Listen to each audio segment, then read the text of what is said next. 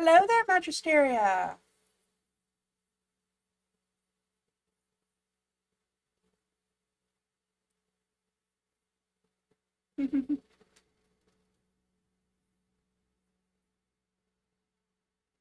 Yeah, it can take time to get used to a new keyboard, but the replacement for the one that got damaged should be here soon.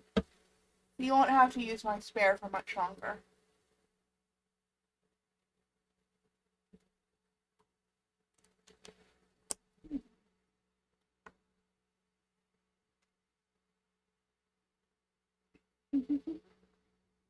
Perfect training tool for the replacement? Okay.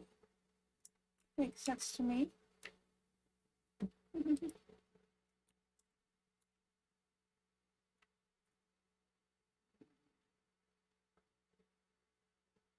That's good to hear. That's very good to hear.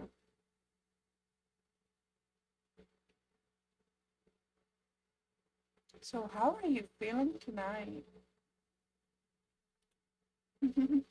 Are you ready for this?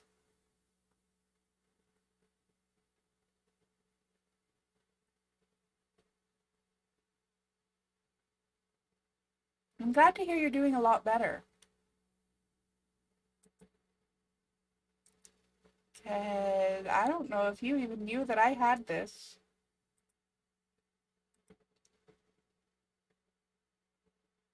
Oh yeah, you always have the option to bow out if things get too intense.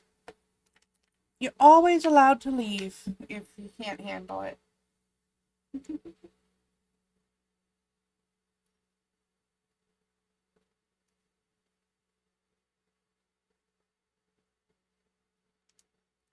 Doki Doki Literature Club Plus.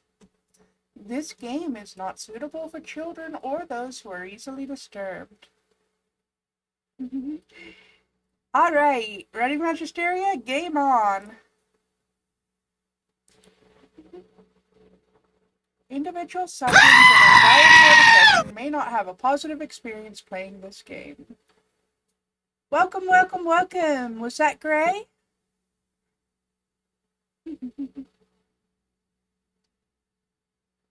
I don't know why I didn't get a notification in chat for who that was.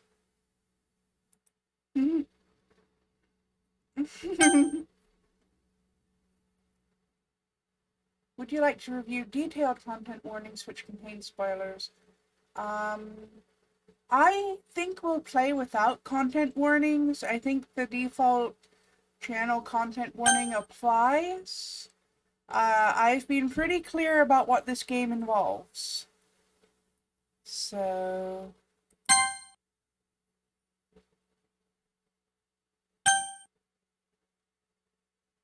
By playing Doki Doki Literature Club, you agree you have noted the game's age rating in your region and you consent to your exposure to highly disturbing content. I agree. I played the original Doki Doki Literature Club already. I know exactly what I'm walking into.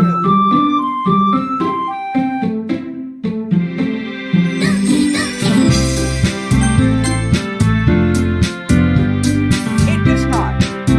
I did check on that. Other people have streamed this too. I think I'm good. I'm just going to adjust my audio levels before I get started here.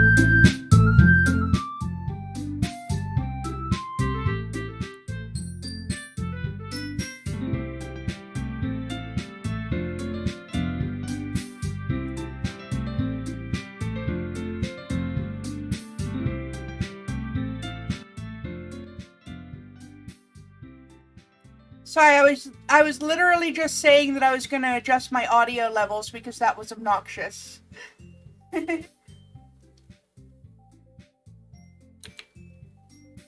I'm just going to fiddle around with this a little bit more.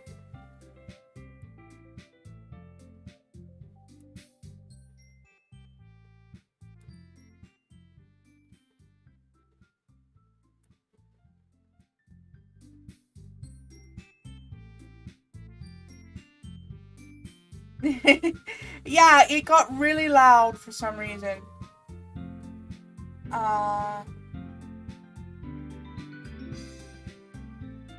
Let's see. Is that good or should I bring it down just a little bit more?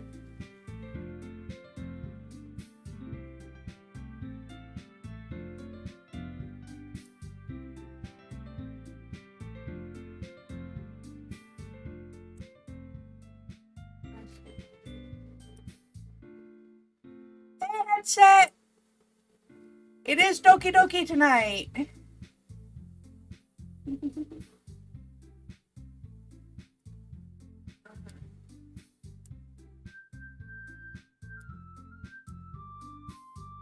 There we go.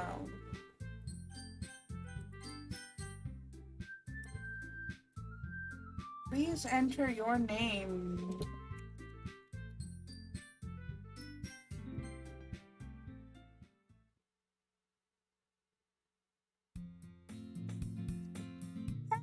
Hey! I see an annoying girl running toward me from the distance, waving her arms in the air like she's totally oblivious to any attention she might draw to herself. That girl is Sayori, my neighbor and good friend since we were children. You know, the kind of friend you'd never see yourself making today, but it just kind of works out because you've known each other for so long.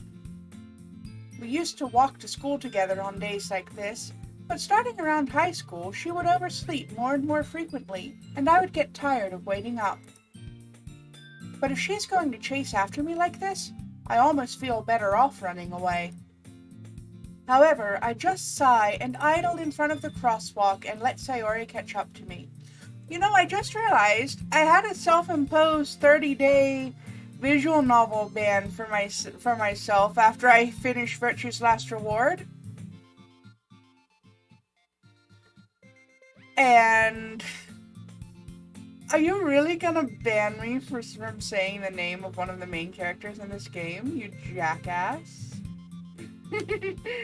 Alright, how long does the word ban last? Is that another 5-minute one? 5 minutes. Okay. Hey Google, set a 5-minute timer, please. Alright, 5 minutes. And we're starting now. Excellent. So yeah, I was saying, shit, what was I saying?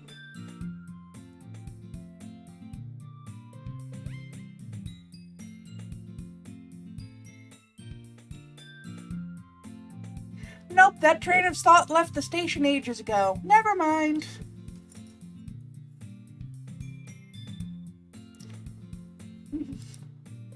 I slept again. But I caught you this time. Maybe, but only because I decided to stop and wait for you. You say that like you were thinking about ignoring me. That's mean, Mallow. Well, if people stare at you for acting weird, then I don't want them to think we're a couple or something. Fine. But you did wait for me after all. I guess you don't have it in you to be mean even if you wanted to. Whatever you say, neighbor bitch. We cross the street together and make our way to school. As we draw near, the streets become increasingly speckled with other students making their daily commute. By the way, Mallow, have you decided on a club to join yet? That decision is going to be made for me here in a minute. A club? I told you already, I'm not interested in joining any clubs. I haven't been looking either. Huh? That's not true. You told me you would join a club this year. Did I now? I'm sure it's possible that I did, in one of our many conversations where I dismissively go along with whatever she's going on about. I remember what I was saying. I was saying, isn't it funny, I had a self-imposed 30-day visual novel ban after I finished Virtue's Last Reward to help me kind of get back in the mindset for visual novels, new visual novels on the channel, and this is the game that I pick to bring visual novels back on the channel after my break. Like, really? Okay. This is how my brain works, apparently.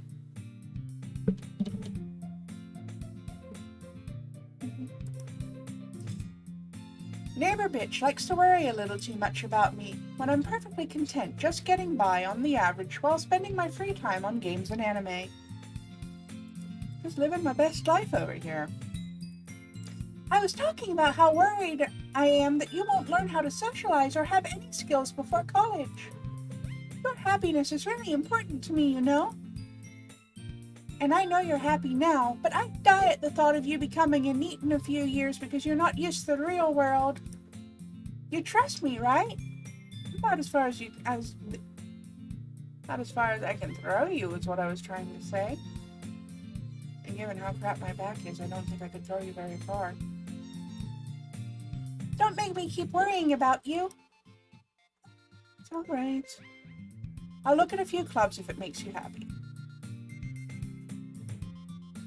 No promises, though. Will you at least promise me you'll try a little? Yeah, I guess I'll promise you that. Yay! Why do I let myself get lectured by such a carefree girl? Because I'm secretly in love with her. More than that, I'm surprised I even let myself relate to her. Totally normal dating sim behavior to me. I guess seeing her worry so much about me makes me want to ease her mind, at least a little bit, even if she does exaggerate everything inside of her head. The school day is as ordinary as ever, and it's over before I know it. After I pack up my things, I stare blankly at the wall, looking for an ounce of motivation. Clubs. Sayori wants me to check out some clubs. I guess I have no choice but to start with the anime club. Hello? Oh, shit. I broke the word ban. I lost the challenge. Hey, Google. Cancel that 5-minute timer. Alright, the 5-minute one with 18 seconds remaining. Cancelled. I had less than 20 seconds to go before I would have won the challenge. And now I have to start it over. Here is some information about the voice. Contestants are selected through public auditions Hey, and Google. trained by a panel of... Stop.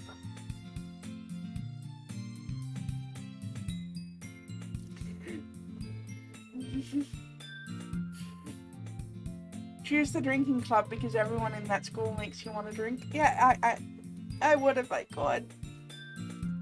Maybe I'll have Yuri put something special in the tea. Hey Google, set a 5-minute timer. 5 minutes, and that's starting now.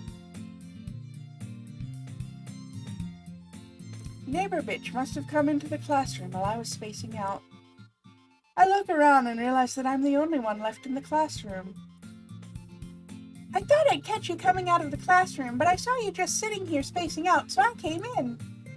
Honestly, you're even worse than me sometimes. I'm impressed. You don't need to wait up for me if it's going to make you late to your own club. But I thought you might need some encouragement, so I thought, I know what. Well, you can come to my club. Neighbor bitch. Yeah? There's no way I'm going to your club. Neighbor bitch is vice president of the literature club. What's incredible?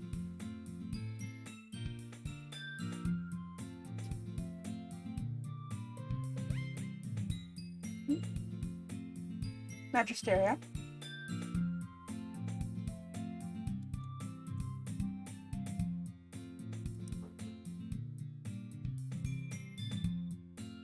Well, that's because nobody closed the office door before I started streaming.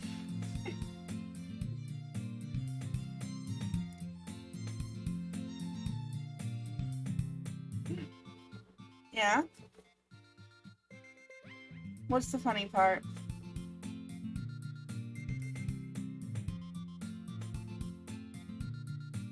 The voice for me sounds like Google Home in the distance.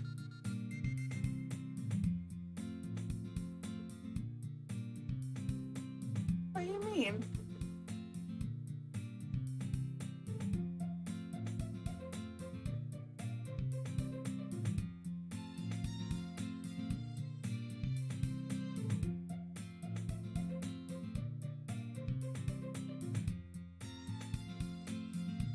Yeah. Hers is high pitched. And the voice for my character. Yeah. Voice for my character is just my natural voice. Well, as you know, MallowCat is from an area in our world line, in my world home world line, that's very similar to Australia. And you know, the Google Home has a sassy Australian lady as its voice right now. There could be a slight undertone of that old accent from childhood coming out.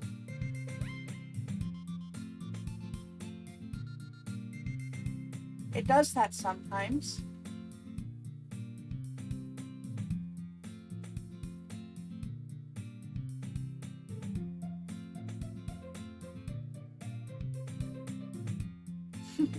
Fair enough. Not that I was ever aware she had any interest in literature. In fact, I'm 99% sure she only did it because she thought it'd be fun to help start a new club. Since she was the first one to show interest after the one who proposed the club, she inherited the title vice president. That said, my interest in literature is guaranteed to be even less. Yeah, I'm going to the anime club. Come on, please. Why do you care so much anyway? Well, I kind of told the club yesterday I'd bring in a new member. And Natsuki made cupcakes and everything. Don't make promises you can't keep. I can't tell if Neighbor Bitch is really that much of an airhead, or if she is so cunning as to have planned all of this out. I let out a long sigh. Fine, I'll stop by for a cupcake, okay? Yay, let's go! And thus today marks the day I sold my soul for a cupcake.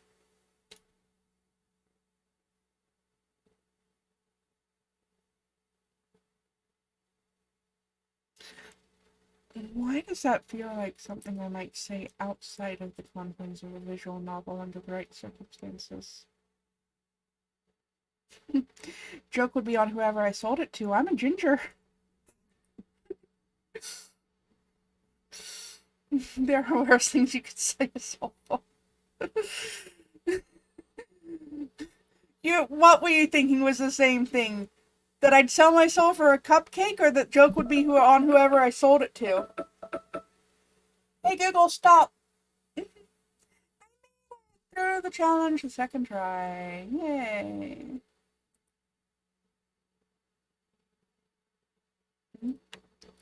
That you'd say that outside of stream? I mean, it would depend on the cupcake. And how hungry I was. And how nipped I was. Moving on. I dejectedly followed Sayori across the school and upstairs, a section of the school I rarely visit. I almost called her Neighbor Bitch again. Sayori, full of energy, swings open the classroom door. The new member is here! I told you, don't call me a new member. Devil's chocolate. That would be... That would be deliciously ironic.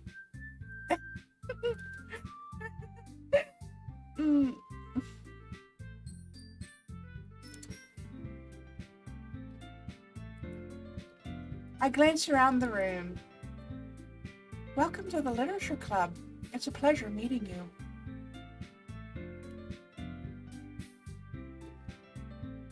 Yeah. Well, I would certainly hope it would be... Wait, I read that backwards. I thought you said the flavor, not the character. No. Never mind. Forget I said anything. I don't want anything to do with the character. They said they know.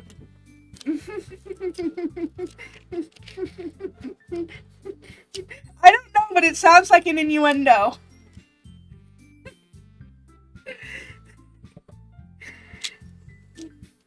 And from them, it probably is.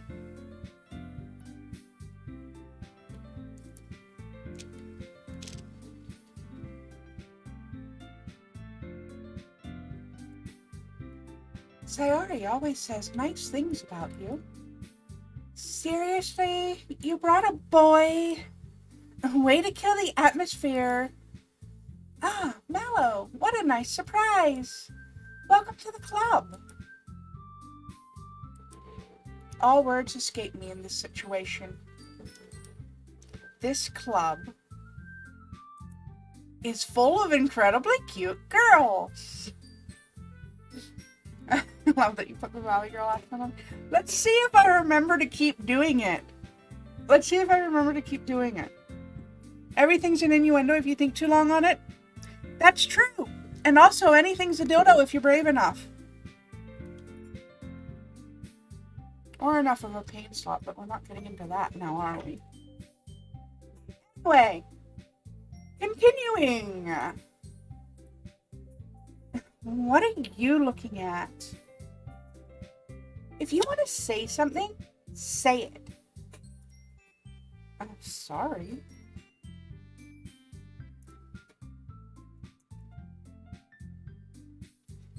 Well, I like to think long and hard on things. Natsuki? The girl with the sour attitude, whose name is apparently Natsuki, is one I don't recognize. Her small figure makes her look like a first-year student.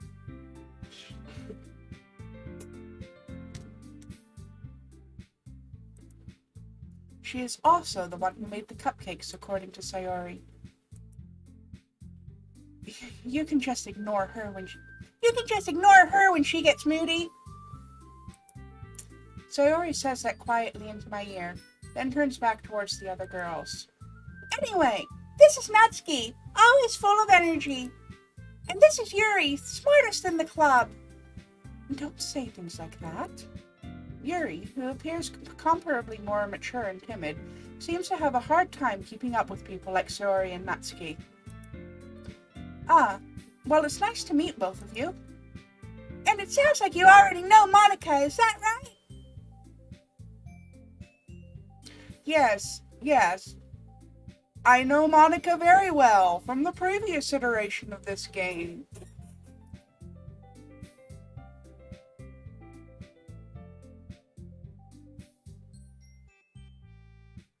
We have a history.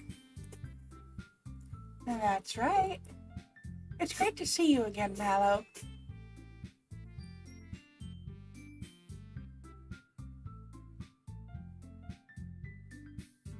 This would have been the perfect time for somebody to hit the Hello Darkness sound alert.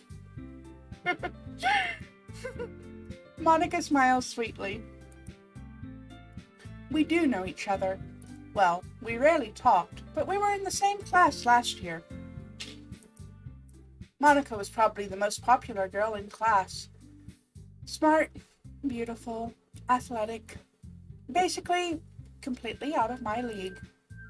So having her smile at me so genuinely feels a little, You too, Monica. Come sit down, Mallow. We made room for you at the table, so you can sit next to me or Monica. I'll get the cupcakes. Hey, I made them. I'll get them. Sorry, I got a little too excited. And then how about I make some tea as well? The girls have a few desks arranged to form a table. As Sayori mentioned, it's been widened so that there's one space next to Monica and one space next to Sayori. Natsuki and Yuri walk over to the corner of the room, where Natsuki grabs a wrapped tray and Yuri opens the closet. Still feeling awkward, I take a seat next to Sayori. With this set of ladies, the cupcakes probably include Kool-Aid too. Probably. Natsuki proudly marches back to the table, tray in hand. Okay, are you ready? Natsuki lifts the foil off the tray to reveal a dozen white, fluffy cupcakes decorated to look like little cats. The whiskers are drawn with icing, and the little pieces of chocolate were used to make ears. Smart, beautiful, athletic, leaning too far that she's gonna fall and bunk her head. Yeah. I had no idea you were so good at baking, Natsuki. Well, you know. Just hurry and take one. Sayori grabs one first, then Monica. I follow. It's delicious. Sayori talks with her mouth full and has already managed to get icing on her face. I turn the cupcake around in my fingers, looking for the best angle to take a bite. Natsuki is quiet. I can't help but notice her sneaking glances in my direction. Is she waiting for me to take a bite? I finally bite down. The icing is sweet and full of flavor. I wonder if she made it herself. This is really good. Thank you, Natsuki. Why are you thinking me? It's not like haven't I heard this somewhere before? Made them for you or anything? I thought you technically did. Sayori said, well, maybe, but not for you, you know, you, dummy. All right. I give up on Natsuki's weird logic and dismiss the conversation. Yuri returns to the table carrying a tea set. She carefully places a teacup in front of each of us before setting down the teapot next to the cupcake tray. You keep a whole tea set in the classroom? Don't worry. The teachers gave us permission. After all, doesn't a hot cup of tea help you enjoy a good book? Well, I guess. Don't let yourself get intimidated. Yuri's just trying to impress you. That's not. Insulted, Yuri looks away. I meant that, you know... I believe you. Well, tea and reading might not be a pastime for me, but I at least enjoy tea. I'm glad. Yuri faintly smiles to herself in relief. Monica raises an eyebrow, then smiles at me. Excuse me. So what made you join the literature club? I was afraid of this question. Something tells me I shouldn't tell Monica that I was practically dragged here by Sayori. Well, I haven't joined any clubs yet, and Sayori seemed really happy here, so... That's okay, don't be embarrassed. We'll make sure you feel right at home, okay? As president of the literature club, it's my duty to make the club fun and exciting for everyone. Monica, I'm surprised. How come you decided to start your own club? You could probably be a board member for any of the major clubs. Weren't you a leader of the debate club last year? Well, you know. To be honest, I can't stand all of the politics around the major clubs. It feels like nothing but arguing about the budget and publicity and how to prepare for events. I'd much rather take something I personally enjoy and make something special out of it. And if it encourages others to get into literature, then I'm fulfilling that dream.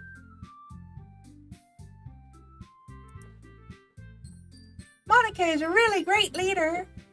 Yuri also nods in agreement. And then I'm surprised there aren't more people in the club yet. It must be hard to start a new club. You could put it that way. Not too many people are very interested in putting out all the effort to start something brand new. Especially when it's something that doesn't grab your attention, like literature. You have to work hard to convince people that you're both fun and worthwhile.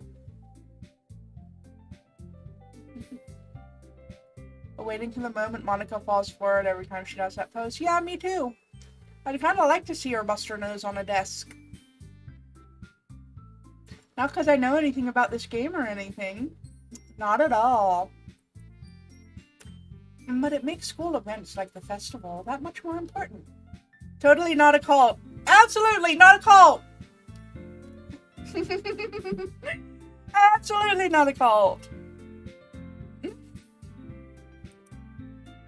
I'm confident that we can all really grow this club before we graduate. Right, everyone? Yeah! We'll do our best. You know it. Everyone enthusiastically agrees.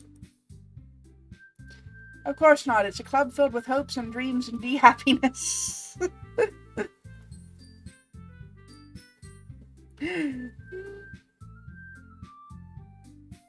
Such different girls, all interested in the same goal. It fills you with determination. What's wrong, game? Monica must have worked really hard just to find these three. Maybe that's why they were all so delighted by the idea of a new member joining. Careful with what now? Though I still don't really know if I can keep up with their level of enthusiasm about literature.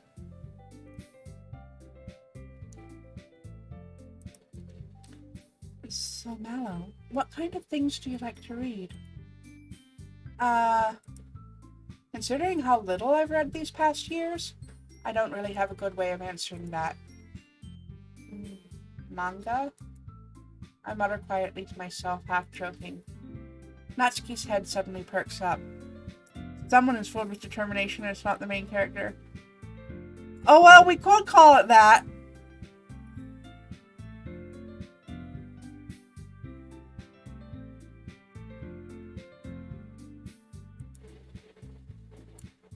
It looks like she wants to say something, but she keeps quiet. Not much of a reader, I guess. Well, that can change. What am I saying? I spoke without thinking after seeing Yuri's sad smile. Anyway, what about you, Yuri? Well, let's see. Yuri traces the rim of her teacup with her finger.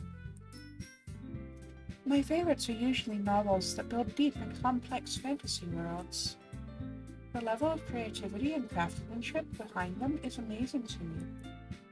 And telling a good story in such a foreign world is equally impressive. Yuri goes on, clearly passionate about her reading. She's... Motherfucker! I just kicked the goddamn desk! Ow.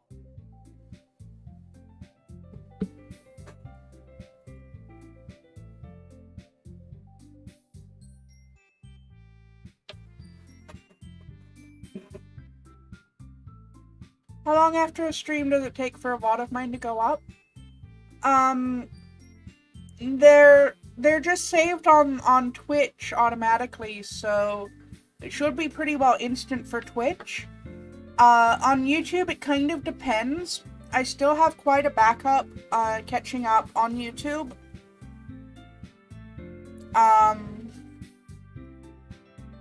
So right now I'm working through the 999 footage, and the Bendy and the Ink Machine footage for YouTube, for editing that and getting the highlight reels up. So it could be a while before I get to Doki Doki Literature Club or any of the Halloween content. But I do want to try to get chapters up for the Frankenstein read through pretty quickly after I do those streams, so that's going to be out of order, obviously. So yeah, it kind of depends on whether I do it in order or out of order. It could be a while before this gets up on YouTube, but the VOD will be up pretty well instantly after. If you're looking for somebody else's VOD and wondering why it's not there, not everybody saves all of their VODs. Not everybody saves all of their VODs on Twitch.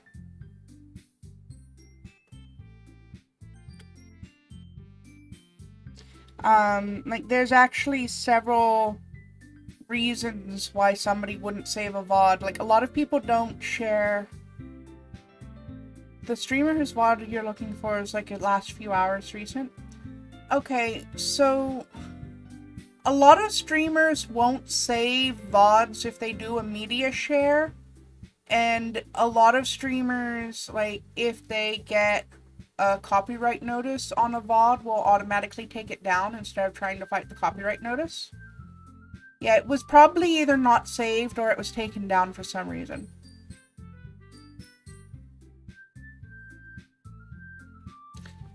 Some streamers have specific categories that they actually tell Twitch don't save VODs in these categories, and they'll save all the other ones.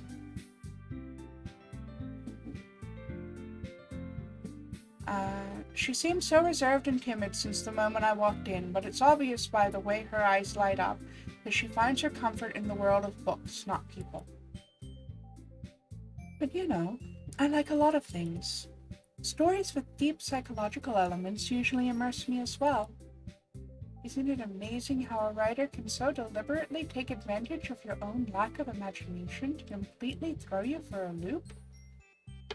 Oh, that's not foreshadowing at all!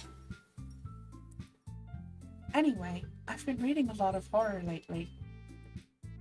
I read a horror book once. I desperately grasped something I can relate to at the minimal level. At this rate, Yuri might as well be having a conversation with a rock. Really? I wouldn't have expected that, Yuri.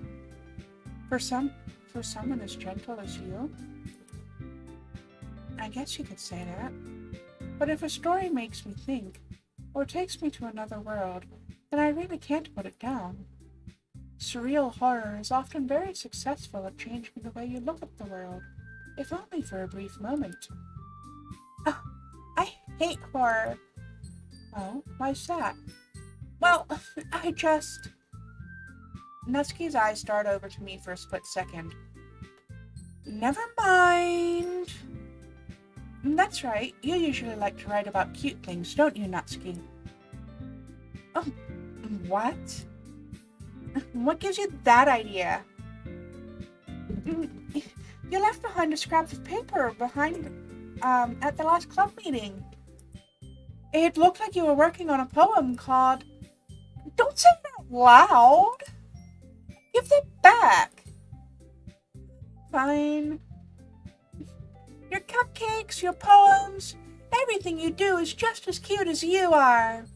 Sari sidles up behind Nutski and puts her hands on her shoulders. I'm not cute. Nutski, you write your own poems? I guess sometimes. I hate horror because the cute ones like me die easily.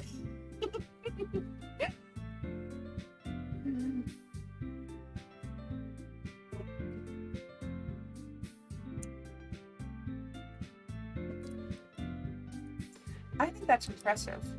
Why don't you share them sometime? No.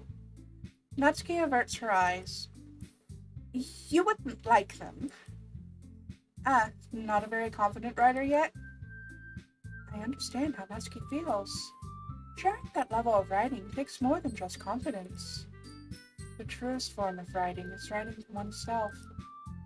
You must be willing to open up to your readers, exposing your vulnerabilities, and showing even the deepest reaches of your heart.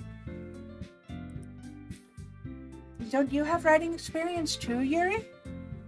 Horror is awesome if it's good horror. If it's good, yeah. Or if it's so bad that it's good. I might be planning something for Saturday's stream. I can't call it Mystery Science Theater 3000 style because they will bite my ass for actually calling it that, but I have some public domain horror movies that I would love to tear apart with chat, and I'm thinking about doing that Saturday or Sunday. Maybe running one or two of those. Maybe I should call it the Public Domain Snarkathon.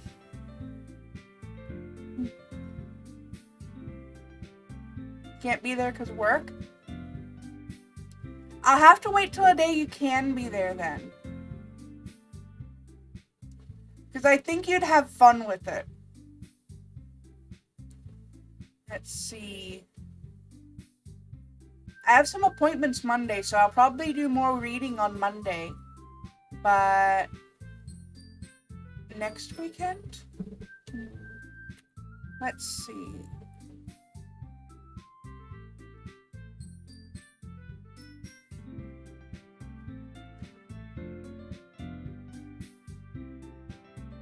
I could do it the 31st.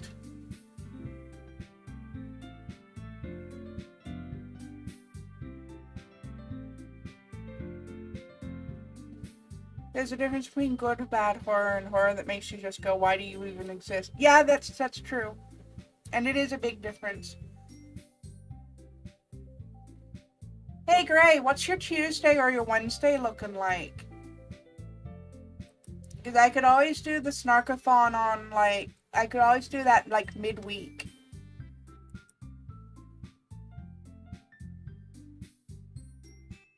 Actually, Wednesday or Thursday would be a good day to do that. For next week, stand by. Okay.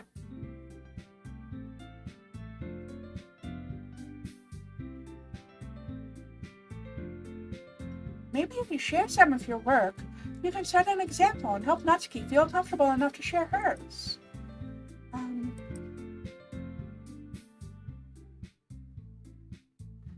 I guess it's the same for Yuri. Aw, I wanted to read everyone's poems. We all sit in silence for a moment. Okay, I have an idea, everyone. Natsuki and Yuri look quizzically at Monica. Let's all go home and write a poem of our own. Then next time we meet, we'll all share them with each other. That way, everyone is even.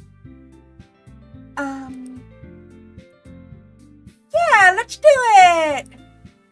Plus, now that we have a new member, I think it'll help us all get a little more comfortable with each other and strengthen the bond of the club. Isn't that right, Mallow? Monica smiles warmly at me once again. Hold on, there's still one problem. What's that? Now that we're back to the original topic of me joining the club, I bluntly come forth with what's been on my mind the entire time. I never said I'd join this club.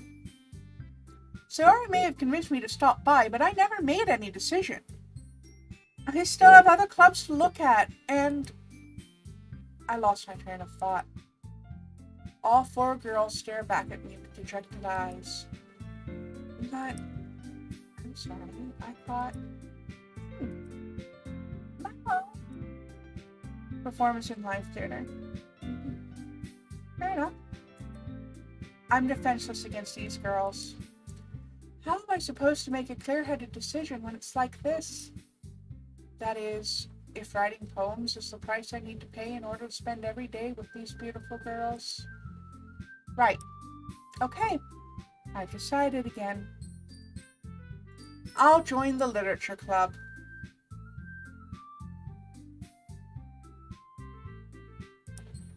One by one, the girls' eyes light up. Yeah, I'm so happy!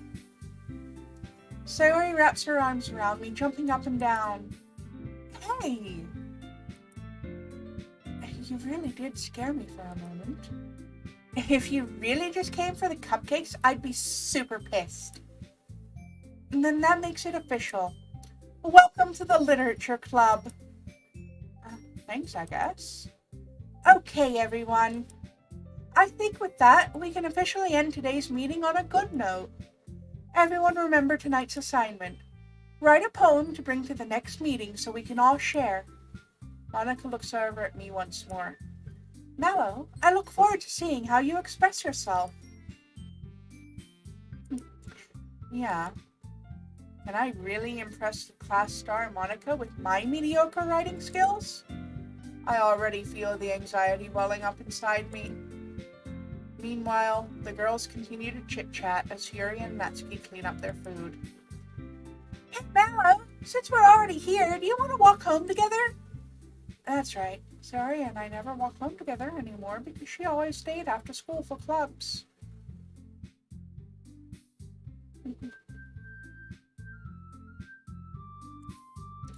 Sure, might as well.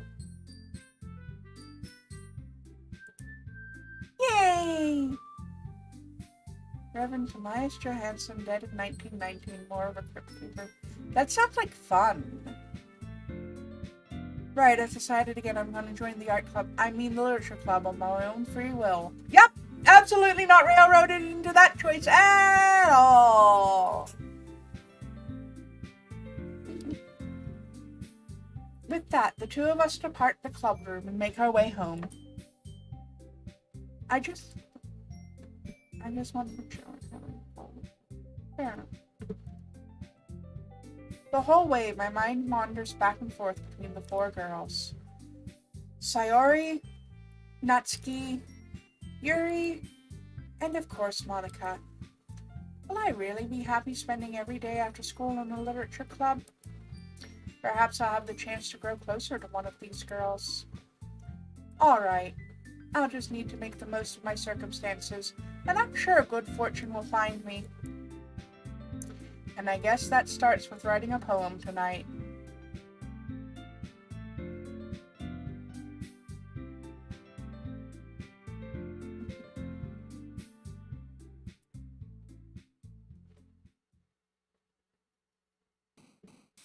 It's time to write a poem. Pick words you think your favorite club member will like. Something good might happen with whoever likes your poem the most.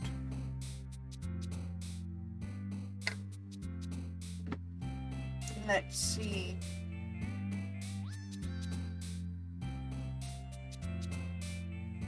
I've been trying to convince Magisteria to go on a local ghost walk with me for years.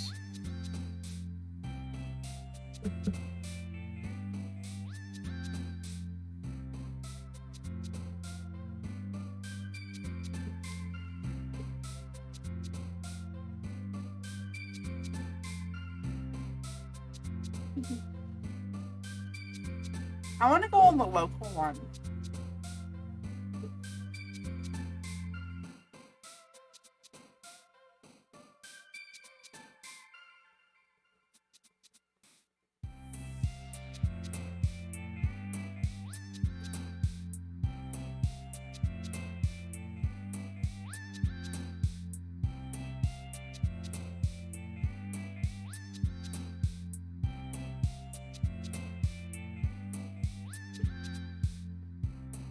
Never mind, it sounds like the local one is bullshit.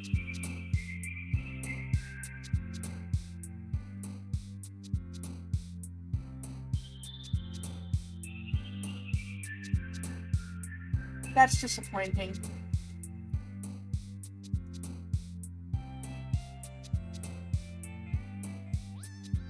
Anyway, we've got a poem to write.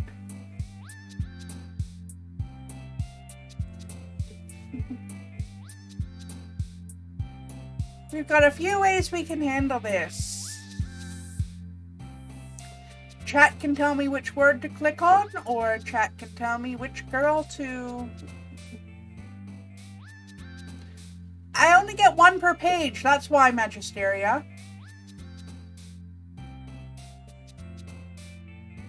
You've literally watched me play this game before. I mean, not this version of the game, but...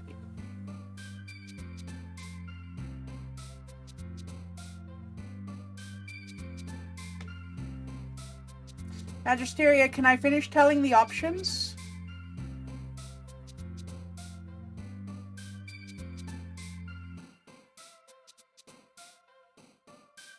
So, either chat can tell me which word they'd like me to pick, or chat can tell me which girl they'd like me to try to go for.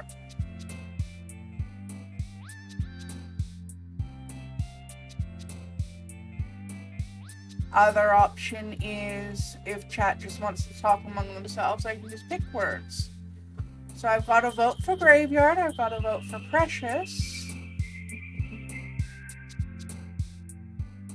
Can somebody ban that asshole bot for me, please?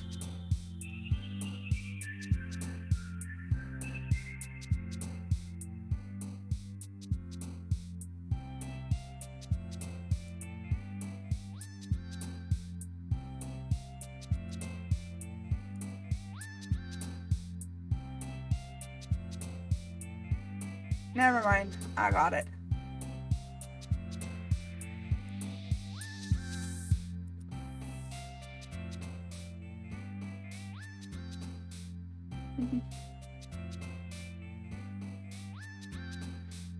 Anyway, I've got a vote for Graveyard, I've got a vote for Precious. Gray votes for Graveyard. Okay, we've got 2 votes for Graveyard then.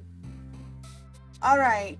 Family, essence, nibble, promise, determination, inferno, prayer, shame, heaven sent, or friends.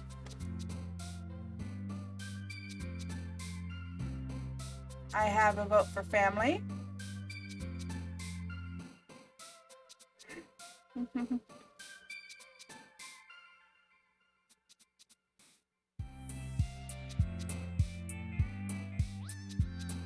I've got a vote for family. I've got a vote for nibble. Which honestly just sounds weird. I think I'm gonna go with gray. Let's make this real Victorian here. Okay, Valentine, laugh, fun, unalive, incapable, pain, imagination, pop, love, or portrait. I cannot say a fourth word on that list on Twitch.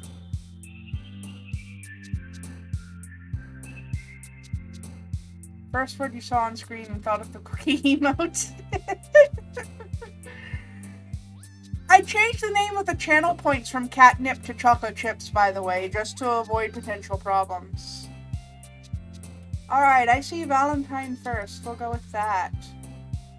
Universe, sugar, fester, uncanny, adventure, clouds, frightening, jump, whistle, rainbow.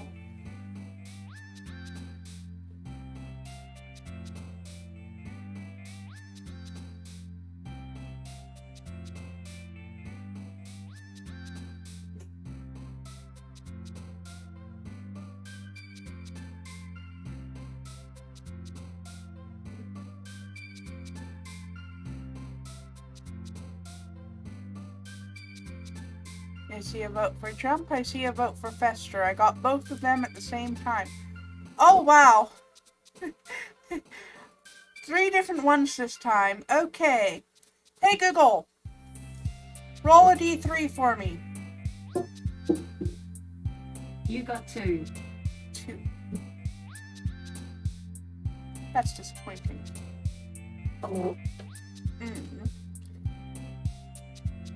Crimson, hair, cry, unending, empty, contamination, rain cloud, together, whisper, sensation. I was hoping that didn't get through the microphone, but yes.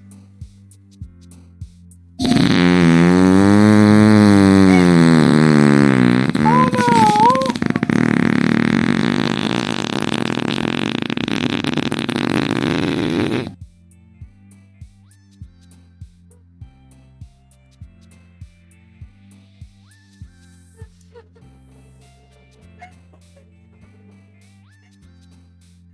Anyway, continuing on.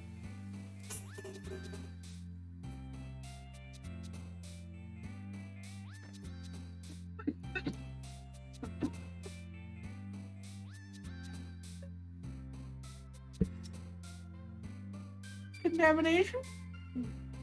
Okay, that works. Pure, anime, chocolate, clumsy, silly, heart, vacation, joy, comfort, massacre.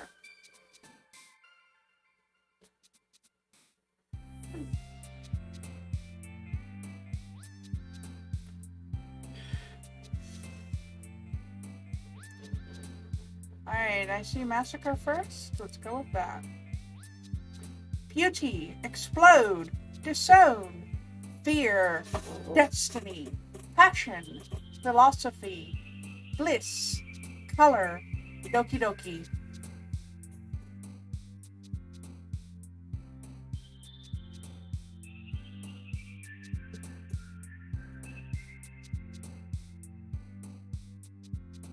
That reminds me, I found a paper regarding poisoning post a certain Japanese earthquake. Hey, I found that homegrown veg still have issues, but everyone's on top of monitoring, so effectively all good. That's good. So far we have a poem about a family massacre in a graveyard involving a Valentine. Somewhere Poe is having a skippy.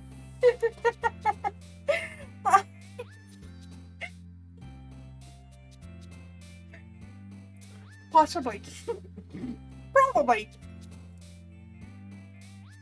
Almost definitely.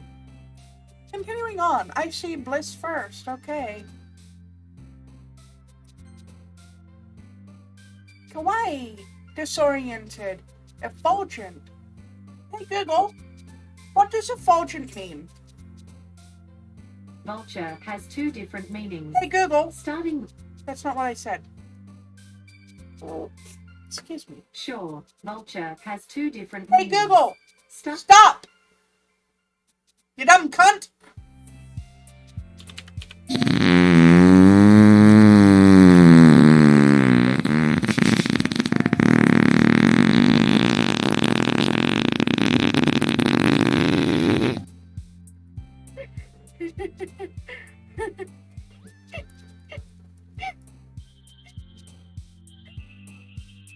This is why somebody who's lactose intolerant shouldn't have ice cream right before stream. I'm sorry.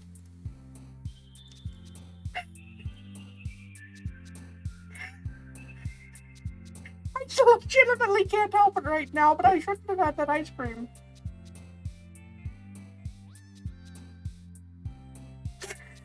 Continuing on. Let's pretend it didn't happen.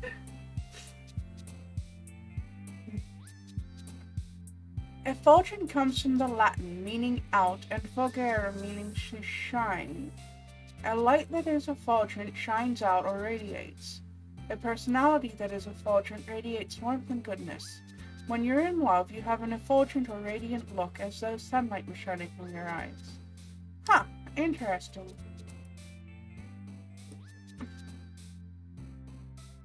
You have Monday night free?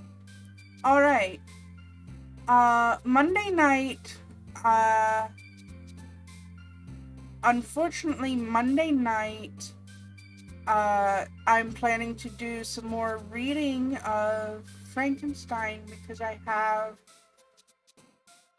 have some things I have to do during the day, so I'm expecting to not be up to much. Although that would actually make it a good day to do the Mystery Science 3000 thing. Or, sorry, not the Mystery Science Theater 3000, the, public domain snarkathon. Alright, I see disoriented, I see misfortune. Hey Google, flip a coin for me. You got heads. Alright, disoriented it is then. Time, excitement, infallible, eternity, shiny, email, scars, hope, fickle, or sweet.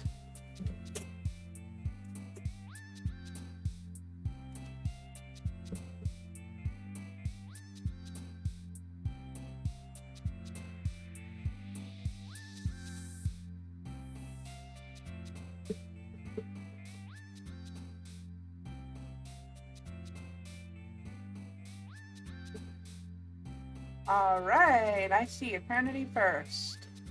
And I have a second vote for eternity. Disarray, Starscape, Alone, Swimsuit, Dazzle, Entropy, Memories, Horror, Extreme, Amazing.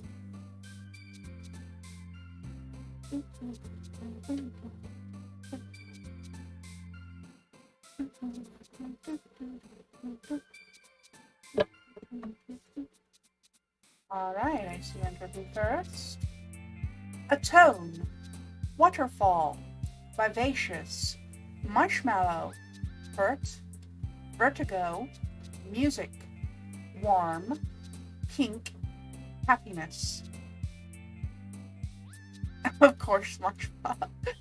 Fair enough. Existence, Sticky, Embrace. Mouse, Journey, Peaceful, Despise, Sing, Vanilla, or Flee.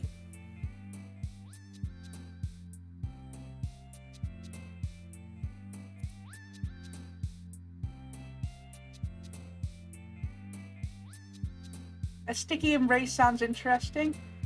It does. That's why I paused after reading those two words right back to back. I was just like, Too easy. Too easy. Alright, I see a vote for existence. I see a vote for embrace. Gray, do you have a suggestion? Either one of those two or another one? Hashtag low-hanging fruit. Yeah? Yeah? I can make that into an innuendo too, but that's too easy as well. Moving on. Embrace. Okay, that's 2 votes for embrace. Holiday. Fantasy. Unrestrained. Charm. Forgive. Bubbles. Jumpy. Lucky. Lipstick. Raindrops.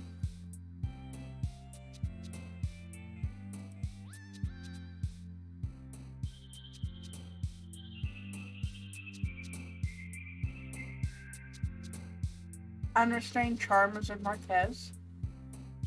Is that what he's calling it this week?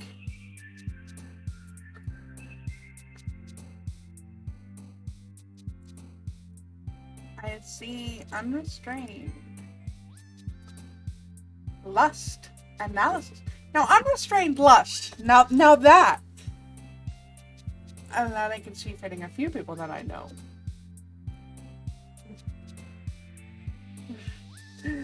I see a vote for fireworks first. This is going to be a very messed up poem. Yeah, most Doki Doki Literature Club poems are.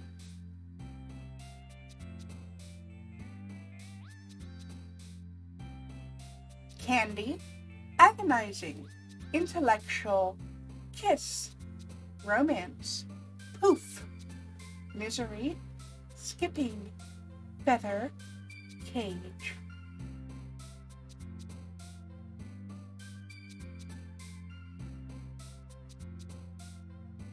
Misery. I see misery first. How did Sayori want misery?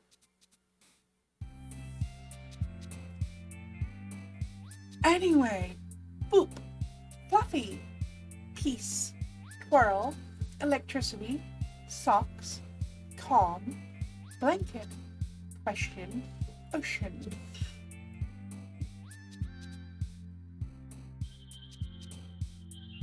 Question. I'm gonna wait for a moment because it seems like headset has some lag. I want to make sure that she has an opportunity to get a couple in here too. So I'll let headset pick the next one.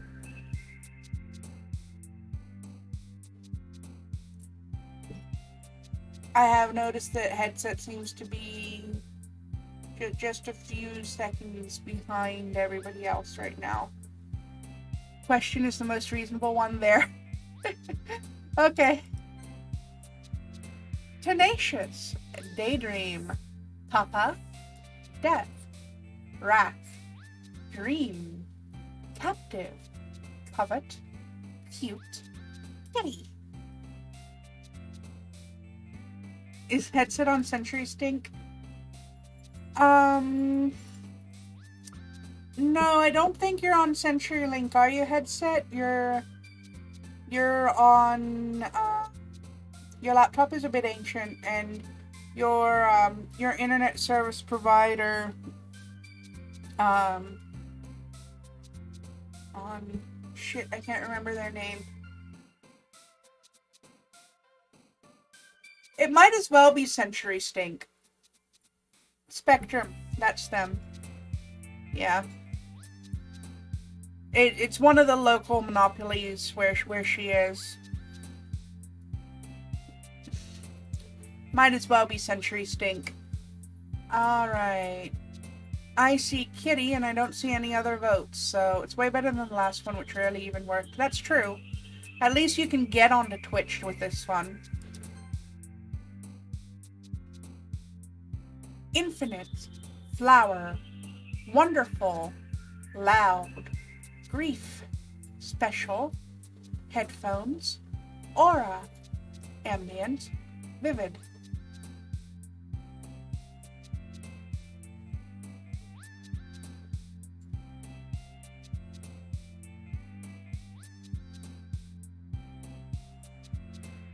Infinites. Marriage. Sunset. Lollipop. Bed. Inside. Flying. Whirlwind. Anxiety. Cheer. Playground.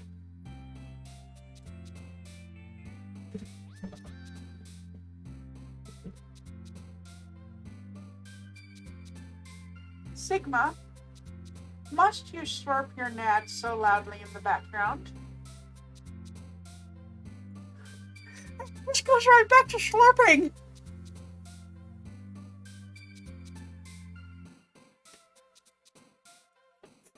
Sigma, puppy, they're clean, okay? I promise you washed them enough.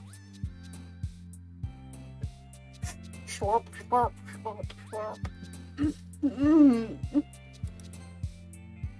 Speaking of CenturyLink, I found an answer to a problem similar to a tech problem you told me. MallowCat is to confirm my suspicion and provide further detail. However, it can't apply to them.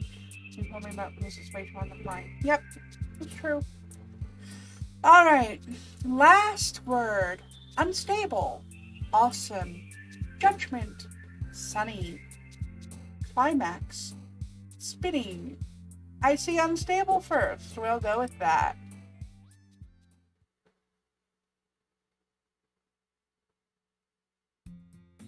I got 3 votes for unstable anyway, so that works. Hi again, Mallow. I'm glad to see you didn't run away on us. Nah, don't worry. And this might be a little strange for me, but at least I keep my word.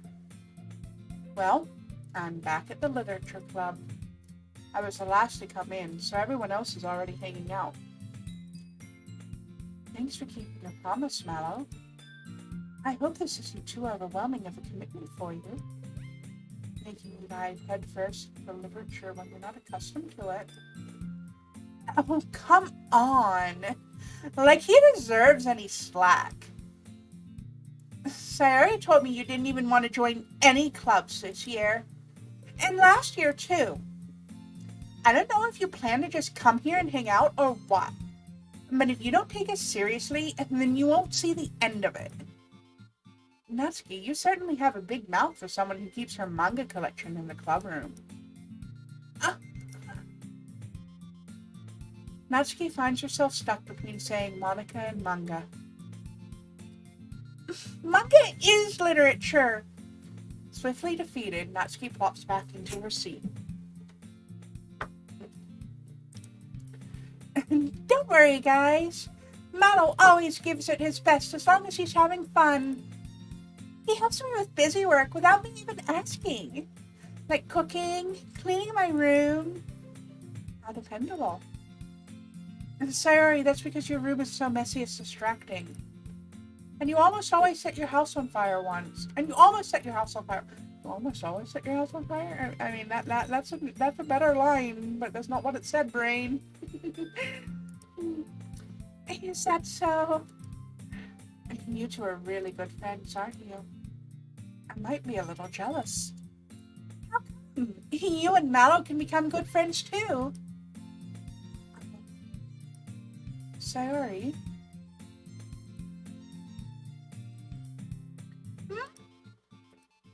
As usual, Sayori seems oblivious to the weird situation she just put me into.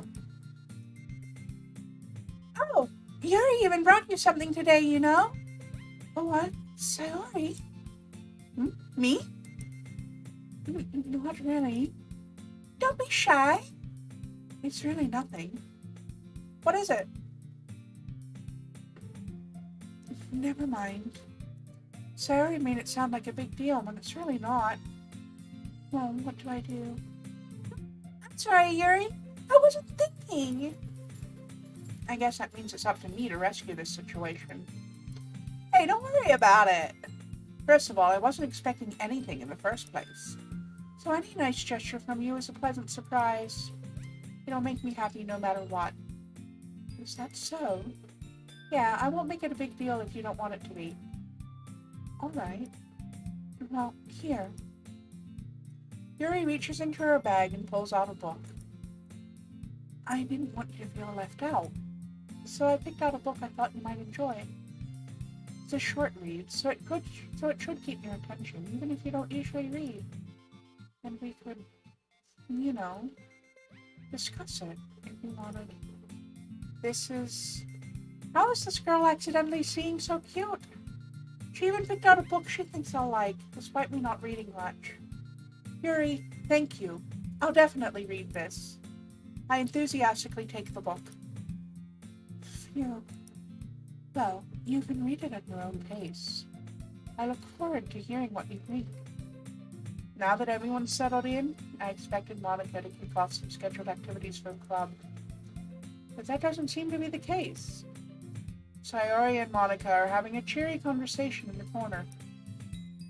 Yuri's face is already buried in a book. There's going to be an ad starting in about 5 minutes. I'm going to see what I can do as far as we can, and then I'm going to throw the break screen up and refill my water and stuff while the ad runs.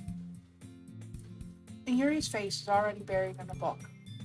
I can't help but notice her intense expression, like she was waiting for this chance.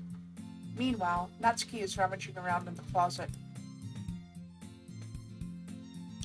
I'm really curious to talk to Yuri a little bit more. But at the same time, I feel bad for distracting her from reading. I catch a glimpse of the cover of her book. It looks like the same book she lent to me. More than that, she seems to be on the first few pages. Ah, crap. I think she noticed me looking at her. She sneaks another glance at me, and our eyes meet for a split second. But that only makes her hide her face deeper in her book. Sorry. I was just spacing out. I mutter this, sensing I made her uncomfortable. Oh, it's fine. If I was focused, then I probably wouldn't have noticed in the first place. But I'm just rereading a bit of this, so... That's the book you gave me, right? Mm-hmm. I wanted to reread some of it. Not for any particular reason. Just curious. Just curious. How come you have 2 copies of the same book? Well, when I stopped at the bookstore yesterday... that's not what I meant. I mean... I just happened to buy 2 of them. Ah, I see. Welcome back, Magisteria. There's something fairly obvious here that Yuri isn't telling me, but I decided to let it go. I'll definitely start reading it soon. I'm glad to hear. Once it starts to pick up, you might have a hard time putting it down. It's a very engaging and relatable story. Is that so? What's it about, anyway? Well... Yuri closes the book and scans her eyes over the back. The book is titled Portrait of Markov. There's an ominous-looking eye symbol on the front cover. Alright. I just wanted to make sure I don't accidentally give anything away. Basically, it's about this girl in high school who moves in with her long-lost younger sister. But as soon as she does so, her life gets really strange. She gets targeted by these people who escaped from a human experiment prison. And while her life is in danger, she needs to desperately choose who to trust. No matter what she does, she ends up destroying most of her relationships, and her life starts to fall apart. And that's kind of dark, isn't it?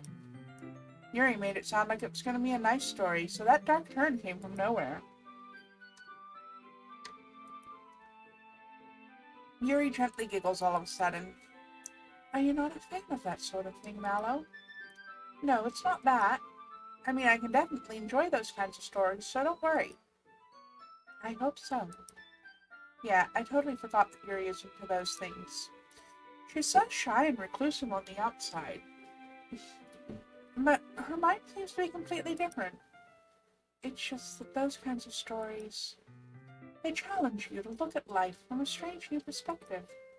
When horrible things happen not just because someone wants to be evil, but because they have their own goals or their own philosophy that they believe in. And suddenly, when you thought you related to the protagonist, they made out to be the naive one for letting their one-sided morals interfere with the villain's plans. I'm rambling, aren't I? Not again. I'm sorry. Hey, don't apologize. I haven't lost interest or anything. Well, I guess it's all right then. But I feel like I should let you know that I have this problem. When I let things like books and writing fill my thoughts, I kind of forget to pay attention to other people. So I'm sorry if I end up saying something strange. And please stop me if I start talking too much. That's... I really don't think you need to worry. It just means you're passionate about reading. The least I can do is listen. It is a literature club after all. Ah, that's true. In fact, I might as well get started reading it, right? And ad is starting in 5 seconds, so I'm going to take my break now. I've already snoozed it 5 times.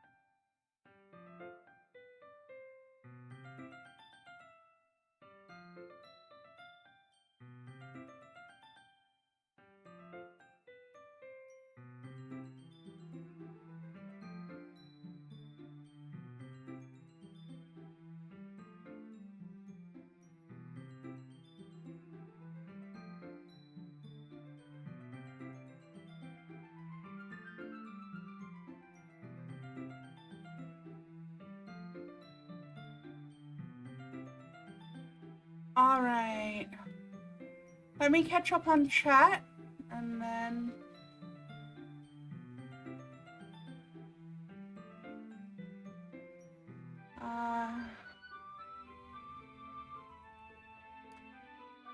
Well, that was interesting. The ad just cut off on my end before it started playing. No, if it was an ad blocker, it wouldn't have played for 5 seconds before cutting it out. If it was a butt blocker, it wouldn't have play butted for 5 seconds before butting out. Wow. B for effort on butt spots response. Yeah. The ad started playing, then kind of stopped playing.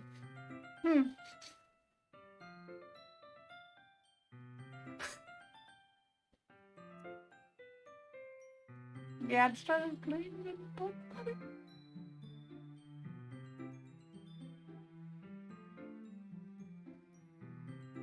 Wow.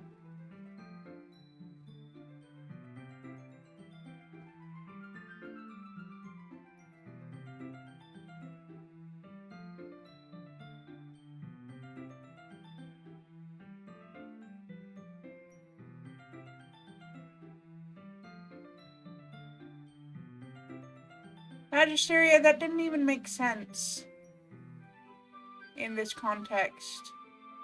Like, honestly, the way that was phrased made it sound a little bit like a certain slur.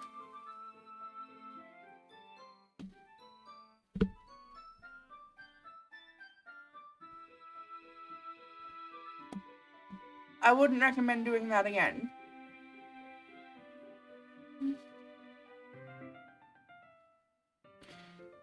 People who know that you never use that word know that wasn't, but I wouldn't recommend that course of action. Anyway, moving on. We were talking to Yuri about reading this book. Just a moment ago, you said you were looking forward to it.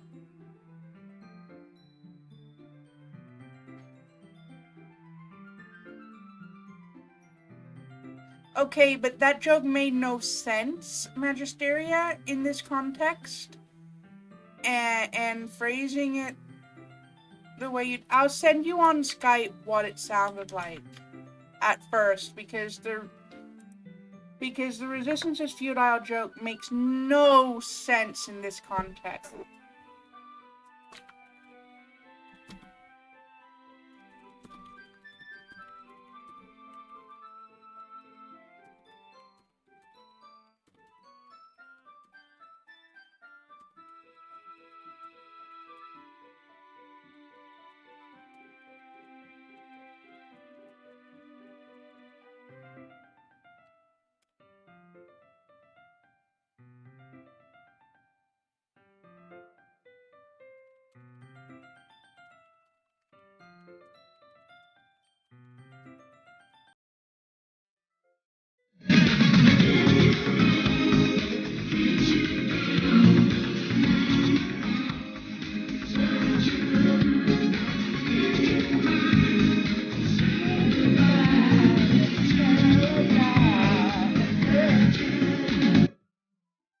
Now, why is Sound Alert's not telling me who's playing the alert? So I looked at another screen for a second. Who played that one? But yeah, Maggie, your jokes have to be in context of what's going on. Hey, Shell! Was that you that played the Rickroll?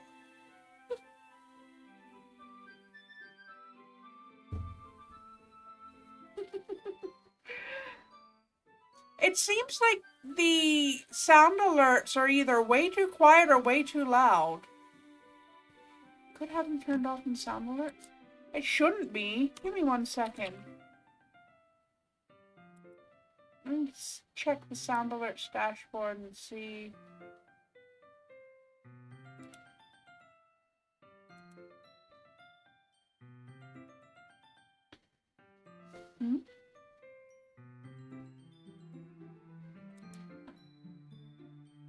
apparently I was logged out of sound alerts for some reason.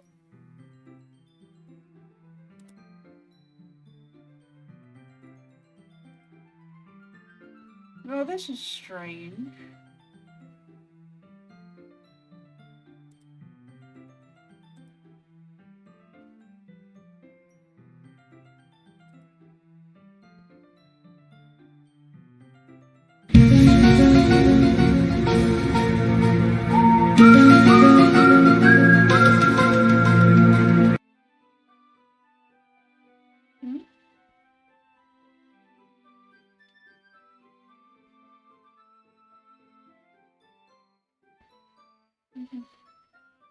Yeah, I did change my password after the Twitch leak, but like it was working the other day. It has worked since the password, and I just logged back into the Sound Alerts dashboard and it's still not showing it up in chat. I did relog into everything already. Yeah. So I don't know why it's not working. Sound Alerts is on crack again.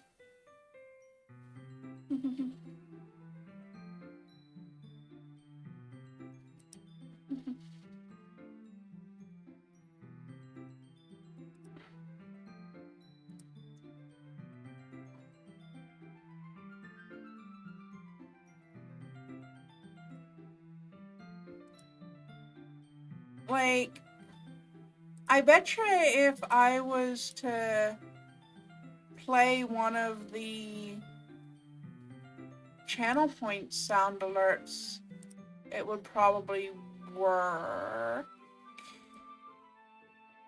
But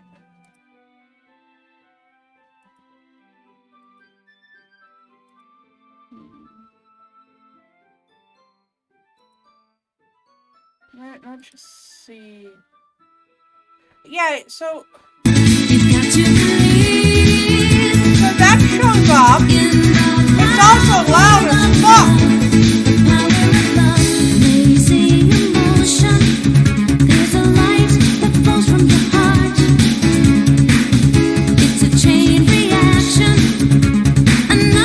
Are you done yet? Stand by my side. There's nothing to hide. Together we'll fight to the end. Take hold of my hand, and you'll understand what it truly means to be friends. Got to believe. I can't have with so now. You've got to believe. I can never otherwise. It gives meaning to each moment. It's what our hearts are all made of. You've got to believe. Yeah, when I started screaming. When I started screaming. Anyway.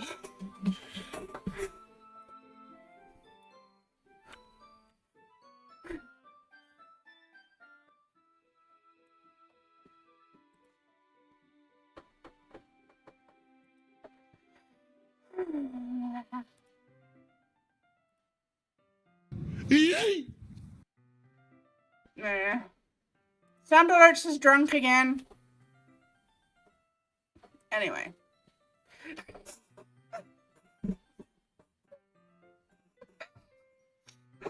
I did not realize that was going to be so loud. I am so sorry. My ears are ringing and I was already deaf. Rest in peace, headphones.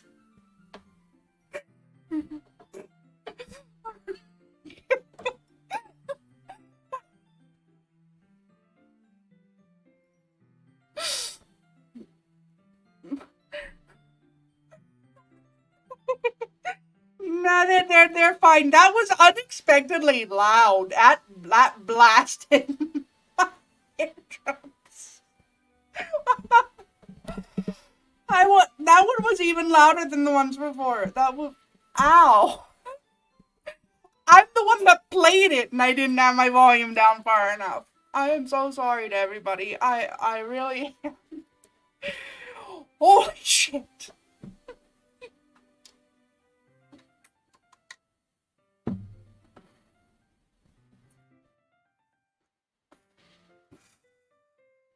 I also apologize for everyone if you could hear my awful filk over it.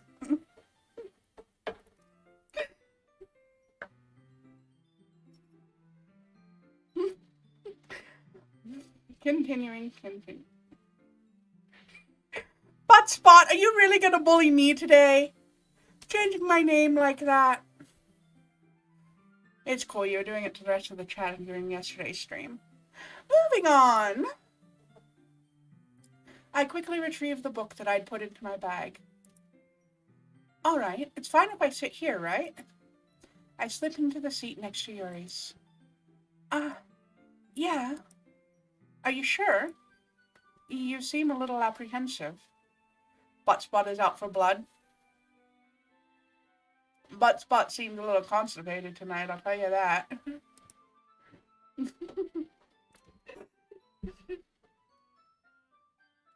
That's... I'm sorry. It's not that I don't want you to. It's just something I'm not very used to. And that is reading in company with someone. I see. Well, just tell me if I end up distracting you or anything. All right. I open the book and start the prologue. I soon understand what Yuri means about reading in company. It's as if I can feel her presence over my shoulder as I read. It's not a particularly bad thing. Maybe a little distracting, but the feeling is somewhat comforting. God, my hearing aids are still making weird noises after that sound alert being so loud. Oh God, I was the one that played it and I didn't expect that. Give me a minute.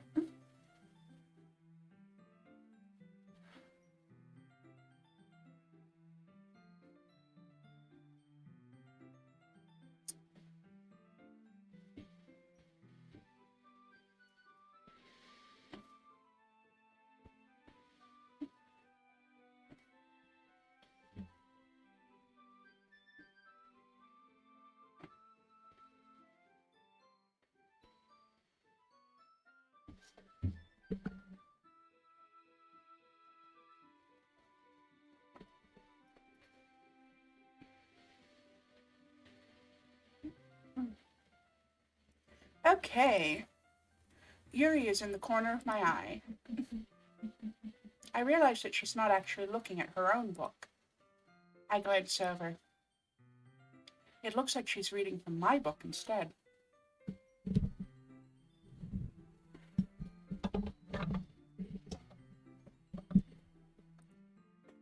Sorry. I was just... Yuri, you really apologize a lot, don't you? I do? I don't really mean to. Sorry. I mean... I can't help it, I'm Canadian. Ah, that makes sense then. Here, this should work, right?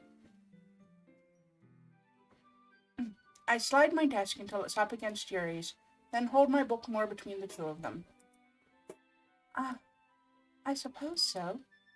Yuri timidly closes her own copy. Once we each lean in a little bit, our shoulders are almost touching. It feels like my left arm is in the way, so instead I use my right hand to hold the book open. I guess this makes it kind of difficult to turn the page. Here.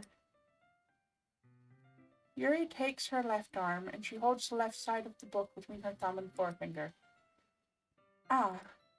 I do the same with my right arm, on the right side of the book.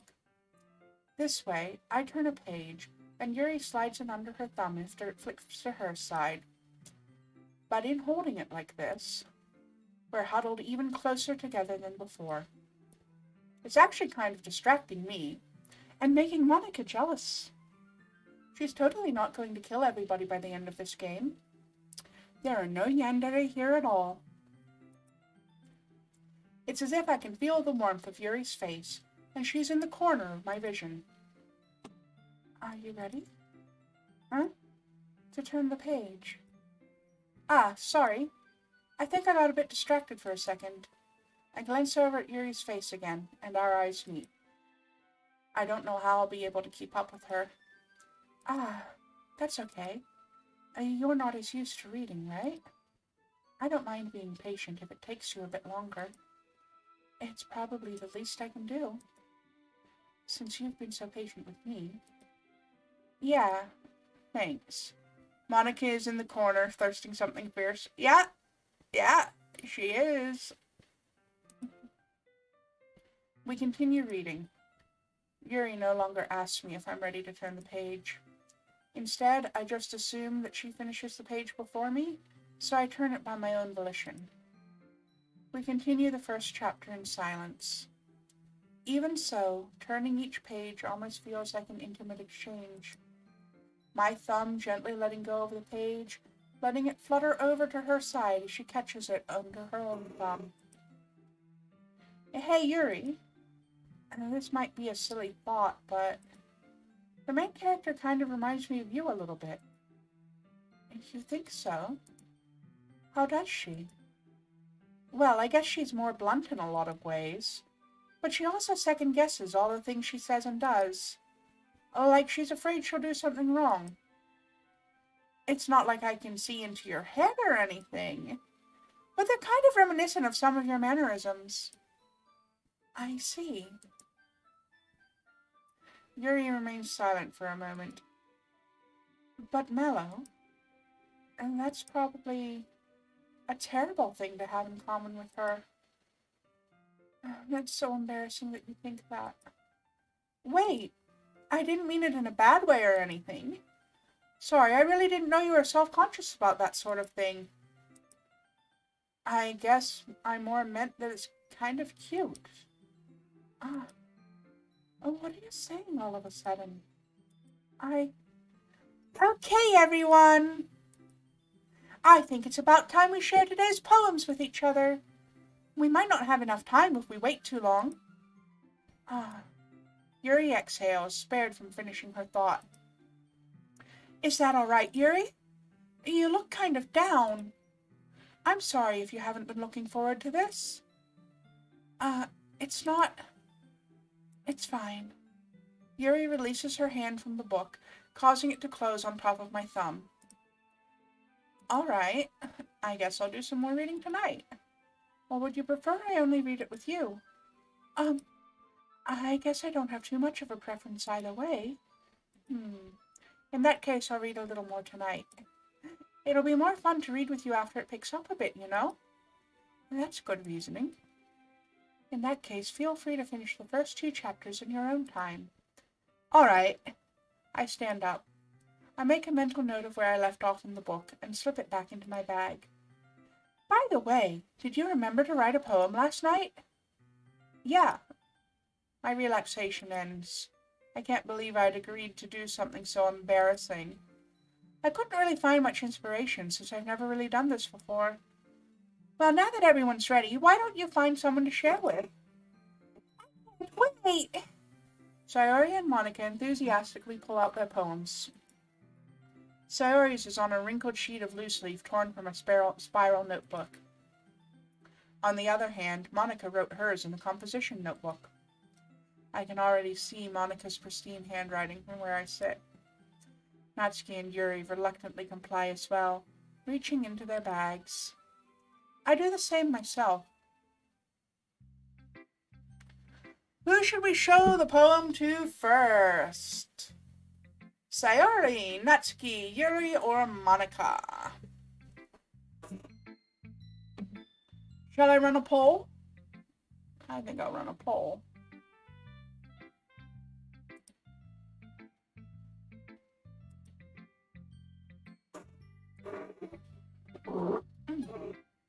Excuse me.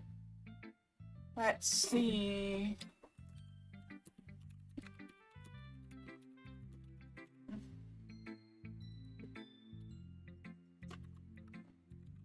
Sayori,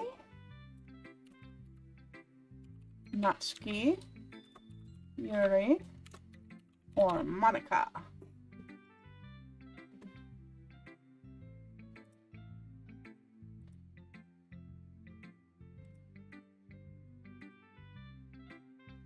All right, 2 minutes on the poll, everybody. Natsuki, so we can dampen that happy-ass mood. Well, there is a poll going, so make sure you vote in the poll at the top of the chat to make your opinion known.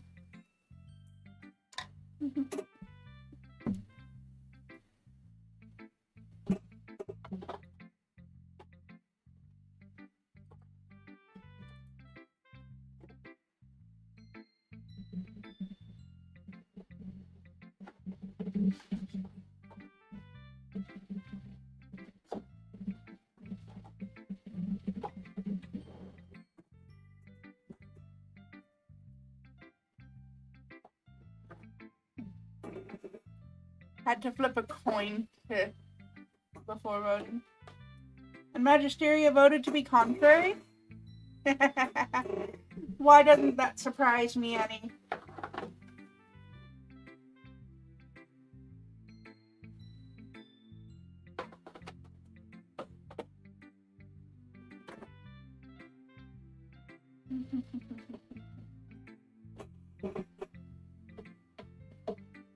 You learned it from me? You're gonna blame me for this, are you?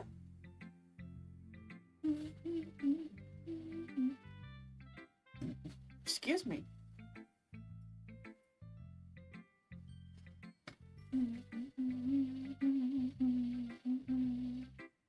Yes, I'm gonna blame you for teaching me how to be contrary. Now, why would you do that?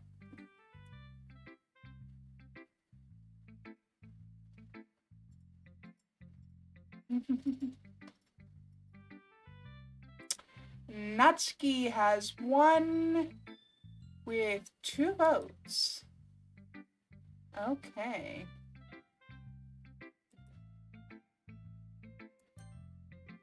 I told Natsuki I was interested in her poems yesterday. It's probably only fair if I shared mine with her first.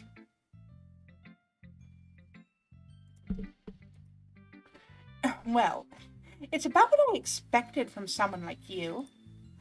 That's a little blunt. Well, excuse me.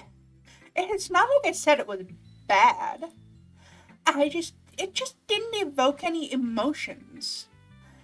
So basically, it's not cute enough for your taste. Do you want to get smacked? I'll pass. Well, anyway, I guess I need to show you mine. Not that you'll like it. Eagles can fly. Monkeys can climb. Crickets can leap. Horses can race. Owls can seek. Cheetahs can run. Eagles can fly. People can try, but that's about it. She's not wrong.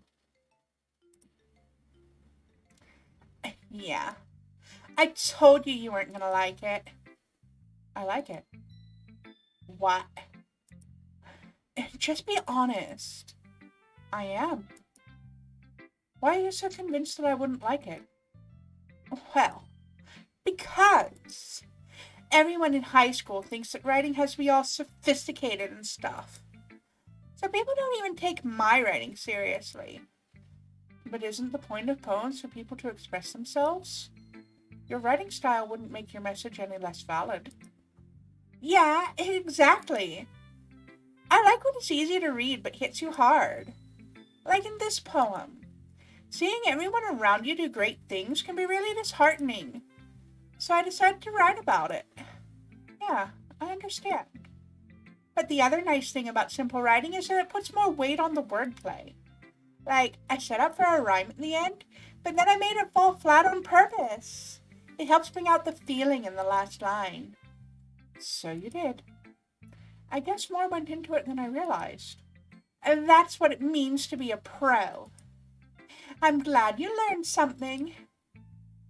Didn't expect that from the youngest one here, did you? Yeah, I guess not. I decided to humor her with that last comment. I don't really care how old everyone is, but if Natsuki is feeling proud, I won't take that away from her.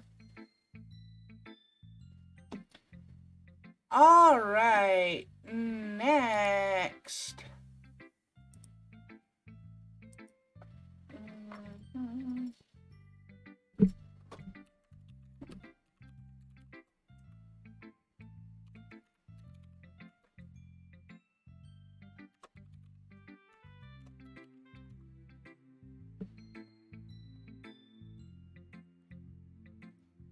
I'm only going to run this poll for 1 minute.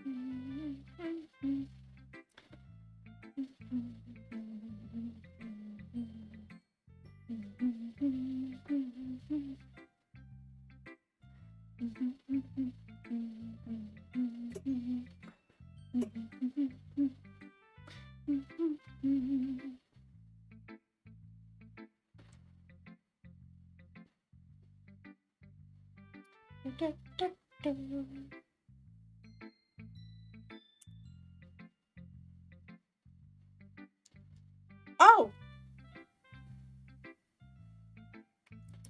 It looks like we have a tie. And only 2 votes. Alright. Hey Google! Flip a coin for me. You got tails.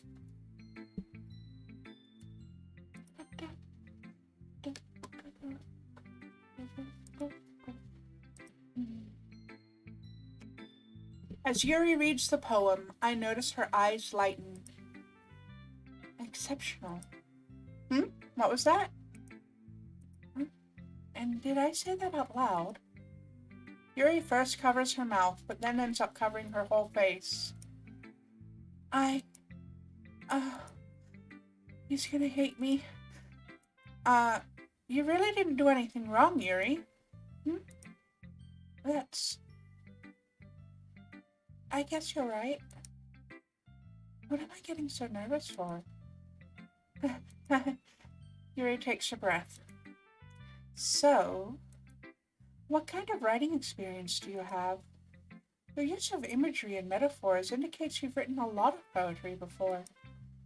Really? That's a huge compliment coming from you. And this is actually my first time, really? Huh? Yuri stares at me blankly, then looks at my poem again. Oh, well, I know that. I just meant, Yuri trails off, unable to find an excuse. She traces her finger along the words in the poem, as if breaking it down more thoroughly. Yeah. Okay. This is the reason I was able to tell. It's just that there are specific writing habits that are usually typical of new writers. And having been through that myself, I kind of learned to pick up on them. I think the most noticeable thing I recognize in new writers is that they try to make their style very deliberate. In other words, they tend to pick a writing style separate from the topic matter, and they won't fit the two together. The end result is that both the style and the expressiveness are weakened. Once Yuri finds her train of thought, it's as if her demeanor totally changes. Her stammering is completely gone, and she sounds like an expert.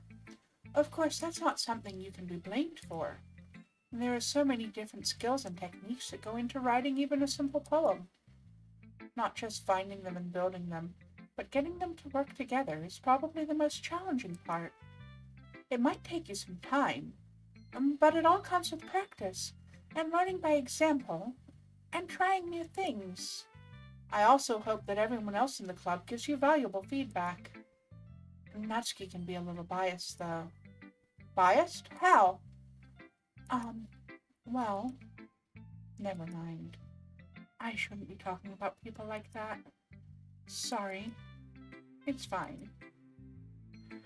I'm not sure if Yuri is apologizing to herself, to me, or to Natsuki. Do you mind if I read your poem now? Please do. I'd love to share my thought process behind it. Yuri smiles dreamily, as if that's a rare opportunity for her. Which itself is kind of funny. After all, isn't this supposed to be a literature club? Ghost under the light. The tendrils of my hair illuminate beneath the amber glow. Bathing. It must be this one. The last remaining streetlight to have withstood the test of time. the last yet to be replaced by the sickening blue-green hue of the future. I bathe, calm, breathing air of the present, but living in the past. The light flickers. I flicker back. Teacher walks in. Who are you and why are you in my classroom? Well, I'd assume the literature club has permission to be using this classroom.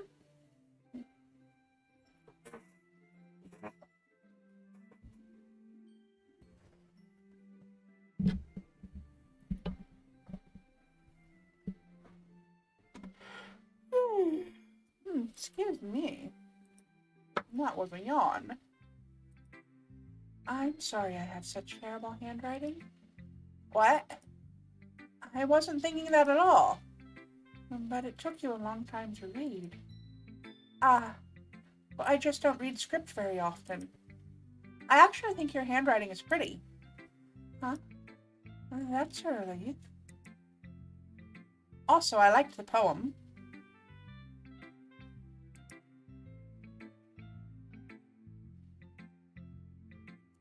Even though it's short, it was really descriptive. It wasn't too short. I usually write longer poems. Not at all. I'm really glad you liked it. I'll be honest, since I've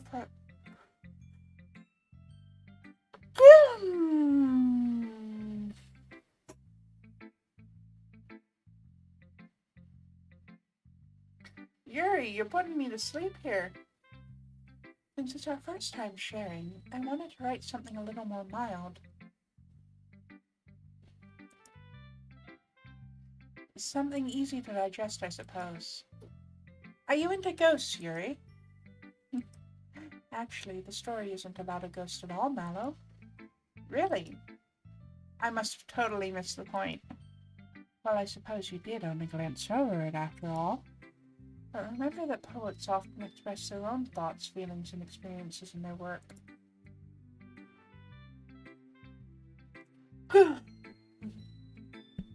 They usually do more than tell a simple story or paint a picture.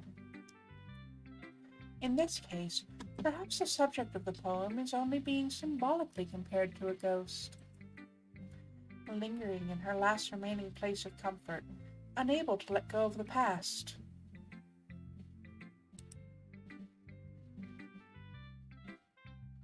And soon to be left with nothing. And that's a lot more solemn putting it that way. Magisteria, you can't force humor. You're trying to shoehorn jokes in, and you're just not making any sense with them tonight. Like I said earlier, the humor has to be relevant. Otherwise, it's just going to fly over everybody's head.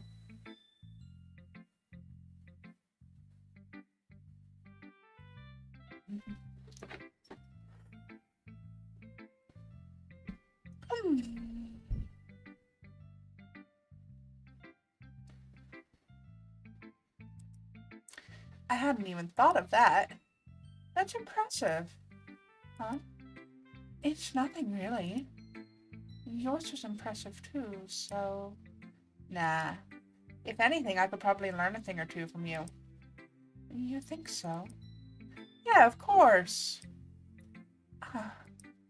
You know, I was really nervous about doing all this, but in the end I enjoyed it. I'm going to keep doing my best for you, Mallow. Yeah, spontaneous is better when it comes to humor. You really can't force it. There's a difference between trying hard and being a try-hard.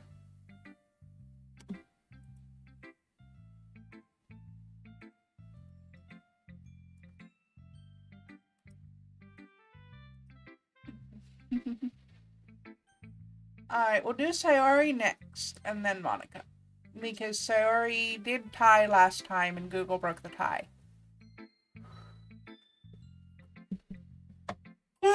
Holy shit. Why can't I stop yawning?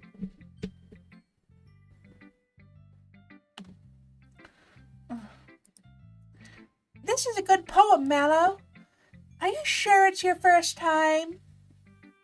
That's what she said. Of course. It's not that good.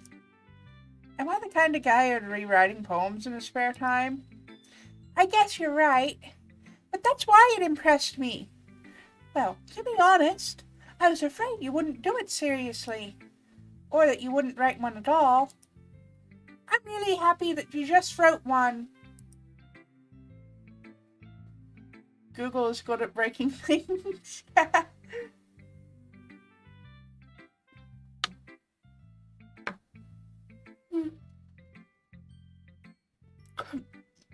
The good thing about the Google Assistant is that I can flip coins and stuff like that. And I don't have to have people think that I'm not actually flipping the coin and that I'm like rigging the coin flip somehow. Because that shit is audible over the stream. Anyway, continuing. If I can stop yawning.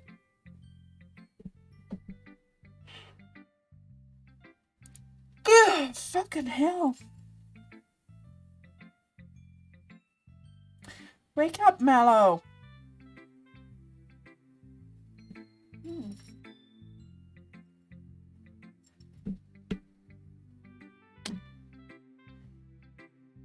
You know what the problem is?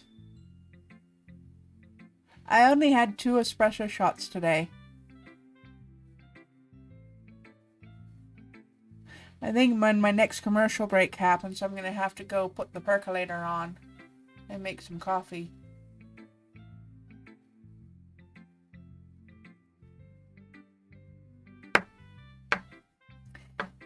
I had a double shot mocha from a local cafe this morning, and that's all the coffee I've had all day.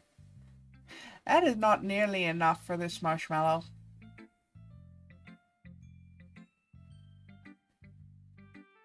I'm gonna have to go put... I'm gonna have to go put the percolator on in a minute. The next ad break happens in 16 minutes, so I'll go put that on then. Yeah. Where was I? Well, of course. I'm not really into it yet, but that doesn't mean I'll break my promise. See? It's like I said before, Mallow. Deep down, you're not selfish at all, you know? Trying new things like this for other people. And that's something only really good people do. Thanks, Saori. I'm not sure if Saori sees the full picture of my motive here.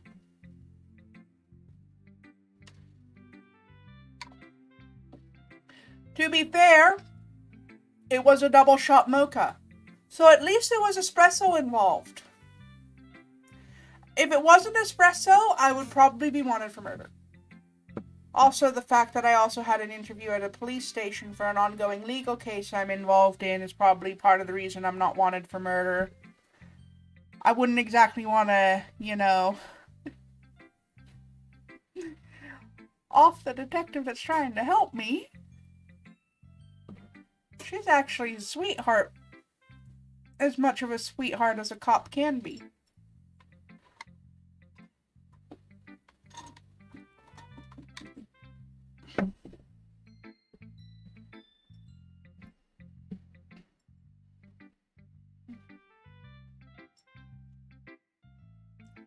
But considering that she and Magisteria are the only 2 people I have had contact... Oh, not the only 2 people I've had contact with all day. Because I actually did almost run somebody over on the way home from the police station, but that wasn't my fault. That was a local crack addict running into the street. So, moving on from that, because I don't want to get involved in that story.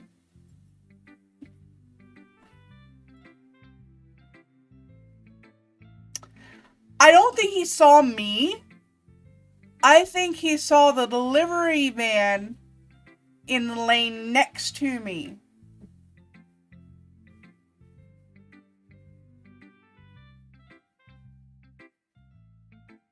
Because he was still wandering around the road. As soon as the delivery van went by, he didn't see anything smaller than that delivery van. And he was still wandering in the road the whole time. And yes, I have been assured that help was called for him. So hopefully they at least were able to guide him off the street before something happened. Because I wouldn't want to be involved in cleaning up that mess.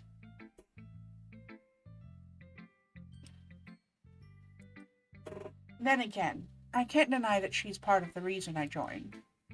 Knowing how much this means to her and all. Yeah, and I'm going to make sure you have lots of fun here, okay? That'll be my way of thanking you. Alright, I'm going to hold you to that then. Yay! Now you'll read my poem too, right?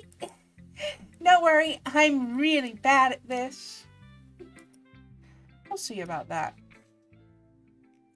Dear sunshine, the way you glow through my blinds in the morning, it makes me feel like you missed me.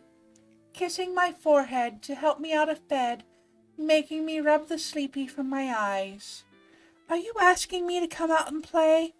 Are you trusting me to wish away a rainy day? I look above, the sky is blue.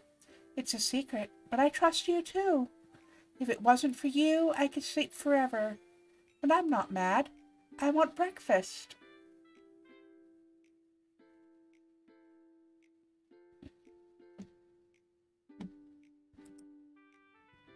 Sorry.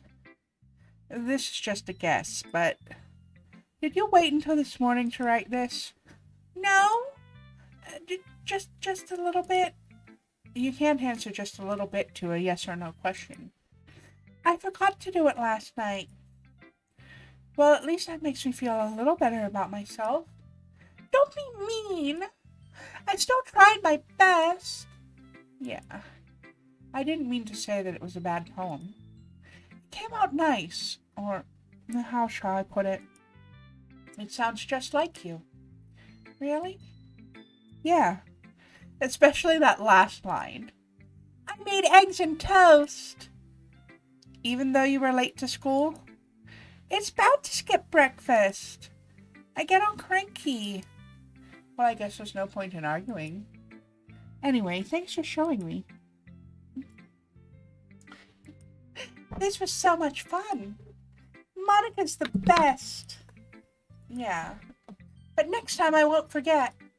And I'm going to write the best poem ever. I guess I'll look forward to it.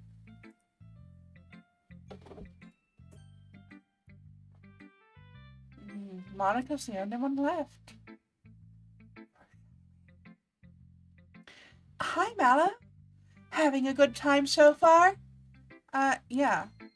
Good. Glad to hear it.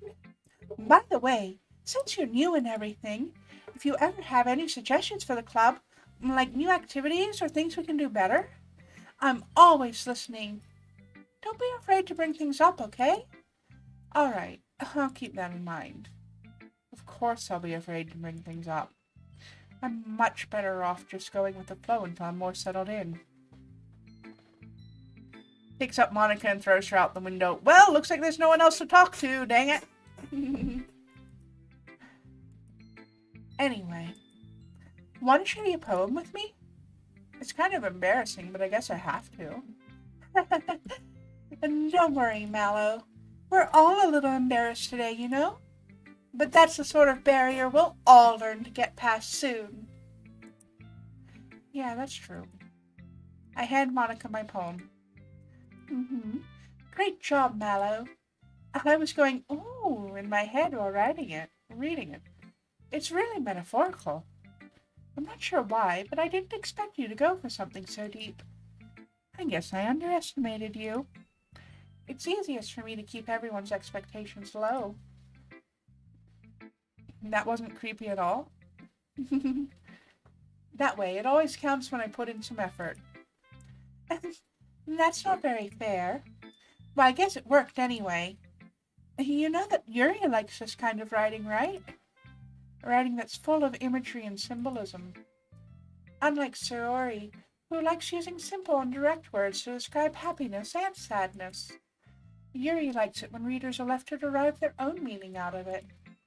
It's very challenging to write like that effectively, both allowing people to get something out of it just by feel, or letting them deeply analyze all of the nuances. It can take years of practice, which I'm assuming Yuri has at this point. I never really asked, though. I'm sure I'm nowhere near her level yet. Don't worry so much about that. You do your own thing, and just keep exploring and learn by trying new things. I'm sure I'll end up trying different things a lot. It could take a while before I feel comfortable doing this. And that's okay. I'd love to see you try new things. That's the best way to find the kind of style that suits you. Everyone else might be a little biased toward their own kinds of styles, but I'll always help you find what suits you the most. So don't force yourself to write the way everyone else wants you to write. It's not like you have to worry about impressing them or anything. Anyway, do you want to read my poem now? Don't worry, I'm not very good.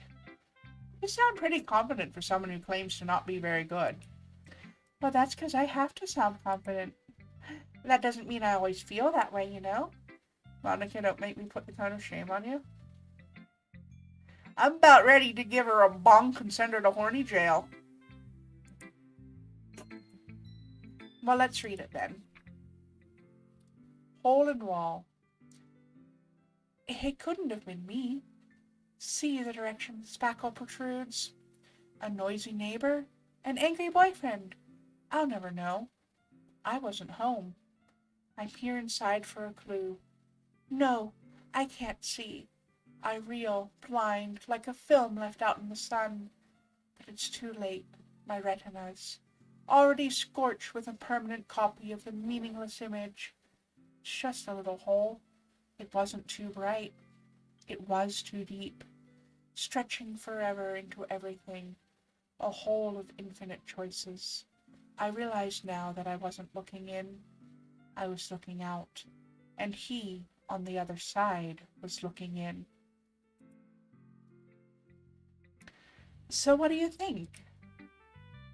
It's very free form, if that's what you call it. Sorry, I'm not really the right person to ask for feedback. It's okay. Yeah, that kind of style has gotten pretty popular nowadays. And that is, a lot of poems have been putting emphasis on the timing between words and lines. When performed out loud, it can be really powerful. What was the inspiration behind this one? Well, I'm not sure if I know how to put it. I guess you could say I had some kind of epiphany recently. It's been influencing my poems a bit. An epiphany? Yeah, something like that. I'm kind of nervous to talk about deep stuff like that, because it's kind of coming on strongly. Maybe after everyone is better friends with each other. Anyway, here's Monica's writing tip of the day. Sometimes, when you're writing a poem or a story, your brain gets too fixated on a specific point. If you try so hard to make it perfect, you'll never make any progress. Just force yourself to get something down on the paper and tidy it up later. Another way to think about it is this.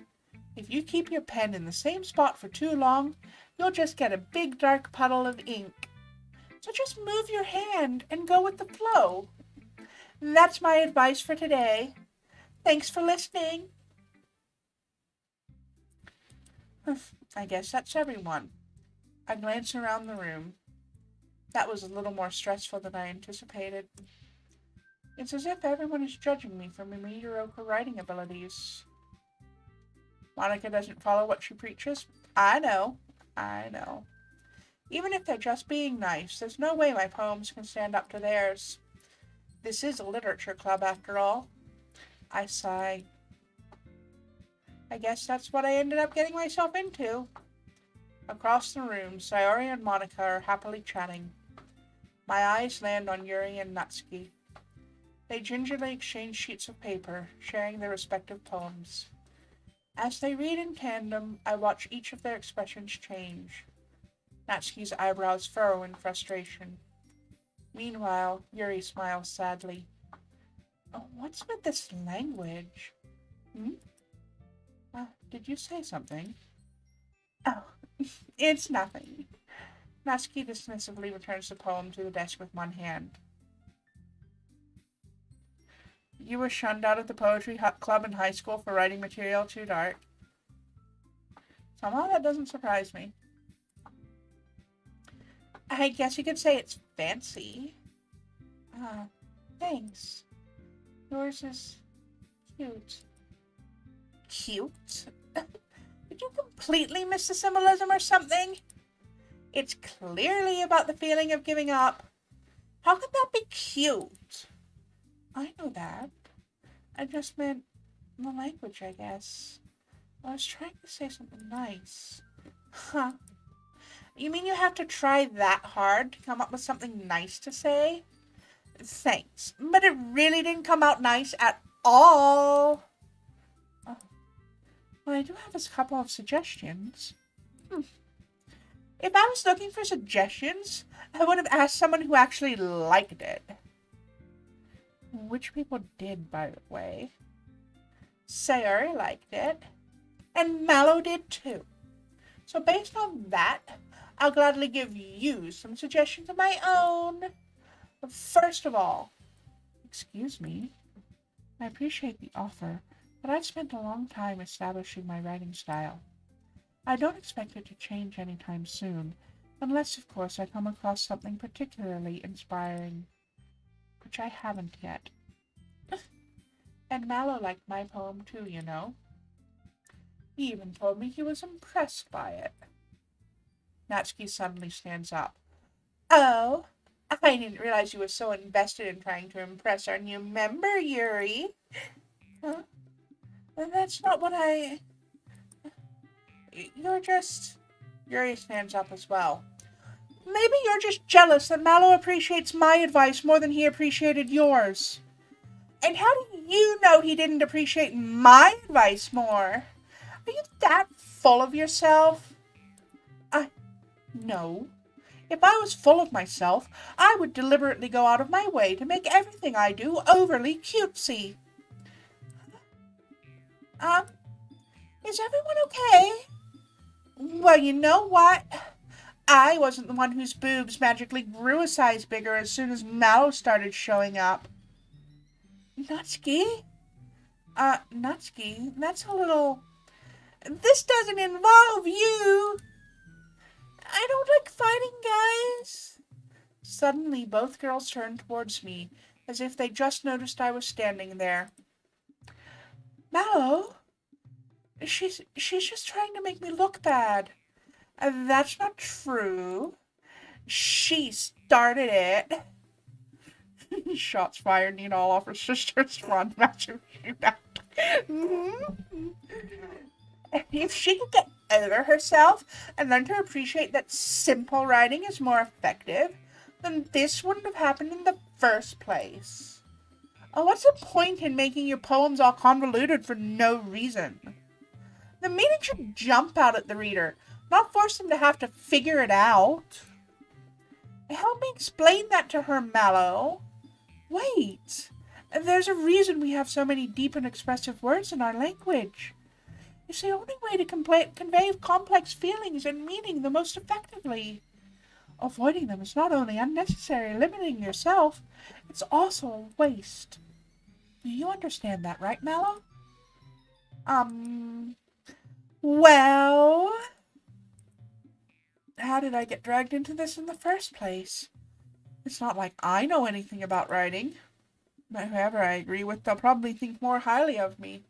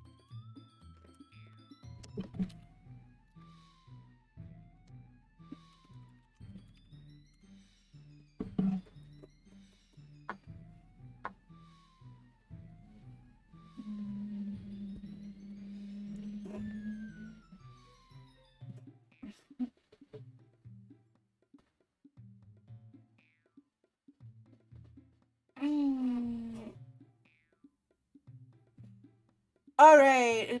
According to Twitch, we've come back from the ad, and this conversation is exactly why Natsuki listens to pop and Yuri listens to metal. And neither one of them understands that there's a time and a place for both.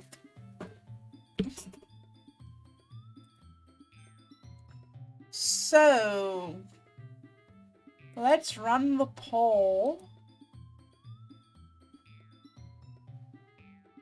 Headset didn't see an ad this time, and Gray has an ad blocker active. Fair enough.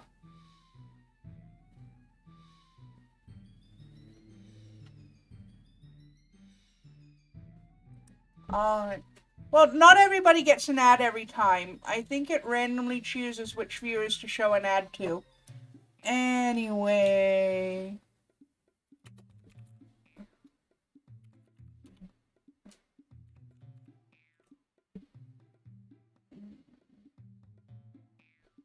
Let's see. Natsuki, Yuri, or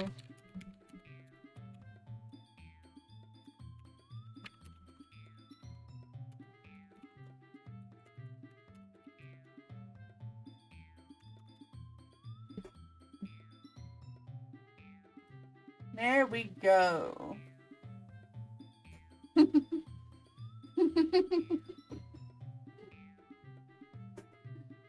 Alright, you can vote in the poll at the top of the chat if you wish.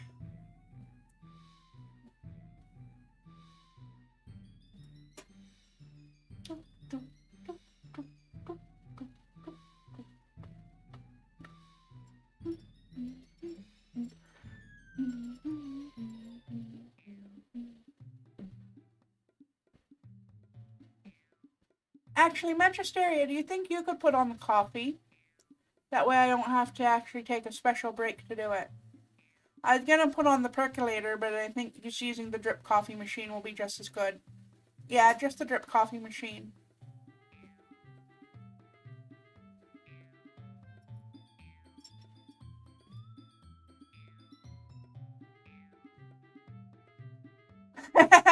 I have 3 votes for 100% of the results for Help Me Obi-Wan Sayori. Natsuki glares at me, drying up any words I had in my mouth. So instead I turn to Yuri. Yuri? But Yuri's expression is so defenseless that I can't bring myself to say anything to her either. Sayori! Huh? Yeah, everyone's fighting is making Sayori uncomfortable. How can the two of you keep fighting when you know you're making your friend feel like this? Mallow? Well, that's her problem. This isn't about her. I agree. It's unfair for others to interject their own feelings into our conflict. Yeah, so unless Sayori wants to tell Yuri what a stuck-up jerk she's being, she would never. It's your immaturity that's made her upset in the first place. Excuse me? Are you listening to yourself? And this is exactly why nobody likes... Stop! Natsuki, Yuri, you guys are my friends. I just want everyone to get along and be happy. My friends are wonderful people, and I love them because of their differences. And Natsuki's poems, they're amazing because they give you so many feelings with just a few words. And Yuri's poems are amazing because they paint beautiful pictures in your head. Everyone's so talented. Natsuki and Yuri both need to be dropped like a bad habit. I agree. So why are we fighting? Monica just needs to be dropped. From a 12-story building?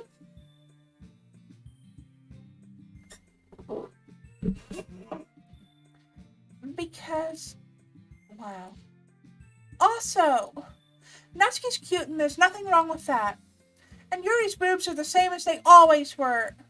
Big and beautiful. Sayori? Sayori stands triumphantly. Monica stands behind her with a bewildered expression. Make that pretty. I'll make some tea. Yuri rushes off. Natsuki sits down with a blank expression on her face, staring at nothing. So this is why Sayori is vice president, I whisper to Monica. She nods in return. To be honest, I might come off as a good leader, and I can organize things, but I'm not very good with people. I couldn't even bring myself to interject. As president, that's kind of embarrassing of me. Nah, it's not like I can blame you. I wasn't able to say anything either. Well, I guess that just means Sayori is amazing in her own way, isn't she? You could say that. She might be an airhead, but sometimes it's weirdly suspicious that she knows exactly what she's doing. I see. Take good care of her, okay? I would hate to see her get herself hurt. That makes two of us. You can count on me. Monica smiles sweetly at me, causing my stomach to knot.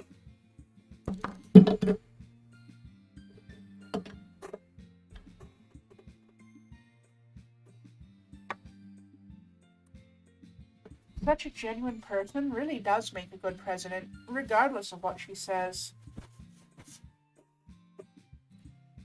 If only I could get the chance to talk to her a little bit more.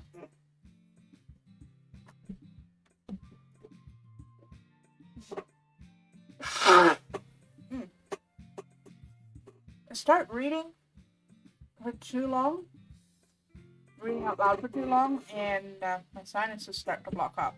It's weird.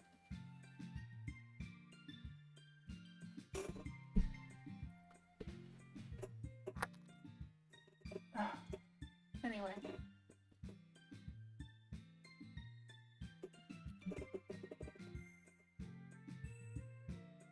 Okay, everyone. It's just about time for us to leave. How did you all feel about sharing poems? It was a lot of fun. Well, I'd say it was worth it. He was alright. Well, mostly. Mallow, how about you? Yeah, I'd say the same. It was a neat thing to talk about with everyone. Awesome. In that case, we'll do the same thing tomorrow. And maybe you learn something from your friends, too. So your poems will turn out even better. I think to myself, I did learn a little more about the kinds of poems everyone likes. With any luck, that means I can at least do a better job impressing those I want to impress. I nod to myself with newfound determination. Mallow! Ready to walk home? Sure, let's go. Sayori beams at me. It truly has been a while since Sayori and I have spent this much time together. I can't really say I'm not enjoying it either.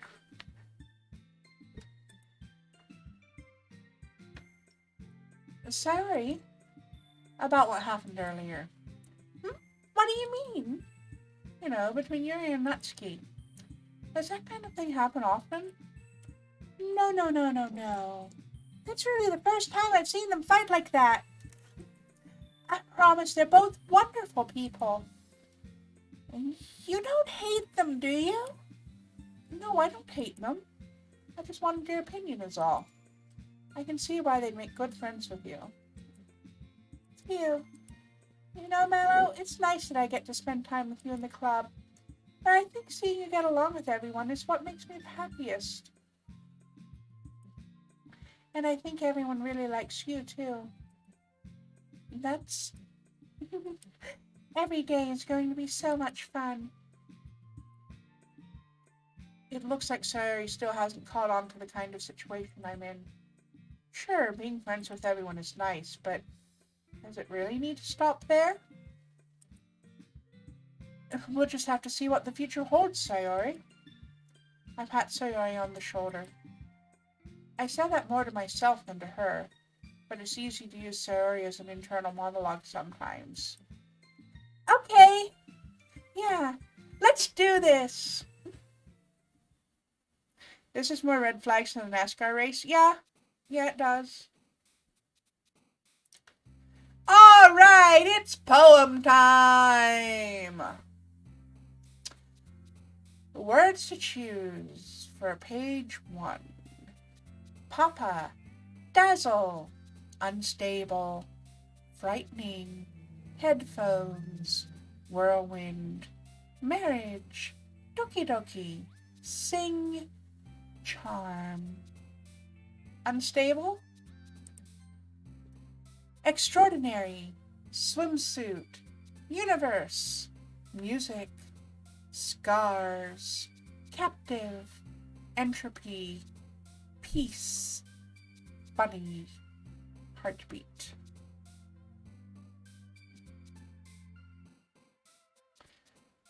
Stops placing red flags down. Should I stop then? Stop throwing penalty flags. Not if I don't. Fair enough.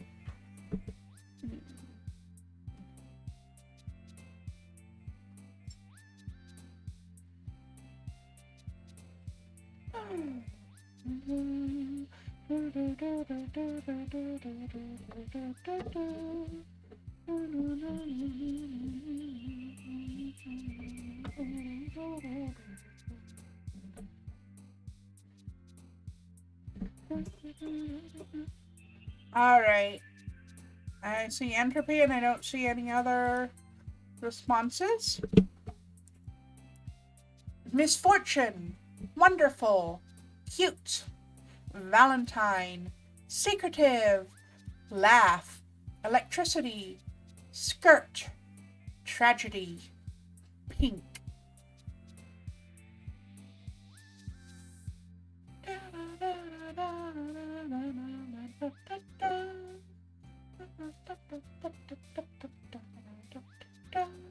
Skirt. Apparently Natsuki likes skirt.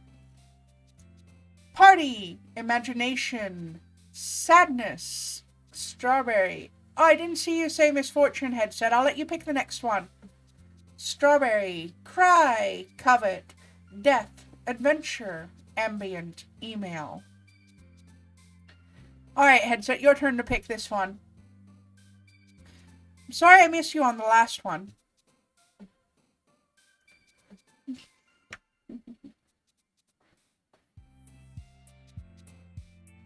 Covet? Okay.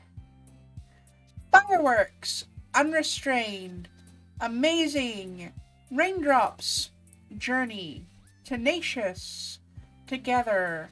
Love. Variance. Rainbow. Ambient Email is my Coldplay tribute band.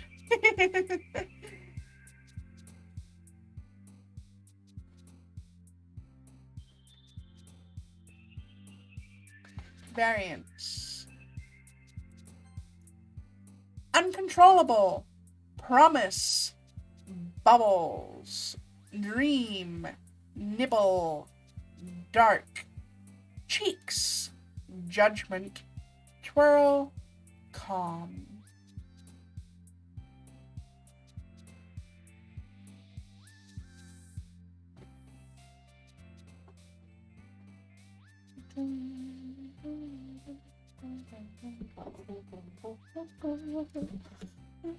Nibble. Joy. Treasure. Unrequited. Parfait. Vivid. Skipping. Forgive. Cage. Disaster. Socks.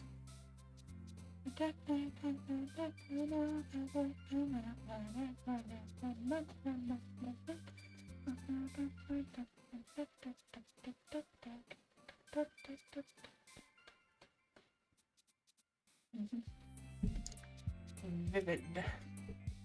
Heart. Crimson. Vertigo. Eternity.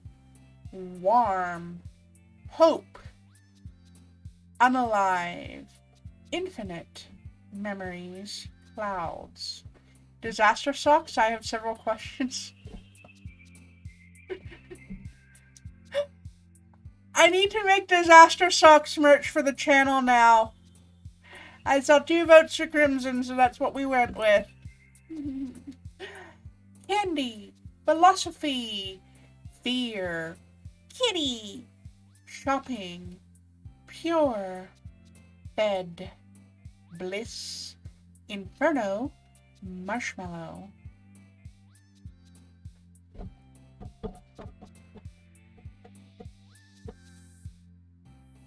Inferno. Goat dicks was the other one. And I am working on a merch design for that one.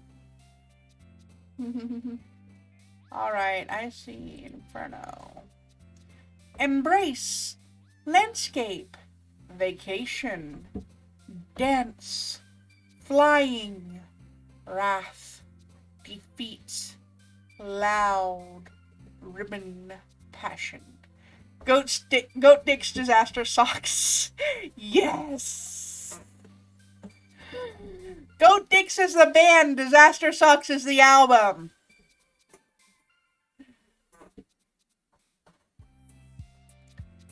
Alright, I see embrace and I see passion. Hey Google, flip a coin for me. It's heads. Puppy, hopeless, hop, milk, lucky, time, melancholy, tears, fantasy, massacre. Goat dicks disaster socks is Cumberbatch's altar. Yeah, probably. Fantasy, I see. Sticky, nature, lust, jump, fireflies, prayer, waterfall, hair, fun, pout.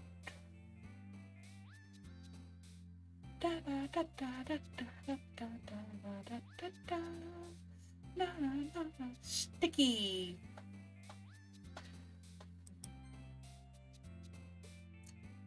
Insight, vibrant, breathe, depression, meager, sparkle, beauty, contamination, clumsy, awesome.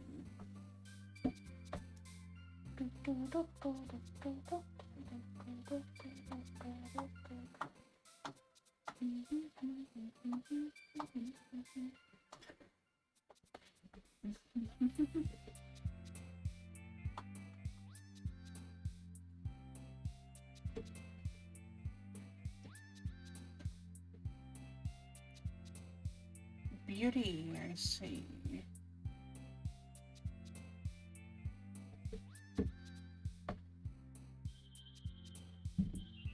Alright, we'll go with beauty.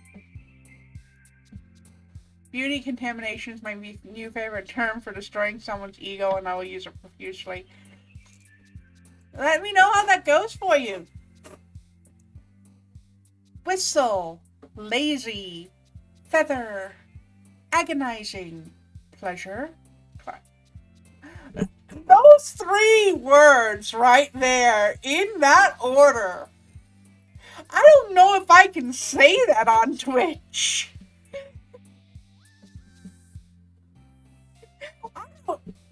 I don't know if I can say that on Twitch.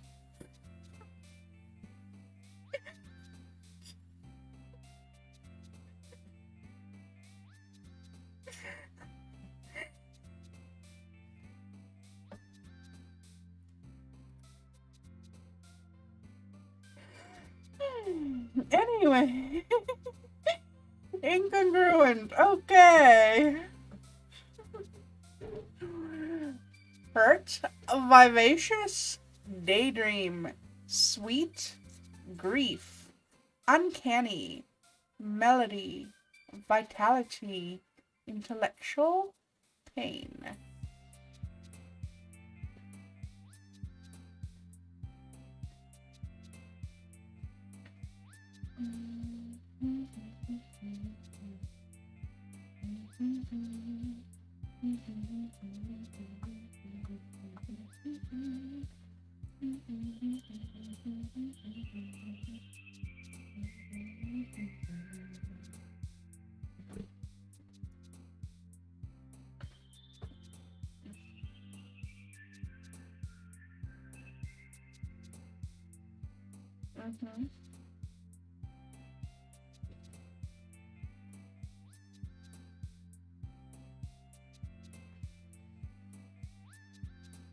Vitality.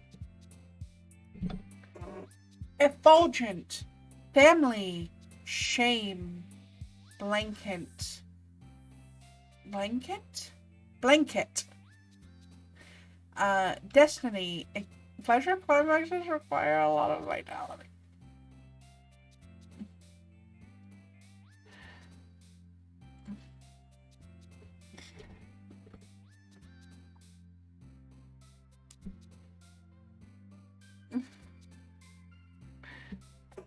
Anyway. Incapable. Smile. Misery. Fester. Despise. Atone. Disown. Boop. Romance. Bouncy.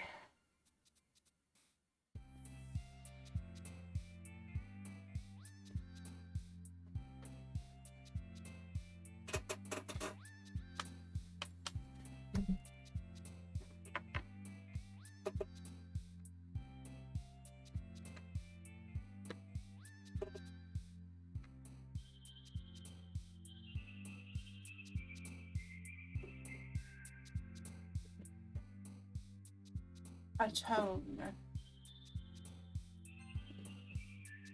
I didn't see Fester. Damn it. Headset, you get the next one. Peaceful. Afterimage. Existence. Broken. Flee. Lollipop. Graveyard. Desire. Alone. Play.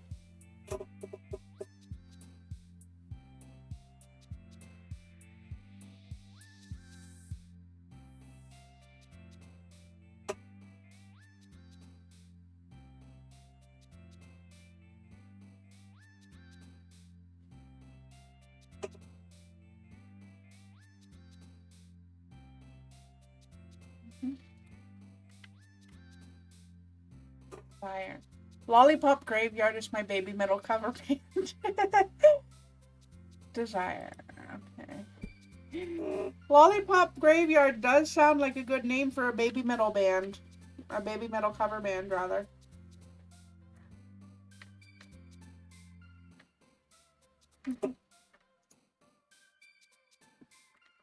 And will this thing please just stop falling off my desk? Damn it.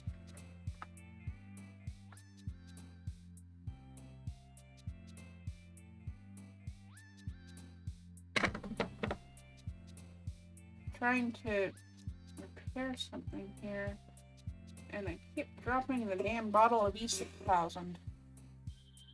Put a drop of that there. Let's see. Extreme, silly, rose, summer, anime, explode, chocolate, determination, nightgown, disoriented.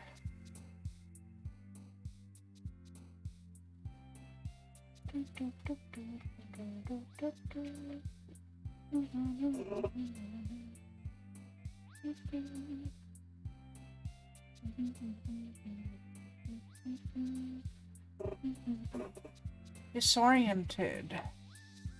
Alright, that's what I saw first. Fickle, unending, cheer, rain cloud, ocean, kawaii, games, starscape, friends, sunset.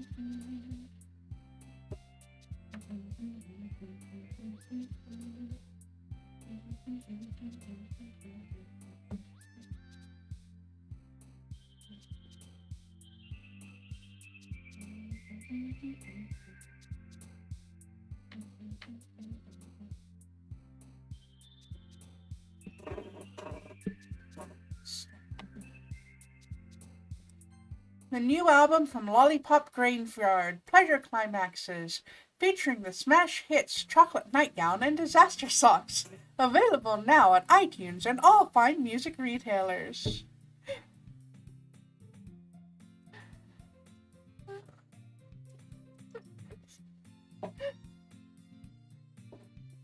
Another day passes and it's time for the club meeting already. Now when's the first death gonna happen? Because I'm getting bored.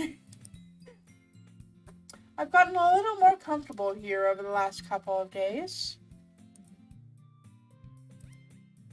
Entering the club room, the usual scene greets me. Hi, Mallow! Yo, sorry. Looks like you're in a good mood today. We need Lollipop Graveyard merch too. We do. We do.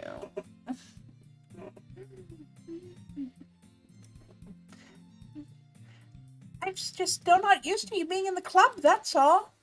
I see. That's a pretty simple thing to get you in a good mood. But I guess it's always the simple things with you anyway. Speaking of which, I'm kinda hungry. Will you come with me to buy a snack? No thanks. That's not like you at all. I have my reasons.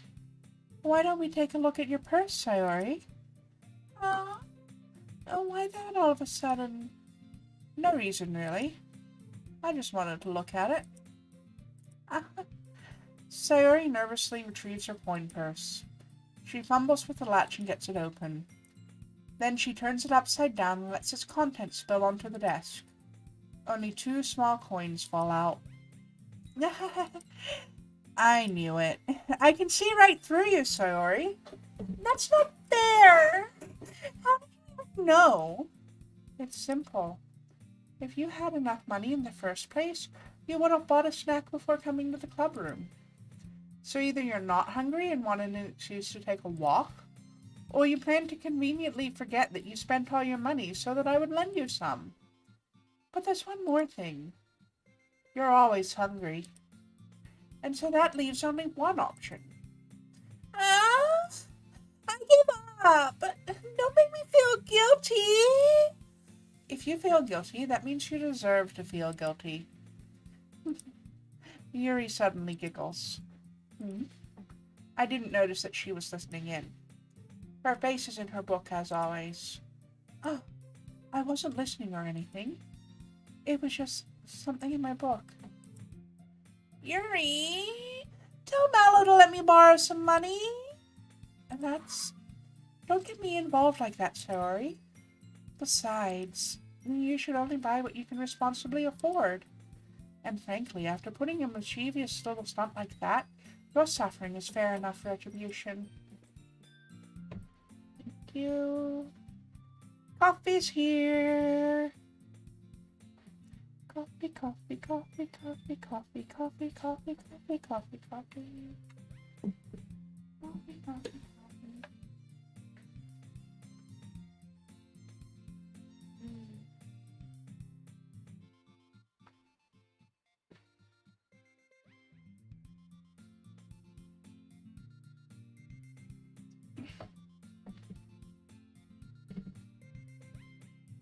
Fucking elixir of life right there.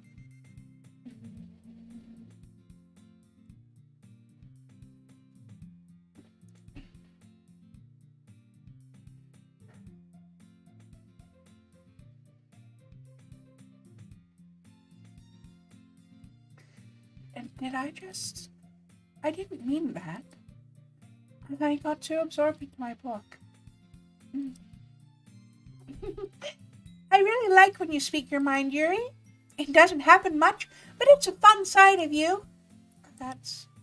There's no way you could think that. You were right, though. I did something bad, and now I have to accept the revolution. Retribution. That! Still, coming from you, Sayori, I guess there's a little devil inside all of us, isn't there? Don't let her fool you. Sayori knows exactly what she's doing. After all, she told you guys she was bringing me to the club before she even told me. But you wouldn't have come if it weren't for the cupcakes. So I had to trick Natsuki into making them. Come on, give me more credit than that, Sayori. Out of nowhere, something smacks Sayori in the face and tumbles onto the desk. Oh! What was... a cookie? Sure enough, it's a giant cookie wrapped in plastic. Sayori glances around. Is this a miracle? Is it because I paid my restitution? A retribution. Actually, that one almost worked. I was just gonna give it to you. But then I heard you blab about the cupcakes. It was totally worth seeing your reaction, though. Natsuki, that's so nice of you. I'm so happy. Sayori hugs the cookie. She's just to eat it. I concur. You don't need to hug it.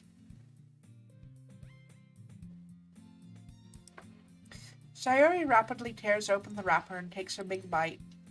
So good. Sayori suddenly clasps her hands over her mouth. I bit my tongue. You're going through a lot just over one cookie. Natsuki takes a bite of her own cookie.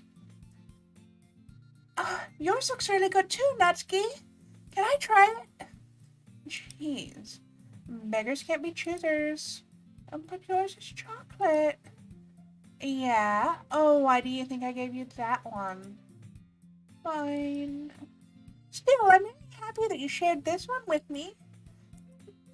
Sayori gets out of her seat and goes behind Natsuki and wraps her arms around her. Jeez. I get it. Cookie still in hand, Natsuki reaches up to nudge Sayori off of her.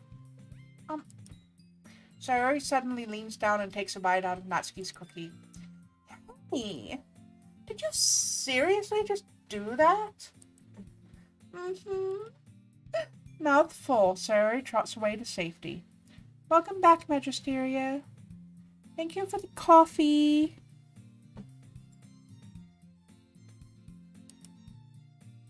Yuri and I laugh as well. You're such a kid sometimes. Monica, can you tell Sayori?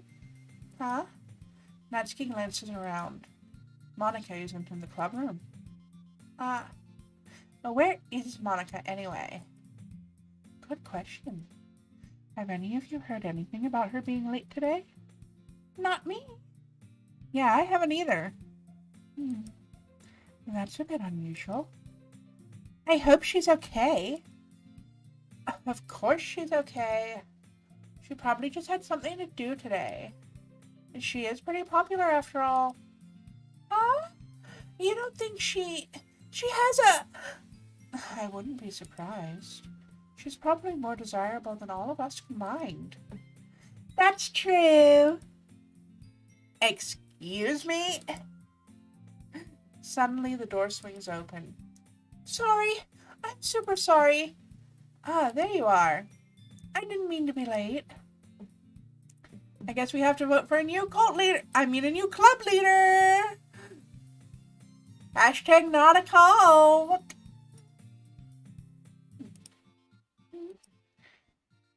Monica chose the club over her boyfriend after all. You're so strong-willed. Yay!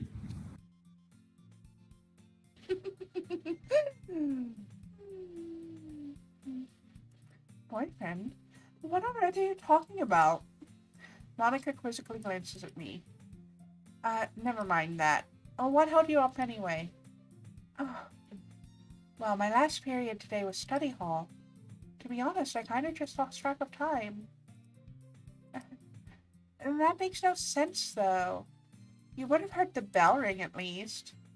I must not have heard it since I was practicing piano. Piano? I wasn't aware you played music as well, Monica. I don't really. I kind of just started recently. I don't think yeet is a veg. Oh. Close enough. Well, what held you up anyway, Hachawadi? Gray! Have you seen gameplay of this game before?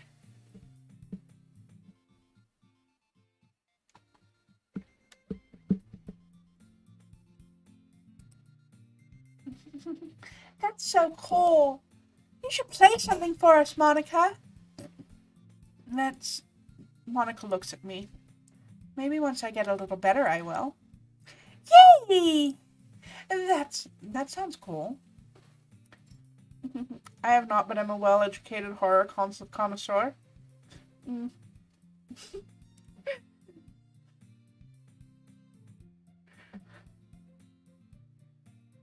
At least don't hide them in the art room, that's too obvious. Hey, you know what they say about the art room? Sometimes the only thing drawing in there is a crowd. I'd also look forward to it.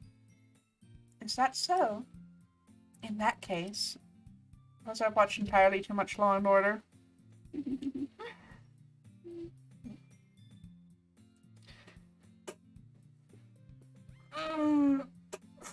Fucking hell. What is wrong with me today? Monica smiles sweetly. I didn't mean any pressure or anything like that. Don't worry. I've been practicing a whole lot recently, and I'd really love the chance to share once I'm ready. I see. In that case, best of luck. Thanks. So I didn't miss anything, did I? Not really. I chose to leave out Sayori's mischievous escapade. I'm sure Natsuki will end up complaining to her anyway.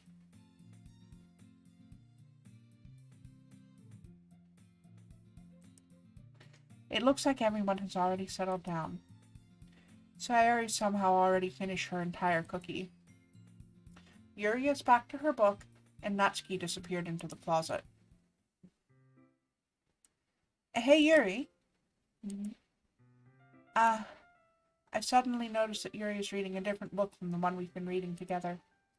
Sorry, I didn't mean to interrupt. Oh, no. I was kind of just waiting for you.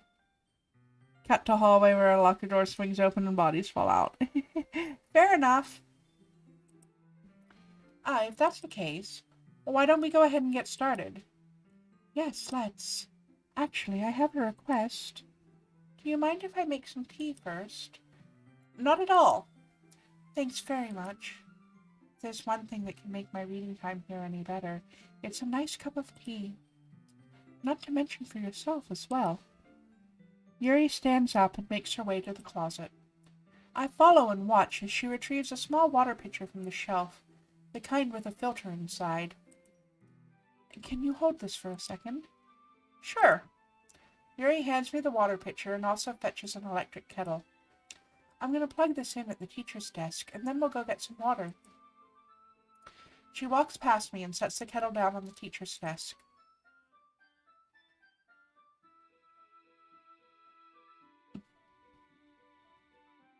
That sounds like fun, Gray. Closed captions, do you mind if I mix? Oh! What the hell? Are my captions drunk again?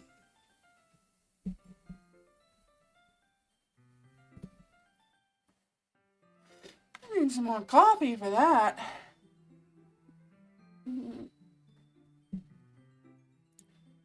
This is good coffee, though. Just...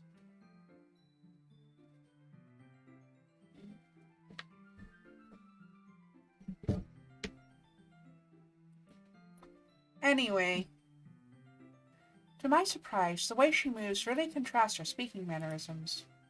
Especially because of her long legs, Yuri appears elegant and methodical. Okay, may I have the water pitcher? Your captions are absolutely snickered. Oops.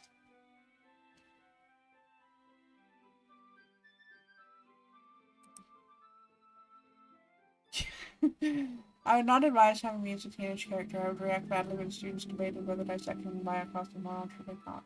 Your captions are multiple sheets to the link. My captions are as nipped out as I would like to be.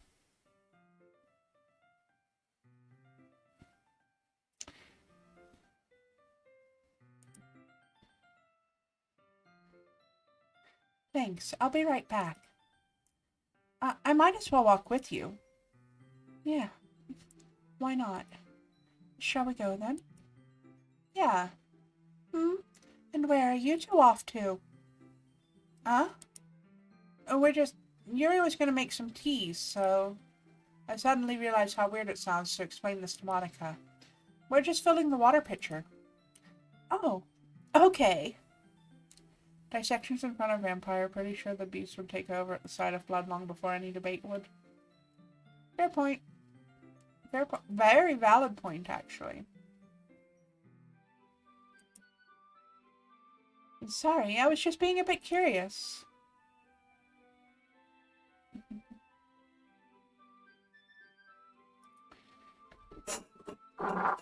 That's kind of a one-person job, isn't it, though? Monica, please mind your own business for once. Or do you want to tell me there's something wrong with helping involve Mallow in club activities? Huh? My mouth gapes. I suppose there's nothing wrong with that. CC said urine at some point? Wow. That's unique.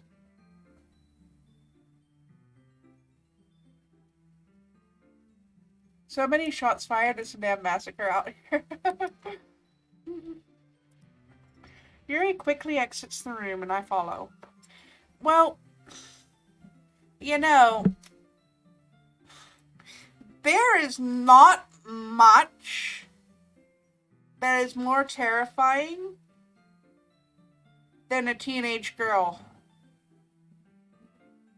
I think probably the only thing more terrifying than a teenage girl is an elderly woman. I say that as somebody who was once a teenage girl and someday might be an elderly woman.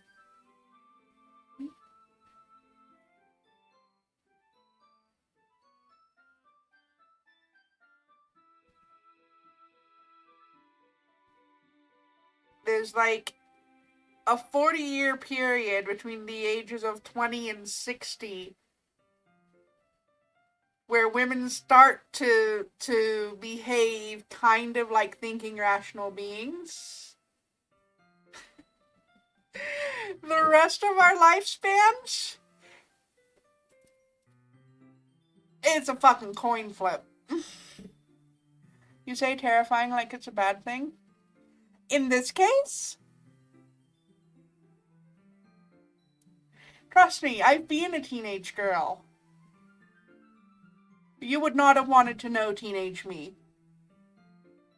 And I deeply apologize for headset. I deeply apologize to headset for the shit that I pulled as a teenager, because I was a particularly bad one, but I had some mental health issues making it more complicated. Our whole lifespans, you say? Yeah.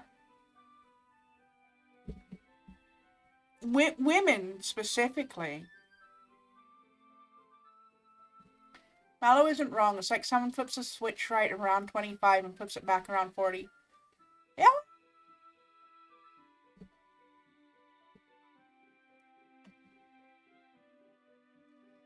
I know people in my home universe are short-lived, but I thought Mallow kitties lived nearly forever.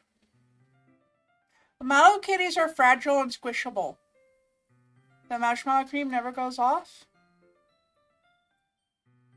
Again, marshmallow kitties are fragile and squishable.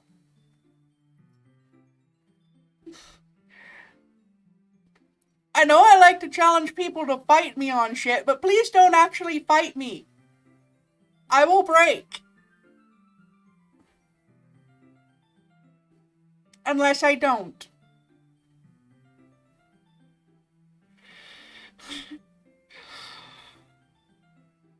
Which is actually a different subject altogether. Hmm? Huh?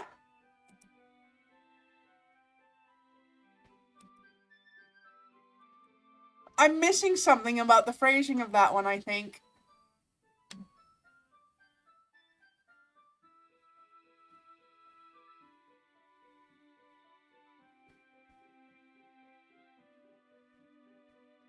Although, if we're talking about getting off instead of going off, this actually reminds me. Okay. So there was a Weezer song back when I was in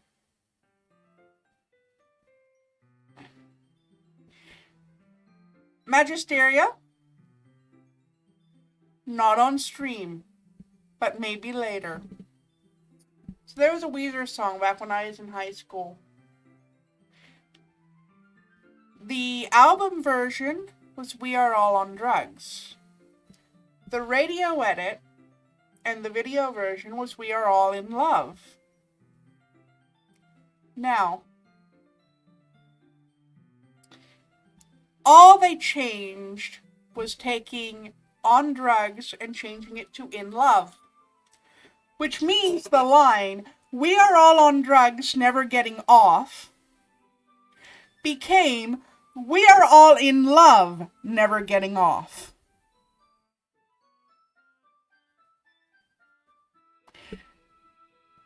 And I still,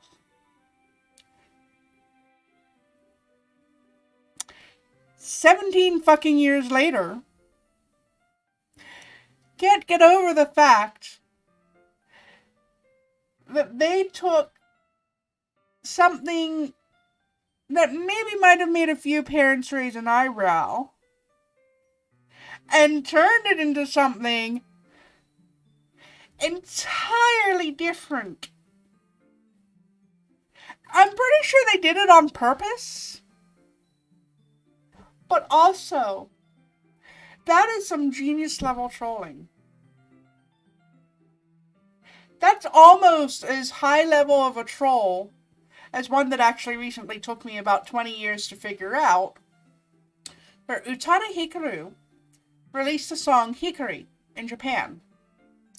It became the theme song for Kingdom Hearts, which meant that it had to be translated and re-released in English. She often did a lot of English translations of her own music anyway. She chose to title the English version Simple and Clean. What a lot of English-speaking fans of Utada Hikaru's don't know, though, is that the video for Hikari, which came out after Hikari was translated into Simple and Clean, was literally a home shot, single take video of her washing her dishes and dancing to the song. It took me 20 years to figure out what a genius level troll that was. And goddamn it, she's a fucking genius.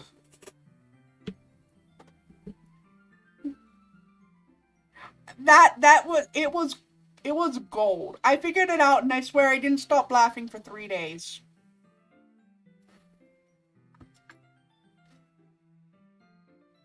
There's a level of trollishness I aspire to.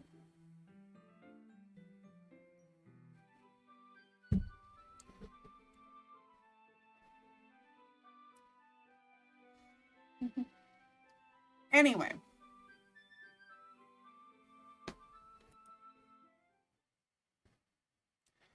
Once in the hallway, she suddenly puts her forehead against the wall. I spoke without thinking. How could I say something like that? Yuri, Bon Jovi's follow-up to the Slippery When Wet album, a troll in itself, was meant to be titled Sons of Beaches. It was changed to New Jersey due to the obvious connotation. That's amusing.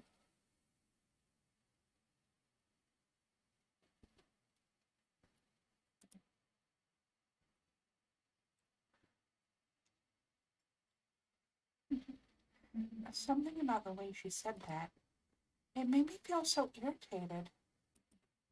Oh, what's wrong with me? No, Yuri. I think you did the right thing. I wasn't expecting it, but it's also not right for Monica to judge people like that. Mallow,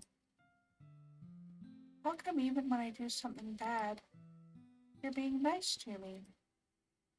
Because nothing that you do is as bad as you make it seem in your head. Nobody's perfect. We have emotions, and we can't always hide them away. But you always amplify things in your head. Your mind turns a light rain shower into a hurricane. Ah, no. Wouldn't you hate me for something as terrible as that? Why would I hate you? I can't hate someone for having emotions. What kind of friend would do that? Friend, you say? Um, Yuri lifts her head. Mallow.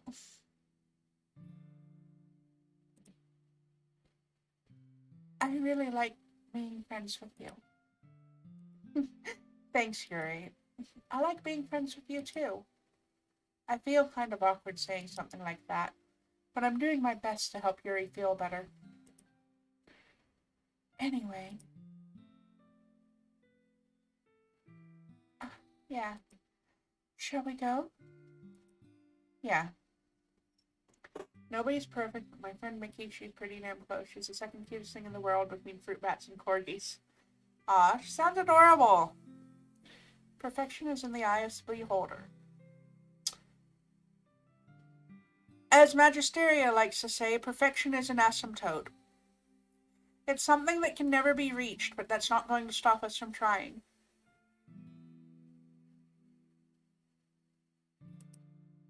Just also remember, perfection is the enemy of done.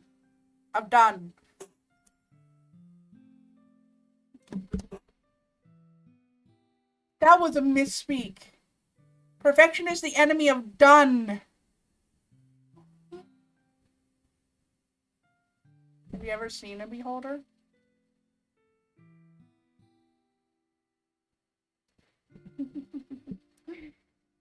We'll talk about that some other time. And go on about perfection not existing since I'm trying to learn that again, but I'm not up for the rent today and this is good, so whatever. Fair enough.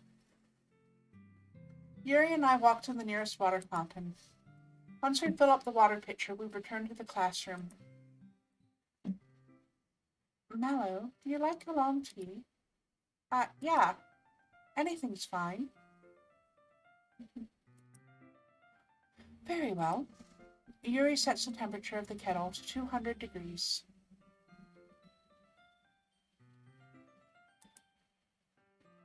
Now it's time to go get the teapot. You really do this properly, don't you?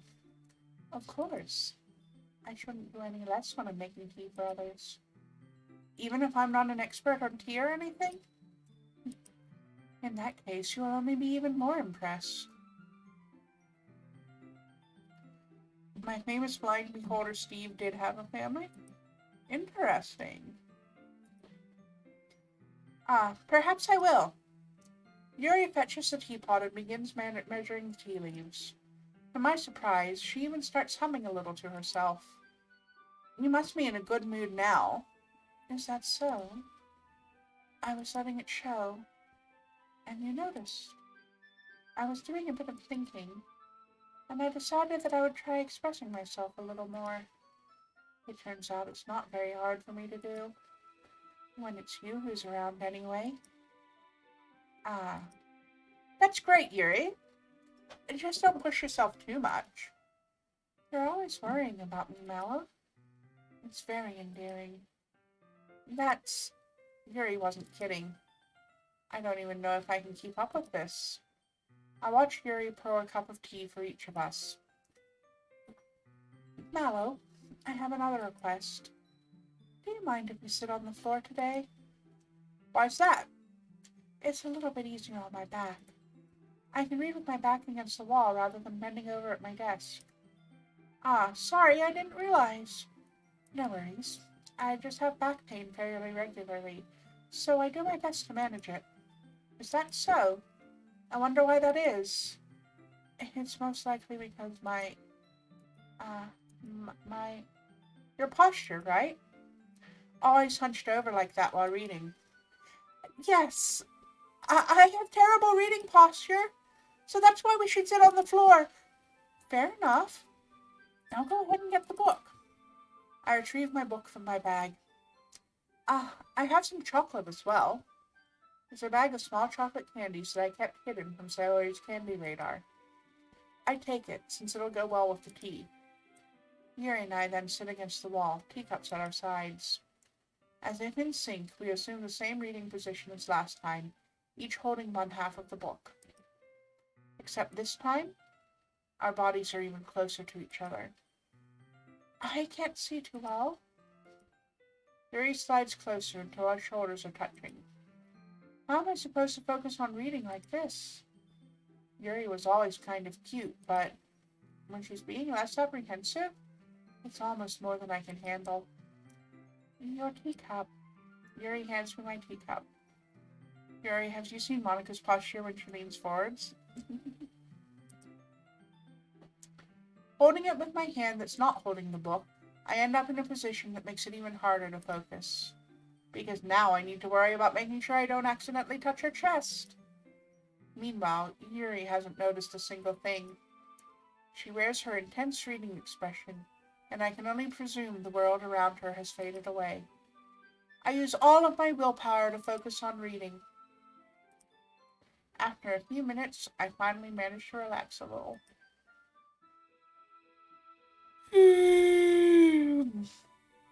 I put the teacup between my legs and fumble with the chocolate wrapper. Sorry. I briefly let go of the book to finish opening the wrapper. You can have as much as you want. That's okay. I won't take any. Are you sure? Well, if I touch it, then it might get smudges on the pages. You're right. I didn't even think about that. My bad. No need to apologize. I'll hold the book, okay? Are you sure? Of course. Yuri opens the book with both hands. She holds it so that I don't have any harder of a time reading from it. But as a result, her left arm is practically resting on top of my leg. While in that case, Yuri is already totally focused on reading again.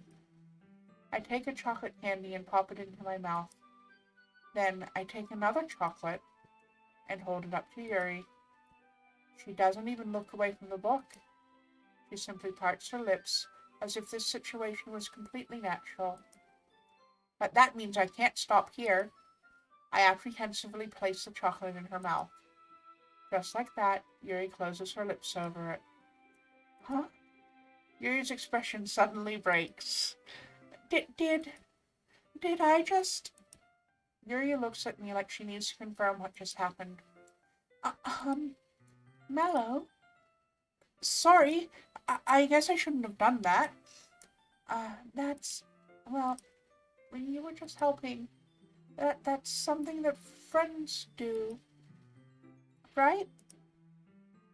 I mean, not really in this kind of context, but yeah, that's all it was. Yeah, then you don't need to stop or anything. I see. The situation has gotten really tense. Yuri tries to return to the book, but I can tell just by her expression that even she can't focus now. My heart is pounding. I nervously take another chocolate between my fingers, but this time Yuri's eyes meet mine. How did it even come to this? Yuri doesn't avert her gaze. I notice her chest rising and falling to the rhythm of her breaths. I raise my arm. Like before, Yuri parts her lips, but it's different this time. I take the chocolate and place it in her mouth. I feel her hot breath on my fingers. You can cut the sexual tension with a knife, and then Monica barges in like the Kool-Aid Man!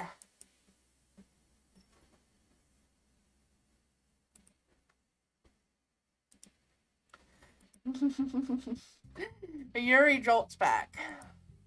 It's time to share poems.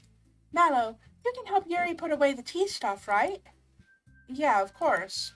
Okay, thanks. And the spell is abruptly broken. I'll take care of the cups. Yeah. Yuri picks up the teacups from the floor. I pick up the bag of chocolates. In the end, we hastily clean up without so much as a word between us. Yeah, Monica's also thirsty. Thirsty as fuck!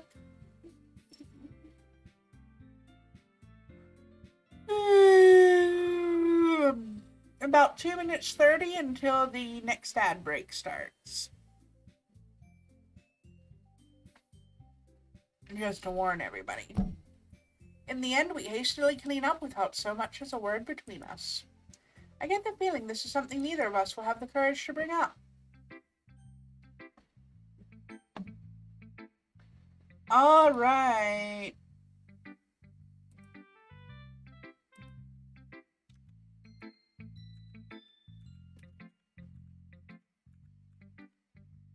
Next victim.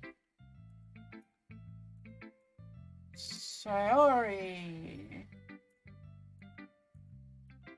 Natsuki. Yuri. Let's always do Monica last, I think.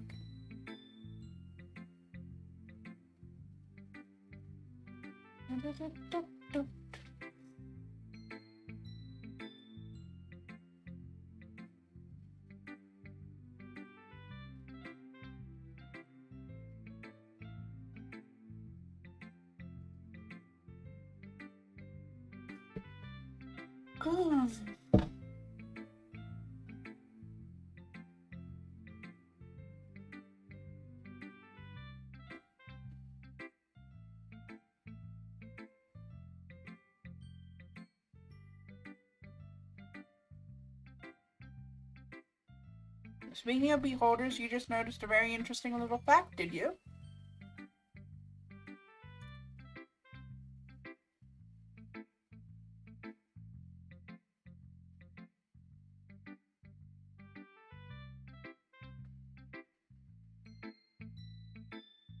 Oh, wow. All right. Hey, Google, flip a coin for me. It landed on heads. Thank you. It's heads. I said thank you.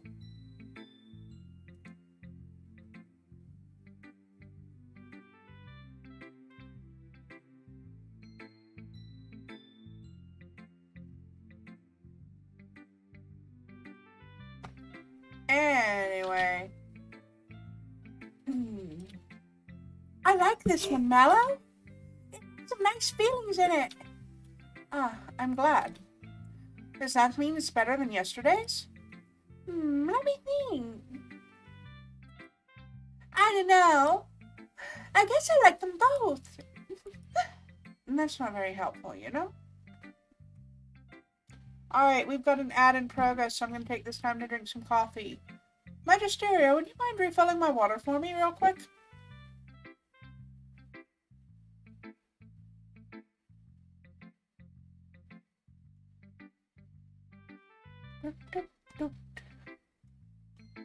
Thank you.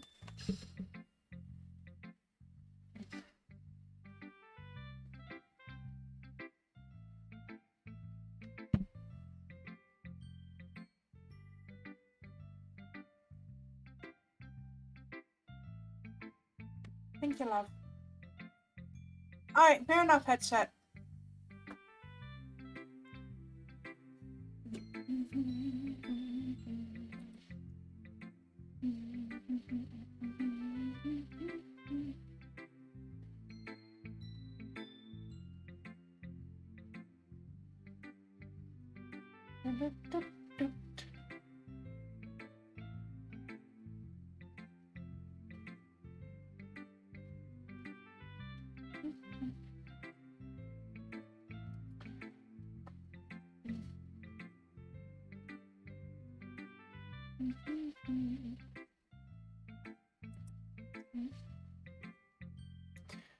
You're banning me from poem for 5 minutes? Wow. Okay. Hey Google, set a 5-minute timer for me. 5 minutes. Starting now. Thank you. I'm honored to serve.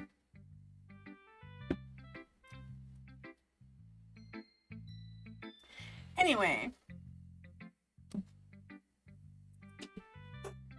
Well, since I'm not very good at figuring out if these things are good or bad, that's why I just go by my heart.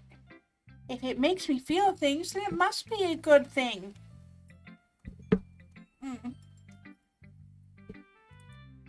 I'm not sure that's exactly how it works. Then again, I guess conveying feelings is a pretty important part of this whole thing. Yeah, maybe. Honestly, I don't even know what kind of writing you like in the first place. Yeah, me either. Why don't you at least try giving it some thought? Aw, you want to write something for me? That's so sweet. Yeah, right. But you're always thinking about other people. You need to think about yourself once in a while, too. If you don't, you might end up getting hurt at some point. Huh? Well, I don't really know what you mean, but I'll try to keep it in mind. Well, whatever. Anyway, let's see. Don't worry about it too much, Magisteria. I'm sure that... I mean, it's a new phrase, so I think they... I think they experiment with different phrases for the Googles. They update it randomly.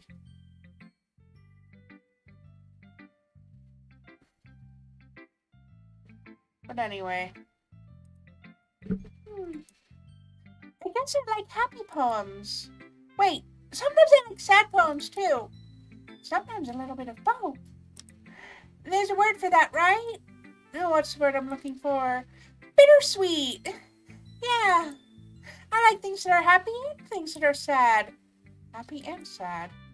I can't see you liking something sad, Saori. Well, I like happy the most. But sometimes when you have a little rain cloud in your head, a sad poem can help give the rain cloud a little hug. Bloody hell! Hey Google, cancel that timer. Okay, consider it cancelled. Hey Google, set a 5-minute timer. 5 minutes. Starting now. Thank you. I'm here to help. That's better. Now, if I don't do it the second time, I refund your points. That's my personal rule. I get one redo, and if I screw it up, I refund the points. And make a nice happy rainbow. Sorry, that's unexpected coming from you. It is? Maybe I'm getting better at expressing my feelings after all. Thanks, Mallow. I should go write that down then. You can read my thing now, okay? Bottles. I pop off my scalp like the lid of a cookie jar. It's a secret place where I keep all my dreams. Little balls of sunshine all rubbing together like a bundle of kittens. I reach inside with my thumb and forefinger and pluck one out. It's warm and tingly. But there's no time to waste. I put it in a bottle to keep it safe. And I put the bottle on the shelf with all the other bottles. Happy thoughts, happy thoughts, happy thoughts in bottles all in a row. My collection makes me lots of friends. Each bottle is starlight to make amends. Sometimes my friend feels a certain way. And down comes a bottle to save the day. Night after night, more dreams. Friend after friend, more bottles. Deeper and deeper my fingers go. Like exploring a dark cave, discovering the secrets hiding in the nooks and crannies. Digging and digging, scraping and scraping. I blow dust off my bottle caps. It doesn't feel like time elapsed. My empty shelf could use some more. My friends look through my locked front door. Finally all done. I open up and in come my friends. In they come in such a hurry. Do they want my bottles that much? I frantically pull them from the shelf, one after the other, holding them out to each and every friend, each and every bottle. But every time I let one go, it shatters against the tile between my feet. Happy thoughts, happy thoughts, happy thoughts, and shards all over the floor. They were supposed to be for my friends who aren't smiling. They're all shouting, pleading something. But all I hear is echo, echo, echo, echo, echo inside my head.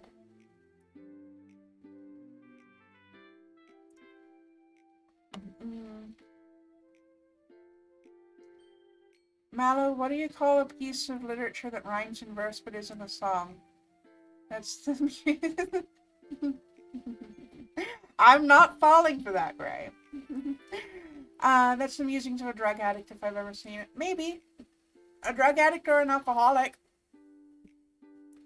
Headset, I will do your no cursing after my next break. I'm gonna stick out the word band timer. And then I will start a timer for your no cur. I'll stick out the word band timer. Then I need a washroom break. And then I will start a timer for the no cursing challenge for 5 minutes.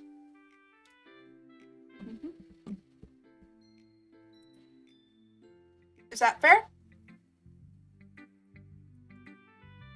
Holy crap.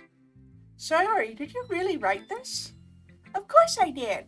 Didn't I tell you yesterday I was going to write the best thing ever? Yeah, but... I mean, I didn't expect something like this coming from you. Monica taught me a whole lot. And I've been really in touch with my feelings lately. I see that. It's almost kind of creepy. Creepy?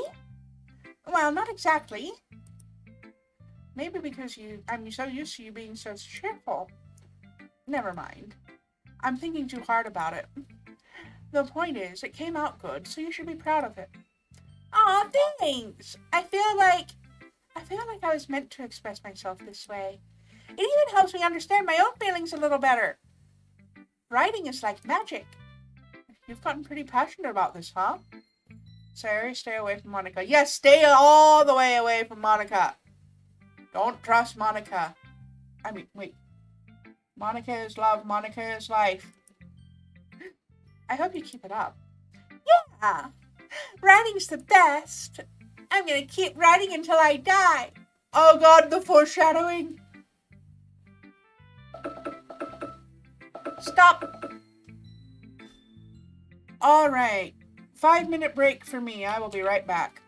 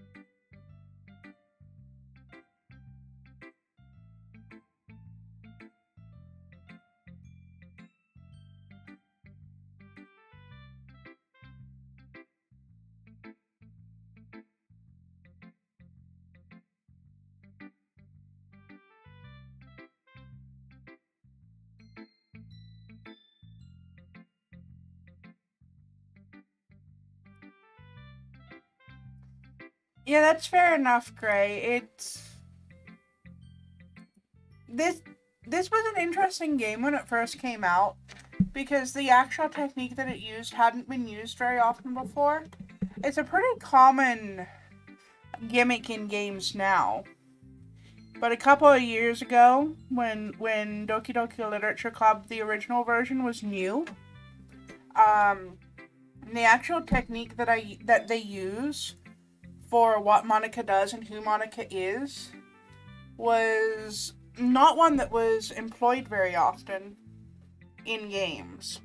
And so beyond the actual initial shock and horror of the horrible events that are coming up, I'd like to remind everybody. Beyond that, this game legitimately freaked some people out because they thought it was actually getting into their computers and like finding personal information. And it's not. Like, the technique that it used is really well known now. But like it scared people. It legitimately scared people when it was new.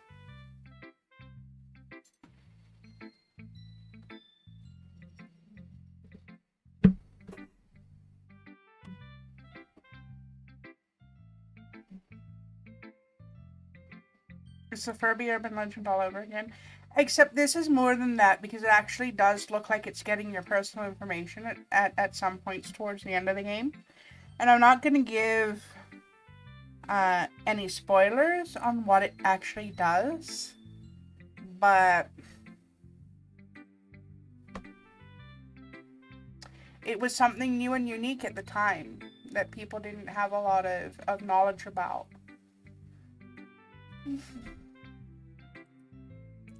I want to go through till the first character death, and then I'm probably going to end the stream. Okay, anyway, I have a no cursing for... That's going to be 5 minutes, I think. Let me just check.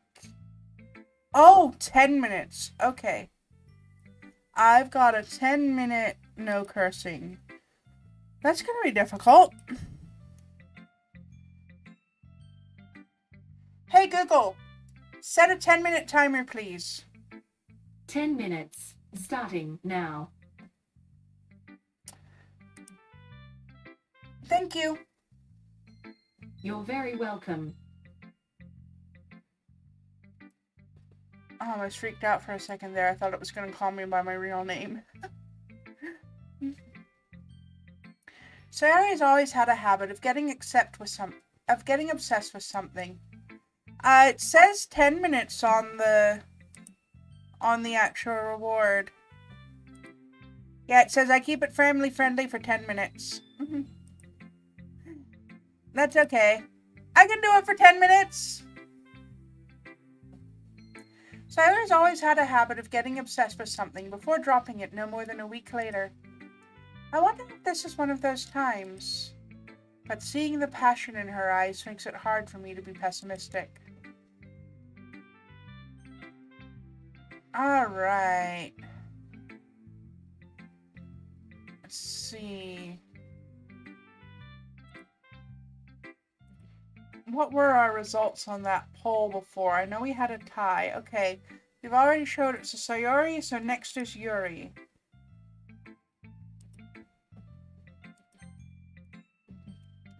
What do you call a device made of concrete and made by a man that holds back water?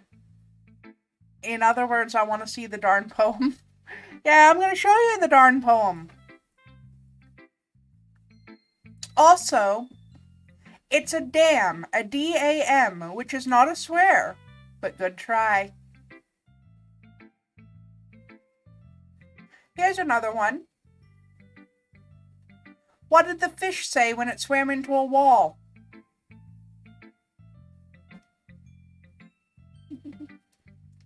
Let's see what you've written for today. Yuri stares at the poem with a surprised expression on her face. Do you like it? Mallow. This one might be even better than yesterday's. How did you even pick up on this so quickly?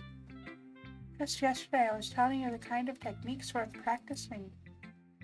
Maybe that's why. You did a good job explaining. I really wanted to try giving it more imagery. Yuri visibly swallows. Even her hands appear sweaty. I'm not used to this. Used to what? I don't know. It's fine. Take your time. It didn't. It was a goldfish. It forgot about the wall 3 seconds later.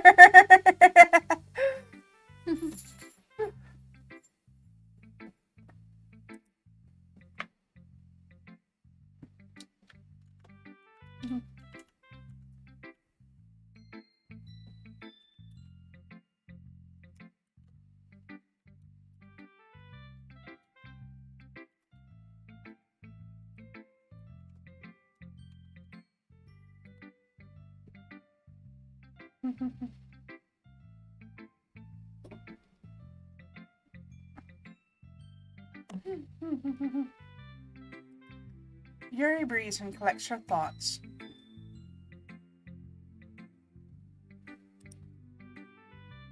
I know that Yuri likes to think before she speaks, so I offer that patience to her. Yeah, just being appreciated like this, I guess. It probably sounds really stupid, but seeing someone motivated by my writing... I just had an idea. Give me a second.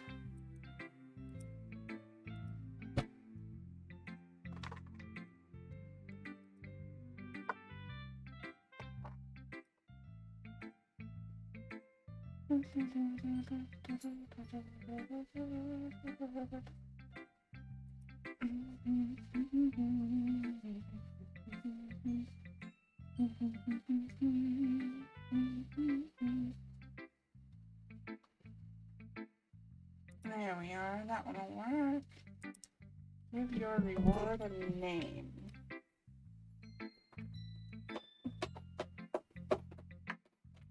Sigma! Sigma! Stop ripping up the furniture. You've got a cat treat.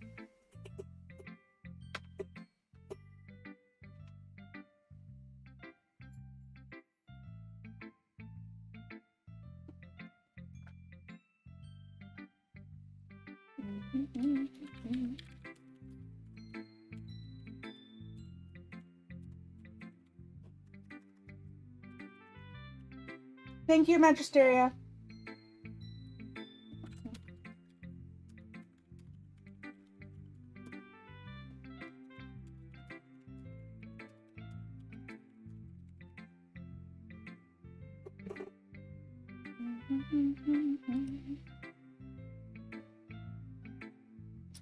Let's see.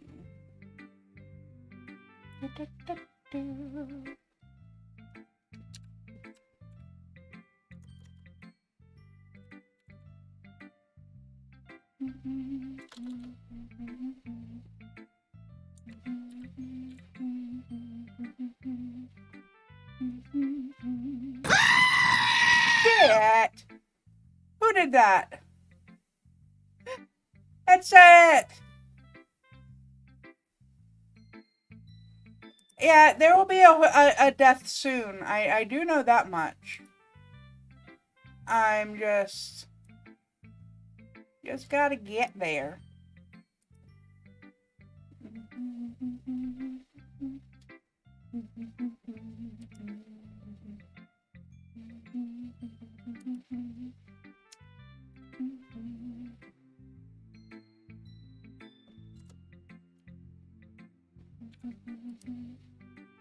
Let's see.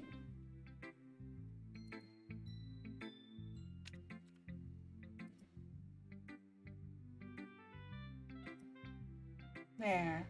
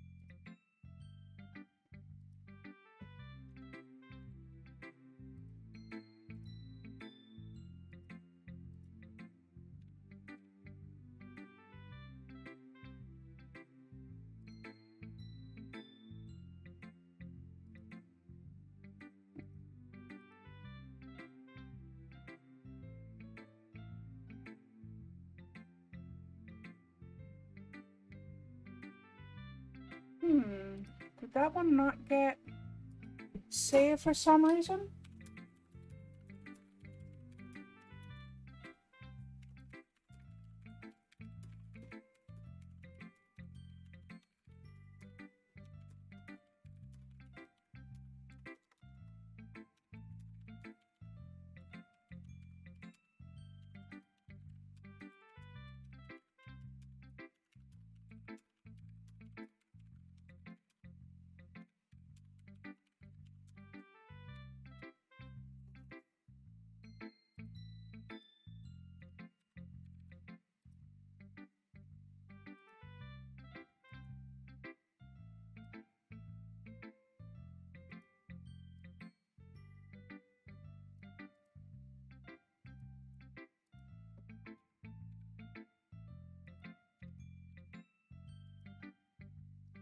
There we go. There should be 2 new rewards available now.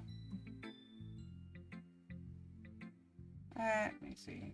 I need to be motivated to keep watching this because so far this is the most peaceful PG horror media I've ever seen. Yeah, there will be some deaths happening soon. It does go for a while. I think I'm gonna skip a lot of the dialogue here, or at least like try to paraphrase some shit. Speaking of horror, though, I have a question about what I should do in a horror situation. It's kind of a tad sensitive. Can I speak to you on Facebook? Yeah. If you need to take a conversation to Facebook or Discord with somebody, feel free. Yeah. It was me and you, Curse. Oh, I did, didn't I?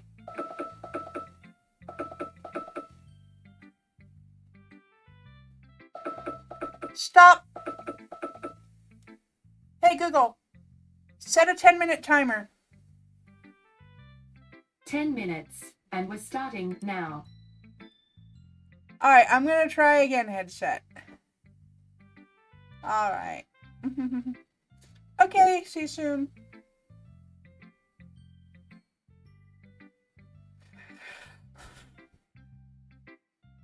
I have failed every challenge the first time so far.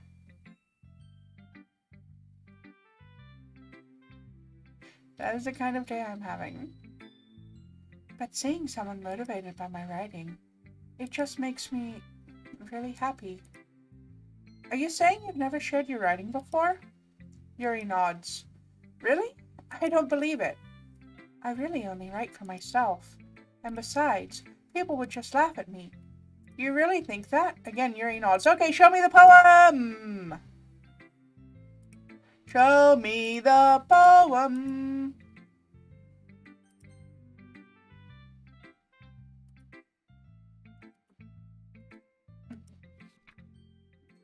The raccoon.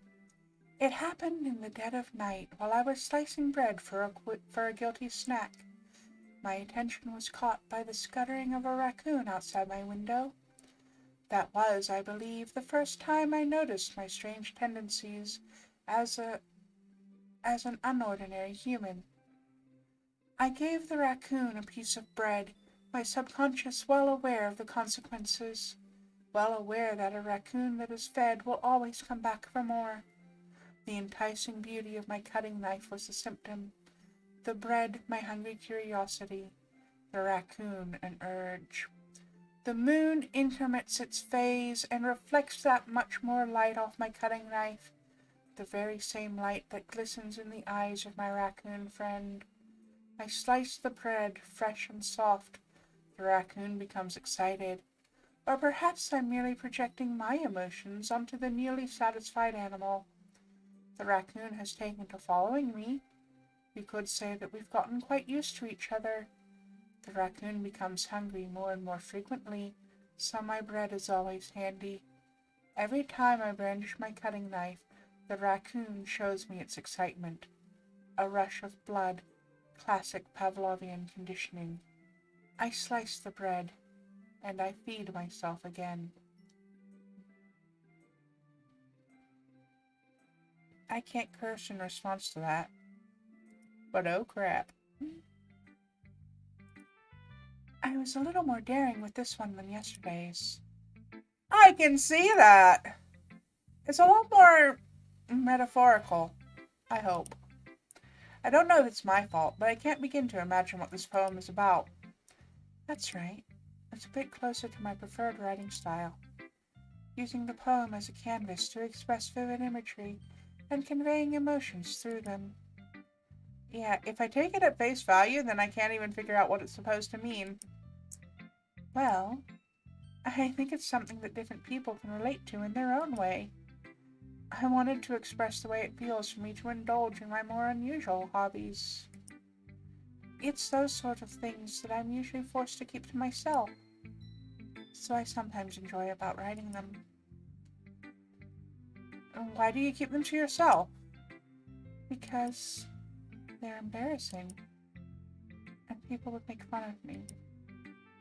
Do you have anything like that, Mallow?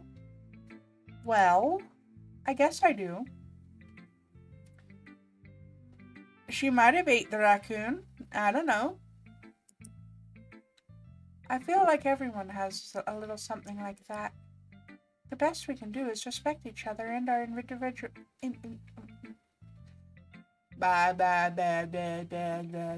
I can speak. The best we can do is respect each other and our individualities. Even if it's difficult sometimes, and some things make us uncomfortable.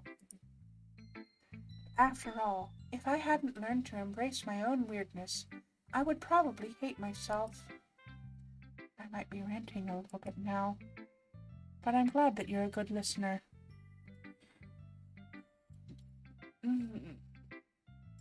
Speaking Yuri's parts makes me want to fall asleep. I don't think I should have given her such a quiet voice. You're good at a lot of things. Writing, listening. There really aren't many people like you, Mallow. And that's exaggerating a little bit. It's just how I feel. I never thought I would feel so comfortable sharing my writing. But now I almost feel like I look forward to it. It's just a really nice feeling. And you're to thank for that. It's nothing, really. Yuri smiles sincerely at me. For just a moment, her timidness seems to disappear. If you're falling asleep due to a voice you're using, that's definitely one that needs to change, as you said. I was tired to begin with. But I've already given her a quiet voice, and now I can't really change it. Alright, Natsuki. Well, it's not really any worse than your last one, but I can't say it's any better either. Phew, what? Well, anything that isn't a train wreck I'll take as a win. She sacrificed the raccoon to the old gods so she would live forever, a soon regretted action in that she now is cursed to murder others. Every 23 years for 23 days she gets to be free of that curse. And today is day 24. Anyway, and I get the feeling you're probably the most critical. What makes you... Wait, maybe that was a compliment. I'm glad to see someone recognizes my experience. Well, keep practicing, and maybe you'll be as good as me someday. And that's, something tells me Natsuki completely missed the point. I'm gonna think of it. This kind of reminds me of Sayori's poem from yesterday. You think so? Yeah, well, I guess if you've been friends with her for so long, you might be on the same wavelength. But you never really struck me as her type. Sayori has a type all of a sudden? Well, I don't know. But honestly, how could someone so fluffy spend so much time with someone like you? It's like she's dragging around a dead weight. That was a little unnecessary. But think of it this way. If it weren't for me, she'd probably just fly away like letting go of a balloon. You could say we take care of each other in our own way. Whatever it is, I don't get it. I guess I'm supposed to show you my poem too. Here. Amy likes spiders. You know what I heard about Amy? Amy likes spiders. Icky, wriggly, hairy, ugly spiders. That's why I'm not friends with her. Amy has a cute singing voice. I heard her singing my favorite love song. Every time she sang the chorus, my heart would pound to the rhythm of the words. But she likes spiders, so that's why I'm not friends with her. One time I hurt my leg really bad. Amy helped me up and took me to the nurse. I tried not to let her touch me. She likes spiders, so her hands are probably gross. That's why I'm not friends with her. Amy has a lot of friends. I always see her talking to people. She probably talks about spiders. What if her friends start to like spiders too? That's why I'm not friends with her. It doesn't matter if she has other hobbies. It doesn't matter if she keeps it private. It doesn't matter if it doesn't hurt anyone. It's gross. She's gross. The world is better off without spider lovers. And I'm gonna tell everyone.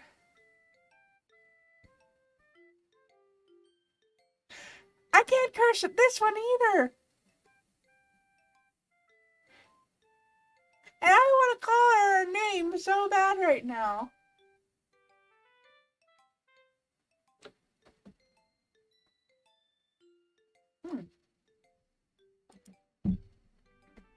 Not bad, right? It's quite a bit longer than yesterday's. Yesterday's was way too short. I was just warming up. I hope you didn't think that was the best I could do. Of course not. Anyway, the message is pretty straightforward in this poem.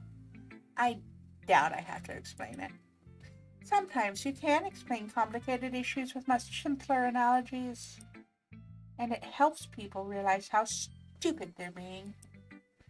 Like, anyone would agree that the subject of this poem is an ignorant jerk. Do you know people like that? Of course, it's how everyone thinks That doesn't matter, it can be about anything. Thank fuck I made it through that 10 minutes. Ooh, the Google alarm just went off. Fucking hell. Natsuki, how about you stop being a blight for once in your life? Yeah, that would work. I wrote it to be easy to relate to. Everyone has some kind of weird hobby or guilty pleasure. Something you're afraid if people find out, they'd make fun of you or think less of you. But that just makes people stupid. Who cares what someone likes as long as they're not hurting anyone and it makes them happy? I think people really need to learn to respect others for liking weird things. That's funny. Yuri wrote about something similar today. Huh? Did you say Yuri? Yeah. She said her poem was about an unusual hobby of hers. I didn't really get it, but she said something similar to you. That people shouldn't make each other feel insecure about those things. Really? Well. I mean, Yuri's pretty weird, so I wouldn't doubt she has some weird hobbies. Not that there's anything wrong with that. Natsuki would hate me, I like sort of... I think Natsuki was actually in the position of the character Amy in that poem.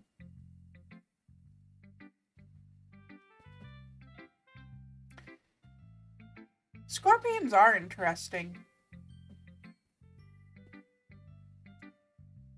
I have to admit to having a slightly irrational fear of them, though. It's funny, I don't have a problem with spiders, and I've managed to work through my problem with snakes. But as fascinating as Scorpion is, the big ones with the crushing claws, so...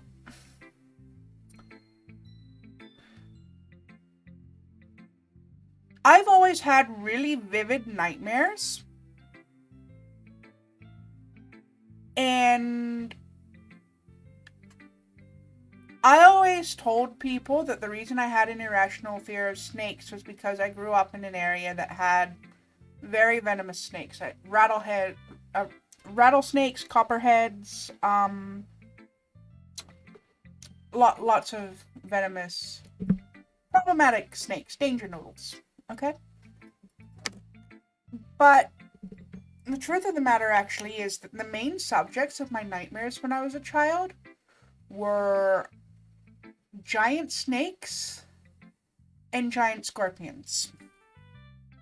And I've worked through the issue with snakes, partly because I have friends who have snakes as pets now. And I've worked through that, and I watch a lot of Snake Discovery, trying to get over that. I wouldn't say I'm a fan of snakes at this point, but I don't have the same sort of fear reaction that I used to. But you can only have so many nightmares of your parents ordering pizza and for some reason ordering scorpion pizza and the scorpions being like as big as your face and still alive before you start to really have a problem with scorpions.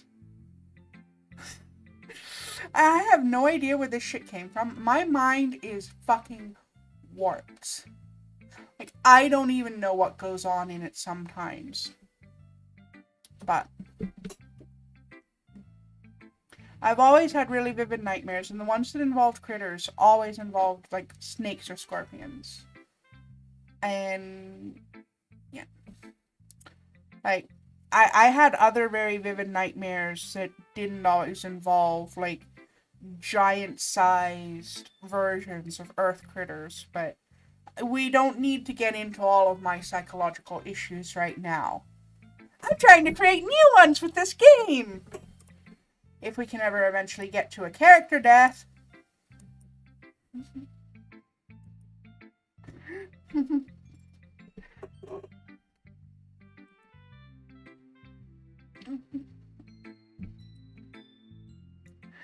Anyway, Yuri made me feel insecure yesterday. But the way you put it, it sounds like she's learned her lesson. Well, I'd say so. Even if her writing style is really different, I'm sure she'll appreciate the message in your poem. I don't mind you when you mention them.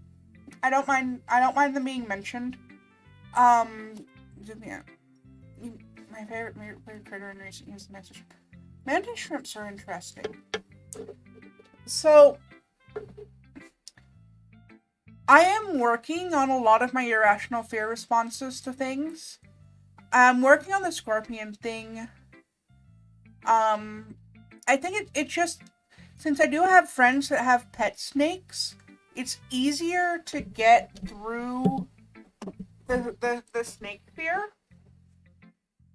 than it has been so far to get through the scorpion fear. Like, just mentioning them isn't going to cause a problem or anything for me, but don't surprise me with a picture of one, because you may find the monitor, like, on the other side of town. And I know it's irrational, and I am trying to work on it. But there's like, frankly, there's only so fucking much that I can do. I am working on it, because I know it doesn't make sense. And I know it's just childhood nightmares. But, like,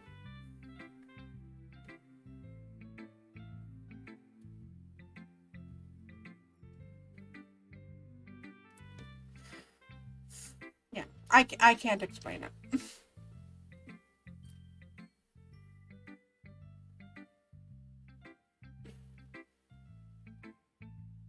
Yes, thank you for not surprising me with pictures of scorpions by accident.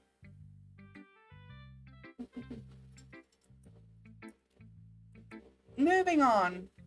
Let's just actually try to get to a character death here. Natsuki's being a bitch, as usual.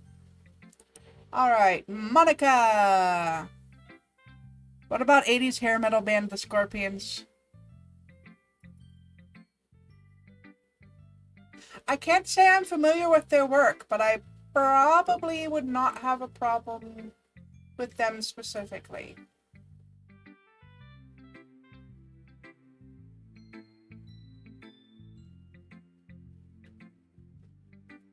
At the very least, I probably wouldn't. Oh.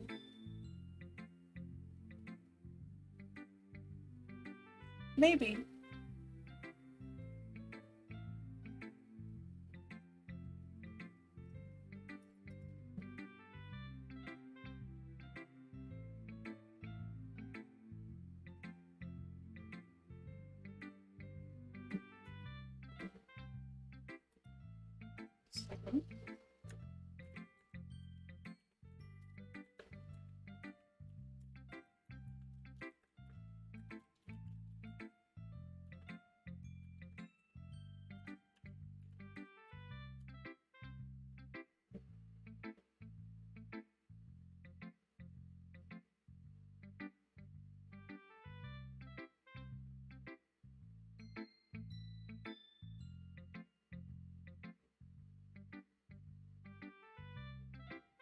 I just looked at the lyrics and somehow I have managed to not hear this song. I'm going to rectify that after stream. It's interesting.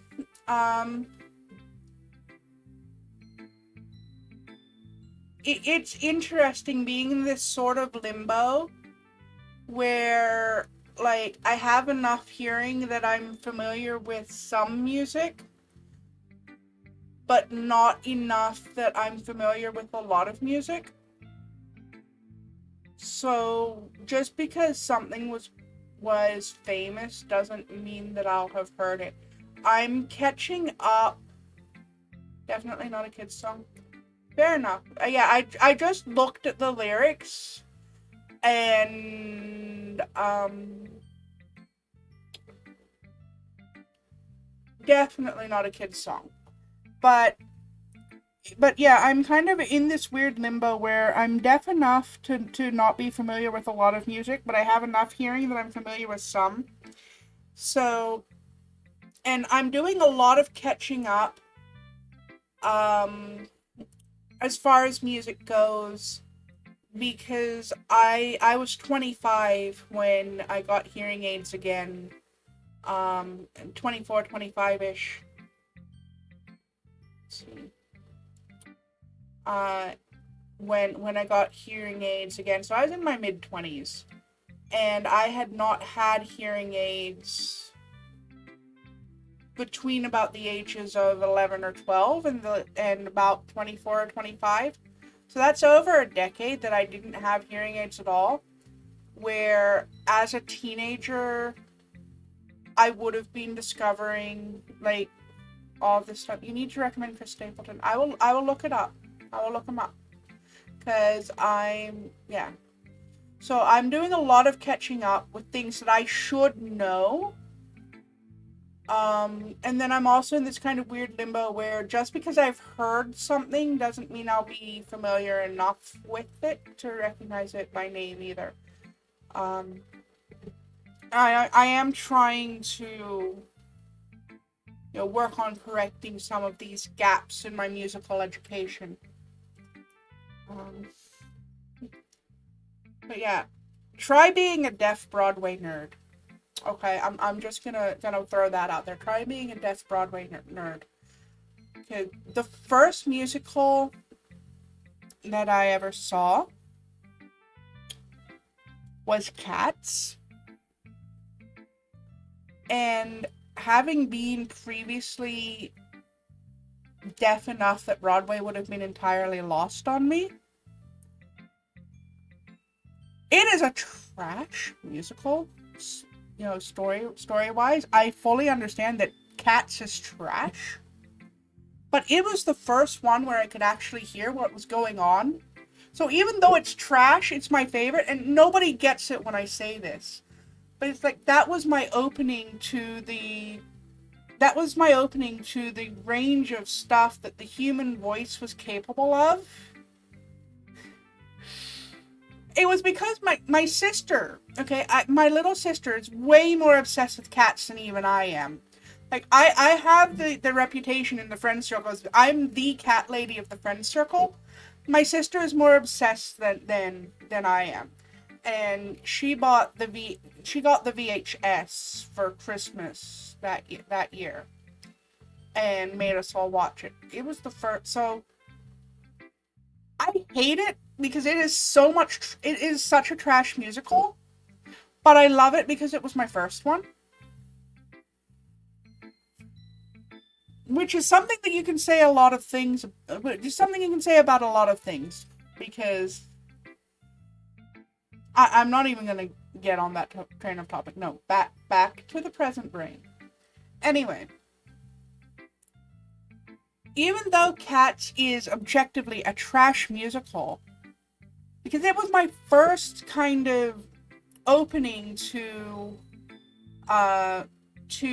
exactly what the human voice was capable of, and this was so beyond the limits of my comprehension previously. Anyway. Cats is trash, but it's also the reason I became a Broadway nerd. There we go.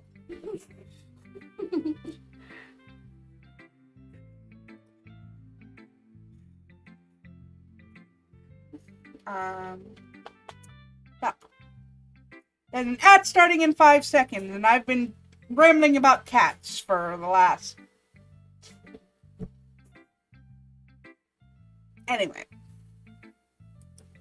Moving on. Let's just try to get to Monica's poem here. Maybe have some more coffee.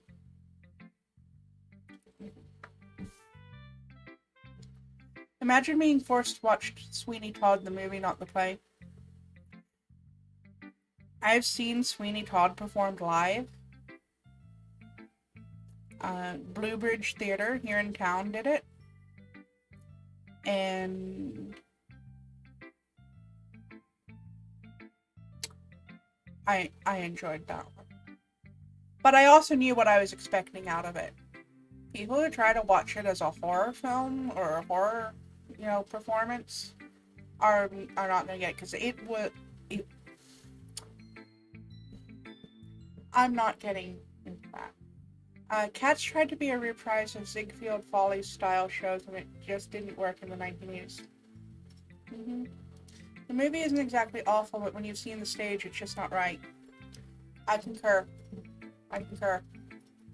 It's not horror. Exactly, it's dark comedy, and people don't understand that when, like, they go in to watch the theater. And I know Headset knows that it's not horror, because we've had this conversation before. I know Headset would know how to approach a play like Sweeney Todd. But I know so many people who hate it because it wasn't scary. Like, it wasn't meant to be scary. It was a Victorian era moral tale, first and foremost. It's a dark comedy, it's a moral tale, it's anything but horror. You haven't seen the live performance, you've been forced to watch the movie repeatedly and angered the one who made me watch it because I didn't like it. Yeah. I think you would enjoy seeing it performed live. I think you would enjoy seeing it performed live with people who actually knew what the story was supposed to be about. Sondheim had that tendency to write dark comedy into all of his shows, and what's the same way. Yeah.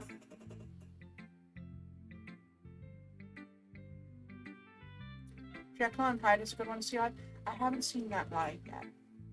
I need to. I haven't seen that live. Once the COVID situation has died down a little bit more, Magisteria and I have got to go see more live theater.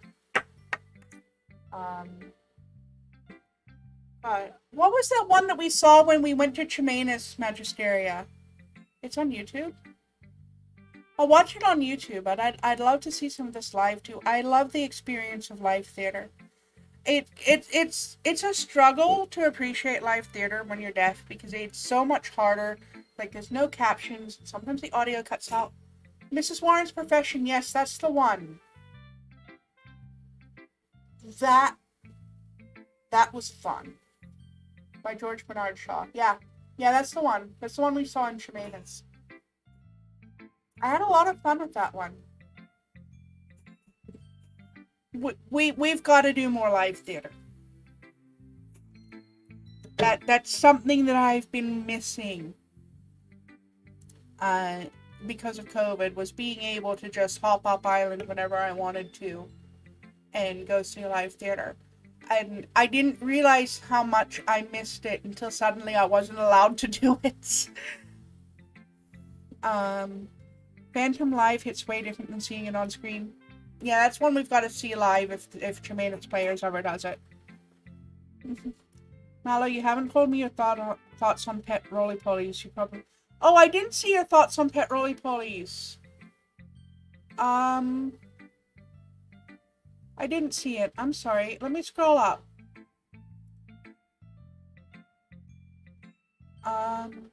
I'd like to get one myself, and I'm not going to put anyone I know through shit over wanting a pet bug.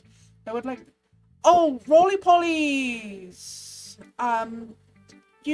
Okay, so there's two critters that are often called roly-polies. If you're referring to pill bugs, yes,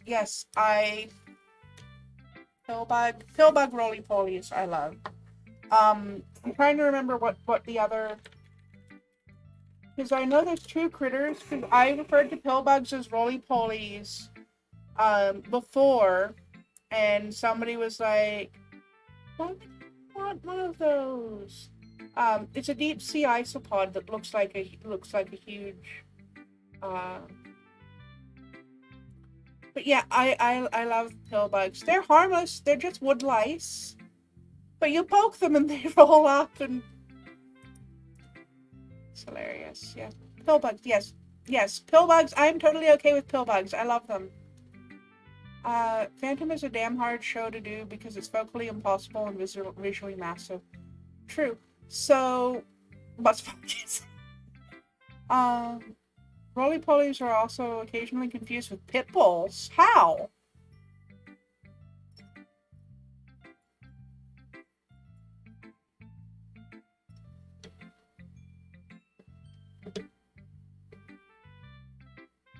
I mean, there's a group on Facebook called Sir, Please Contain Your Trouble Puffs, which is about dogs and cats who accidentally photobomb with glorious testicle shots.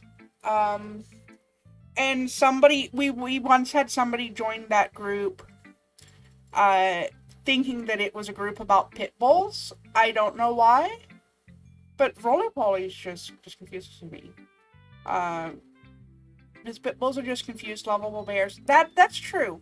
That's true.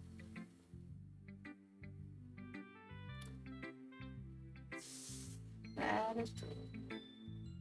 I love dogs. I love big dogs. Having had one, kitties are seriously misunderstood. I have not had one of my own. I've known people who have them, and they are absolute sweethearts. Not always the brightest. Not always the brightest things on four legs. But just absolute sweethearts. Yeah, they're protective, but they're just overgrown puppies. Yeah, exactly. I love dogs, especially big dogs. Pit bulls were actually originally bred as nanny dogs. A lot of people don't know that. But they are meant as nanny dogs. Back in the day, if you want a dog that would protect your wife and kids, you got a pit bull. It's only been a fairly modern development that they can use as fighting dogs. They just don't have the temperament for it. That's why they have to be abused to the point of becoming a fighting dog. They don't naturally have the fighting temperament. They'll protect they'll protect their family to the death. But I've had a pity and a husky, unfortunately, at the same time. The derp was real. I imagine so. My family had beagles. I grew up with a beagle. My family has always mostly had beagles, although my parents currently have a Bernese Mountain Dog.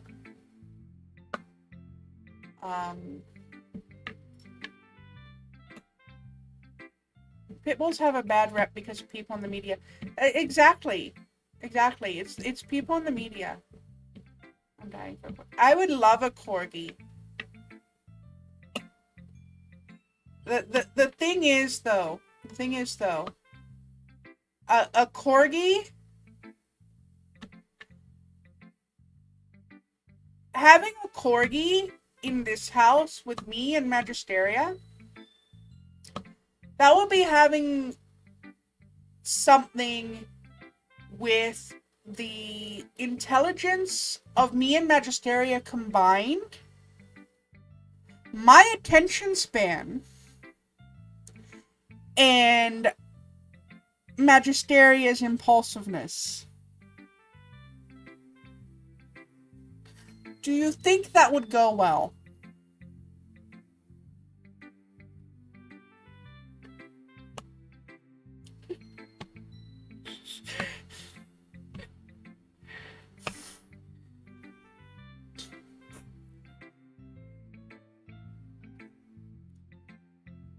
Tell a terrible joke. Oh god. Let's see. My humor is better than yours tonight. Okay, oh well.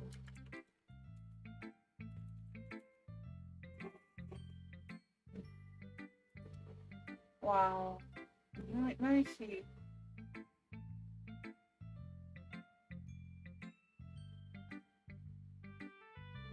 Why did the tomato blush?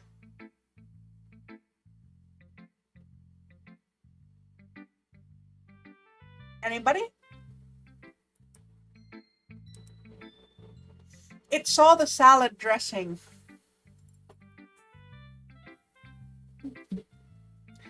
You deal with Sigma and Phi with the little issues. True. But also they kind of entertain each other. And also, it's not all those things in one critter. That's two critters. Anyway, moving on. I've been going for 4.5 hours and we haven't even had a single character death yet. And that is a problem. Let's kill some bitches.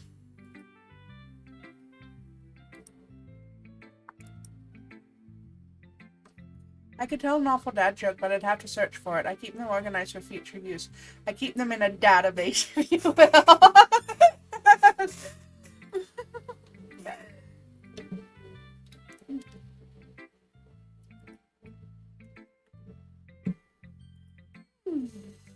Alright. I want to see Monica's poem. I'm only getting more comfortable with your style, but the imagery is better than the last one. I was wondering if you've been finding inspiration in Yuri's writing style. Come on.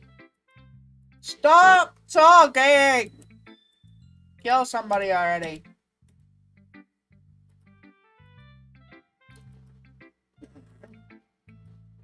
Alright, Monica's accusing us of simping over Yuri.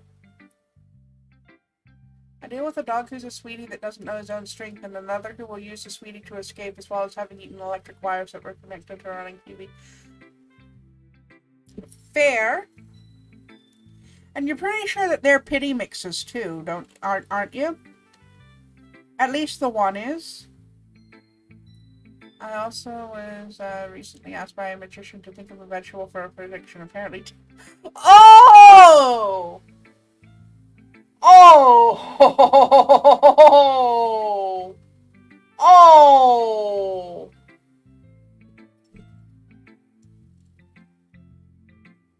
Oh, wow. Rebel is a pity mix. Yep.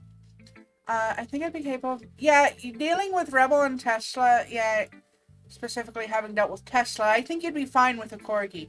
At least a Corgi's small enough to pick up. I said as good as that was, I can't use it in... Fair enough!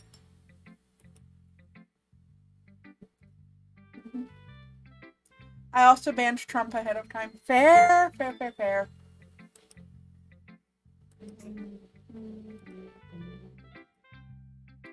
Anyway.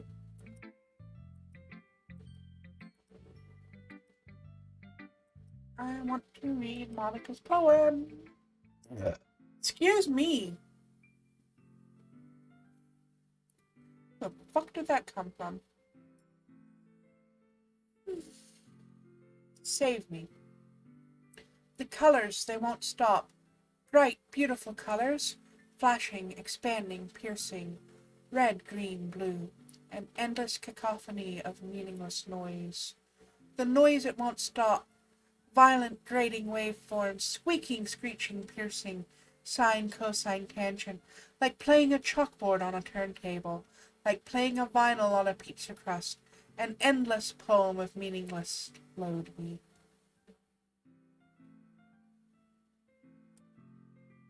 Oh wow, that was unique.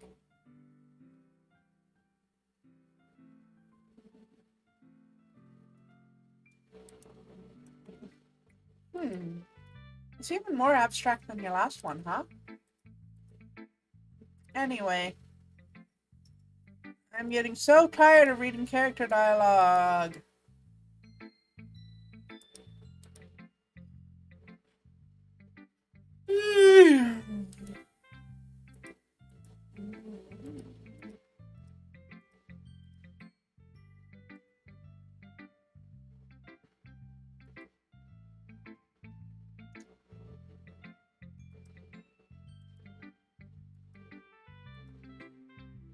Here's Monica's writing tip of the day. Sometimes you'll find yourself facing a difficult decision. When that happens, don't forget to save your game. You never know when you might change your mind, or when something unexpected may happen. Wait, is this tip even about writing? What am I even talking about? That's my advice for today. Thanks for listening. Okay, everyone, we're all done reading the poems. We have something extra planned for today. Is this about the festival? Well, sort of. Do we really have to do something for it? It's not like we can put together anything good in just a few days. We'll just end up embarrassing ourselves instead of getting any new members. That's a concern of mine as well. I don't really do all the last-minute preparations. Don't worry so much. We're gonna keep it simple, okay? No one requested your Ask Happy column. Fair enough.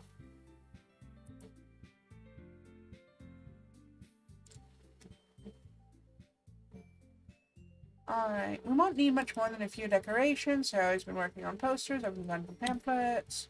That's great and all, but that doesn't tell us what we're actually doing. Blah, blah, blah, blah, blah. We're going to be performing. Poetry performance. Come to the high school emo poetry circle. Free vodka and Ritz. No, that's offensive. I'm not saying it.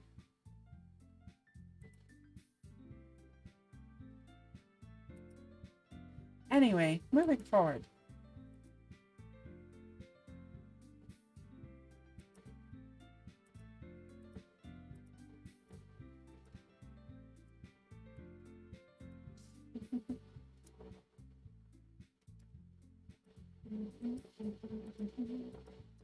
Anyway, moving on. We're talking about the school festival because of course that has to happen in any dating sim. I don't think I can read that line on Twitch, and of course that's the one that got paused on. Anyway, moving forward.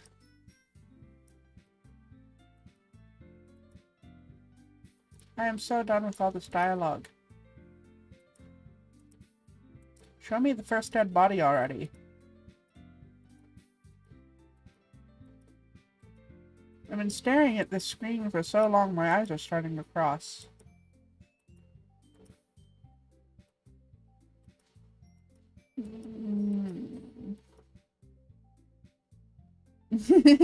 Killer One Kenobi, save us from this treachery, you're our only hope. Yes, exactly!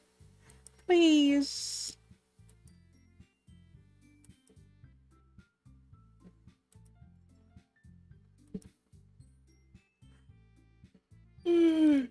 This This club is going to be the death of you, you say? Foreshadowing! Have fun, Magisteria. I hope everything comes out okay.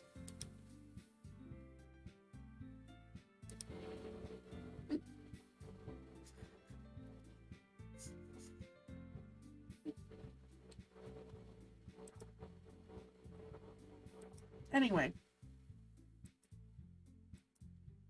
I'm gonna practice reading our poems. Oh god, are we done yet?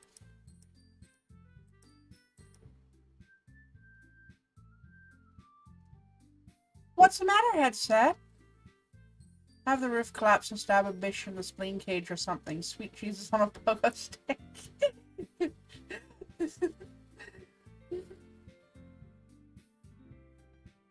The title of this poem is The Way They Fly. Monica begins reciting her poem. Her clear, confident voice fills the room. More than that, her inflection is pristine. She knows exactly...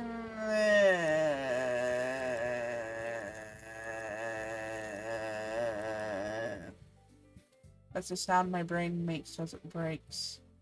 Debating what, headset? Debating how best to stab Monica in the face? Because I'd like to.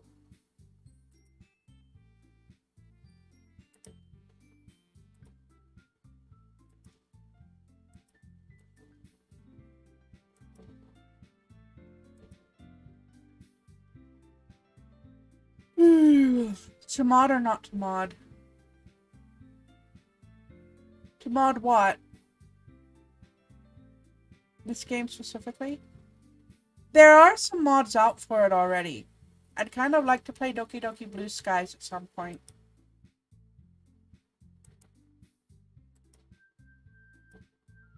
This game did not feel like it dragged on so long when I played the earlier version of it. They must have added dialogue, and frankly,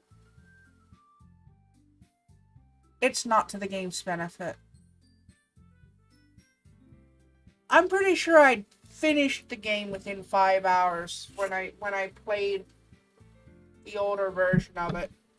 And this is just dragging on and on and on. I'm considering using the desk chair applied rapidly and violently to the anterior cranium of Monica, but that's just me, you know.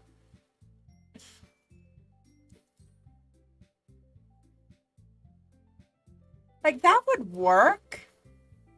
But it's a bit of an inelegant solution, don't you think?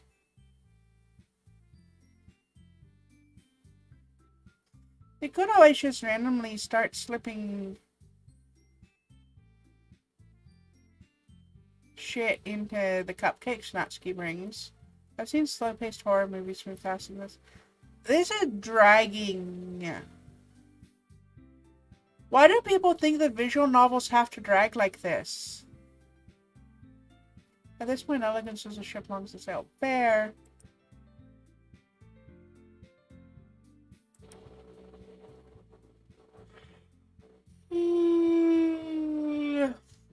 I am legitimately falling asleep. Visual novels do not have to drag like this. I should have played the older version instead of buying the new one. People, take it from somebody who plays a lot of visual novels. They don't have to drag. God, I love visual novels, but not when they're like this. Why do they drag? Why? I can understand some visual novels that drag, but they had interesting things going on in the process of drag.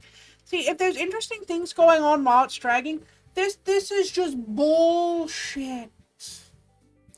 You could tie her face down on the desk and impale her with ceiling tiles.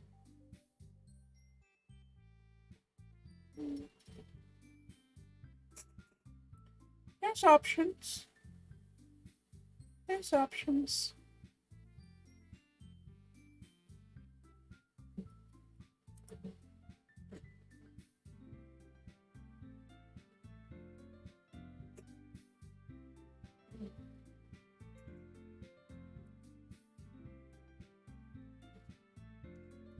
Anyway.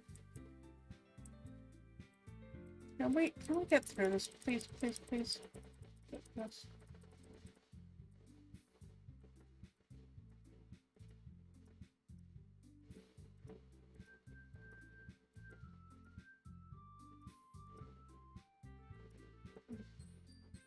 This isn't a visual novel that needs to drag. It feels more like being tortured, and the person acting as the torturer is bored as hell.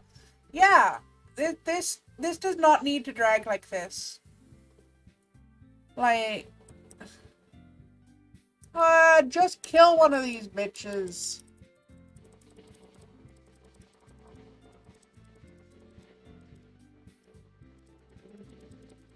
Let me get through this fucking slog of dialogue. I hope it moves faster once the character deaths start happening. Because I am so fucking done.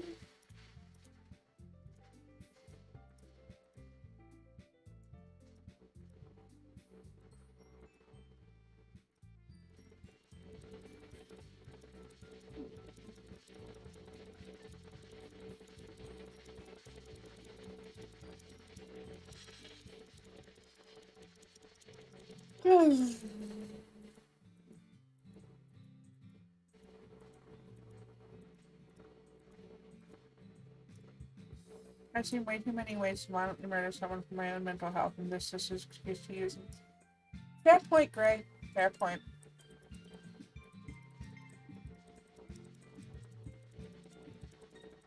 Alright. Sailor's being weird, but that's no surprise.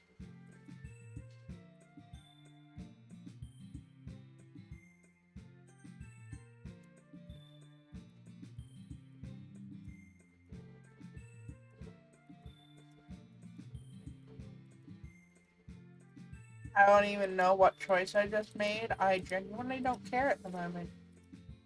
I swear I was through the whole fucking game in 5 hours when I played the older version. It does not need to drag like this. I do not even care right now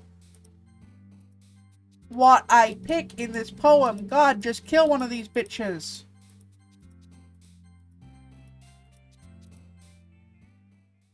There isn't anything to do during the drag, so you're stuck just sitting there being part of scenes you're not necessary in. I know, right? Settings.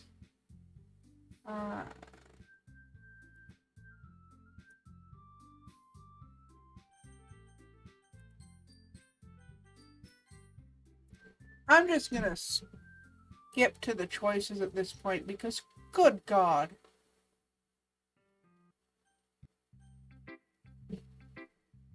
I genuinely don't give a fuck right now. I genuinely do not.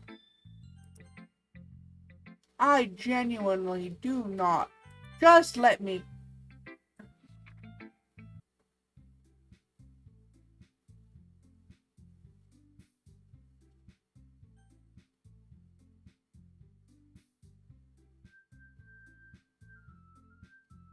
I don't know what this choice is. Going with somebody somewhere.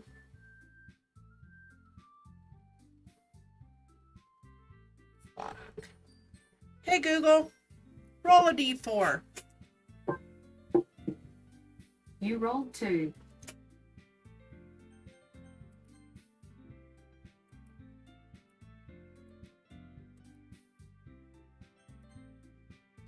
Anyway.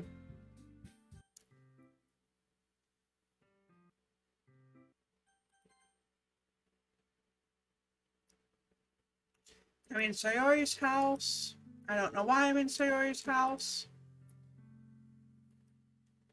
There's a minute of silence between us. You haven't come over like this in a long time. You can cut the sexual tension with a knife. Just kiss already.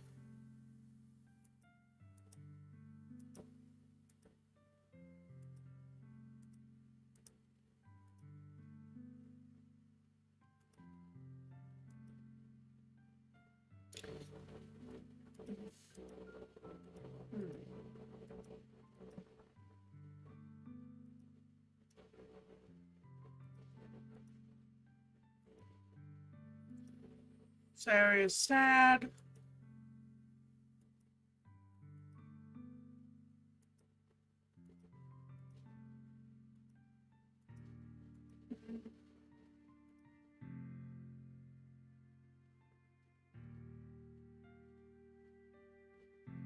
Not a single one of these bitches are final girl material. I agree. I know when no one has died yet, no one is screwed yet, or showered, or screwed in the shower.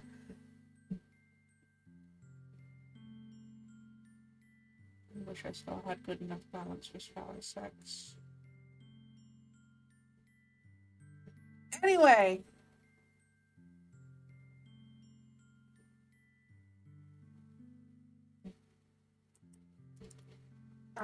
Sorry, apparently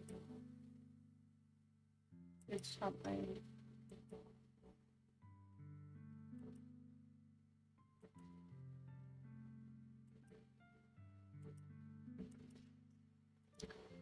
Sorry, what's wrong with you? Something happened, there's no other explanation.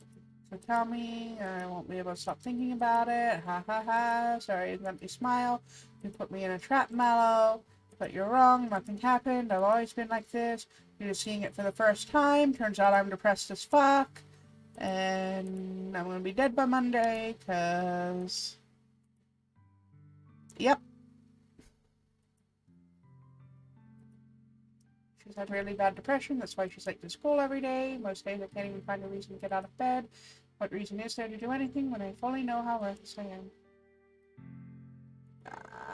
This is fucked. I mean, I know the feeling, but like, there's therapy for that. Go to therapy. Get on meds if you have to.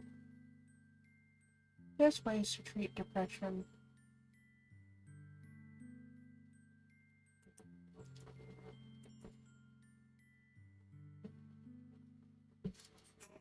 And for everything else, there's MasterCard, exactly.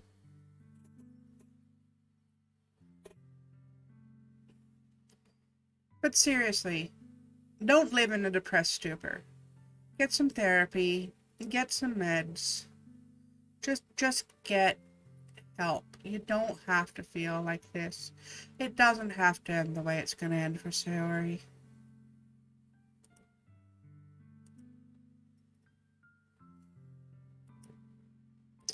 Anyway.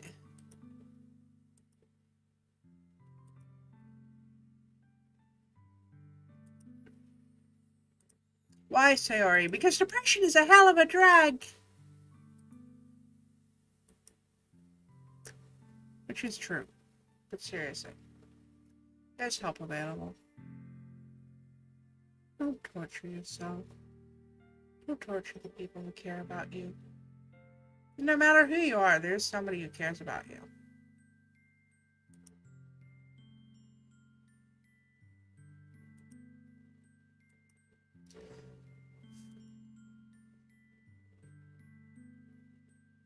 After all, there's plenty of crazy-ass bitches who think that they're the fucking girlfriends of serial killers on death row. Because she hangs out with Monica too much, possibly.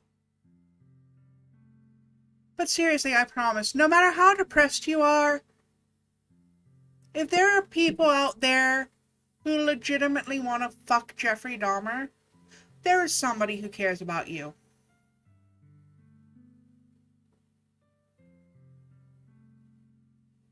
If I had to deal with these people, I'd be depressed too. That too. If there's somebody in your life that is actively making you depressed, you don't have to hang out with them. It's okay to say no to somebody who demands all your emotional time and energy and never gives anything back. It's okay to cut ties with those kinds of people. It sucks. I've had to cut ties with those kinds of people before. But it's okay to do it. Don't bring your own mental health down to help somebody who doesn't want to be helped. And that's your Mallow rant for today.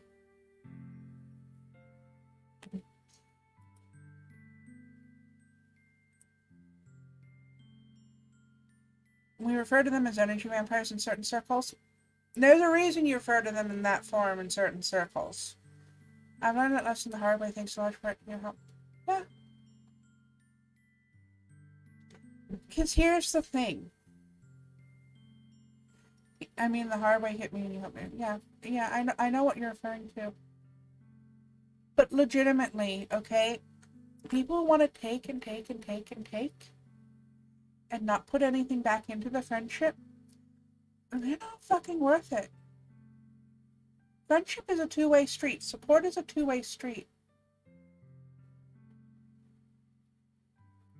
And yeah, nobody's going to be a perfect friend all the time.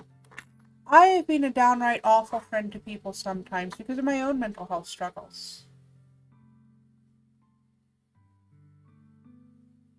But there's a difference between somebody who can't always be a good friend and somebody who actually refuses to be a good friend. You can tell who's trying and who's not. And I have a lot of problems with the male half of my spawn point. MallowCat is a wonderful person. I love MallowCat to death. Her husband, my sperm donor, I refuse to call him my father. He can fucking die in a fire, but he did say one thing once that resonated with me.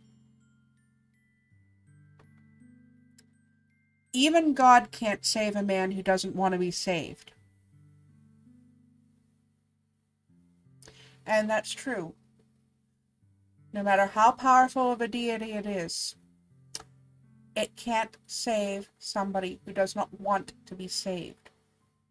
And there is no point in helping somebody who doesn't want to help themselves. They're just going to sap everything you have and leave you an empty husk on the side of the road. Don't do that to yourself. Don't let them get away with it. Because you're worth something.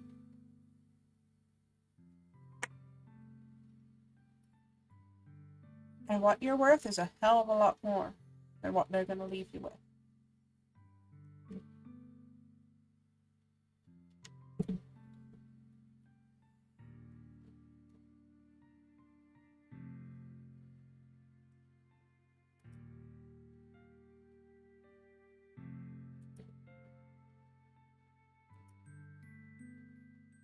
Anyway.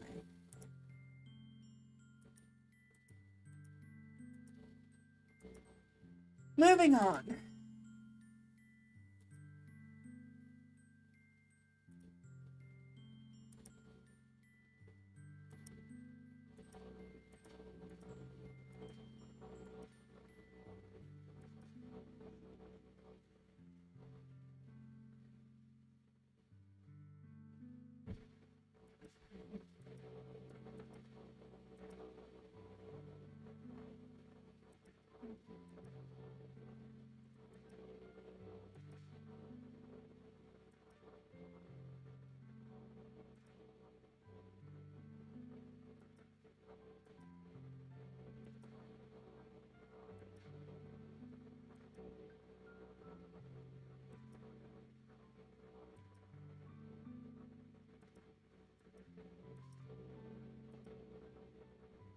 Anyway, moving on. Let's get through this, because we already know Sori's going to be the first character death, and I want to be done with this before midnight. Because it's been 5 fucking hours.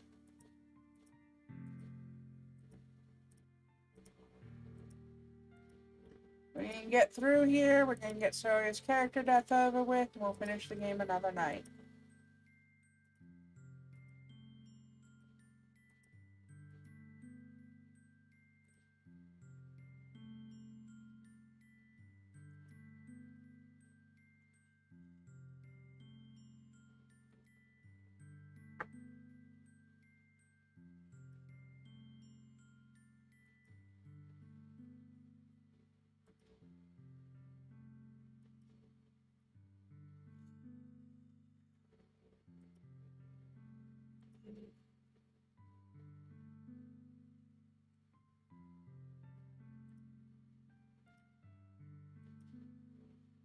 Alright.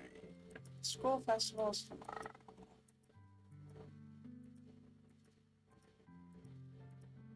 So it's not gonna be there.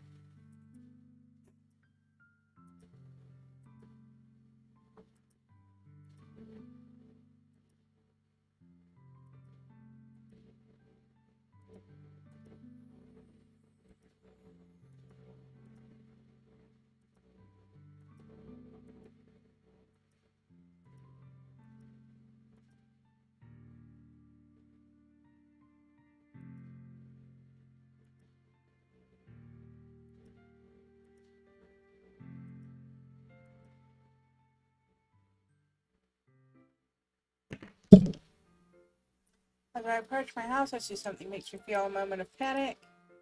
Yuri's here early.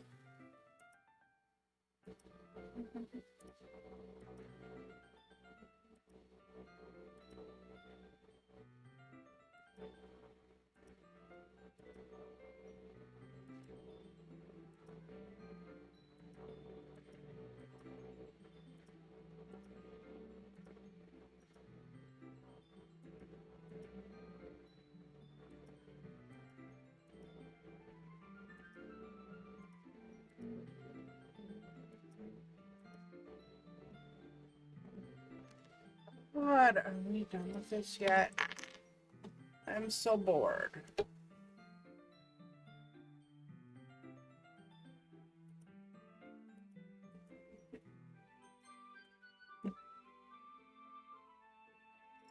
I legitimately don't care right now.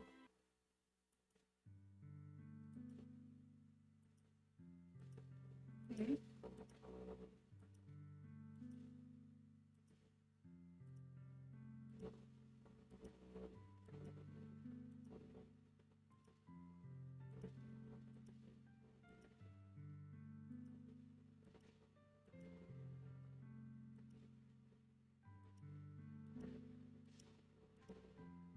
Monica was right about what? And here we start to see Monica's true colors! Finally! Monica's a bitch. Crazy fucking bitch.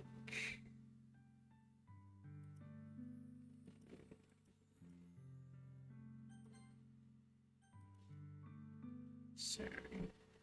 Alright.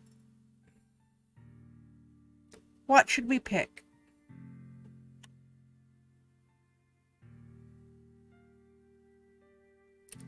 Fuck it, why not?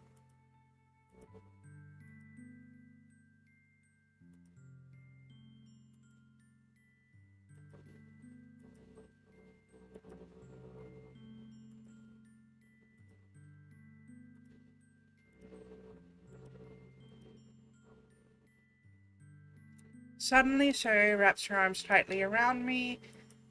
Is this really okay? I hold Suri in my arms and pull her closer. You'll never have to let go of me again. I'm looking now. I want to be with you forever. Me too. Blah blah blah blah blah blah blah blah blah blah blah. What? She thought it would be her happiest moment, but depression's fucking with her head because it's.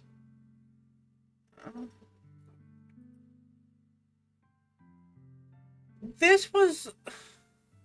This whole sequence was so much more powerful in the older version of the game. Doki Doki Plus was a mistake. I'm so fucking bored.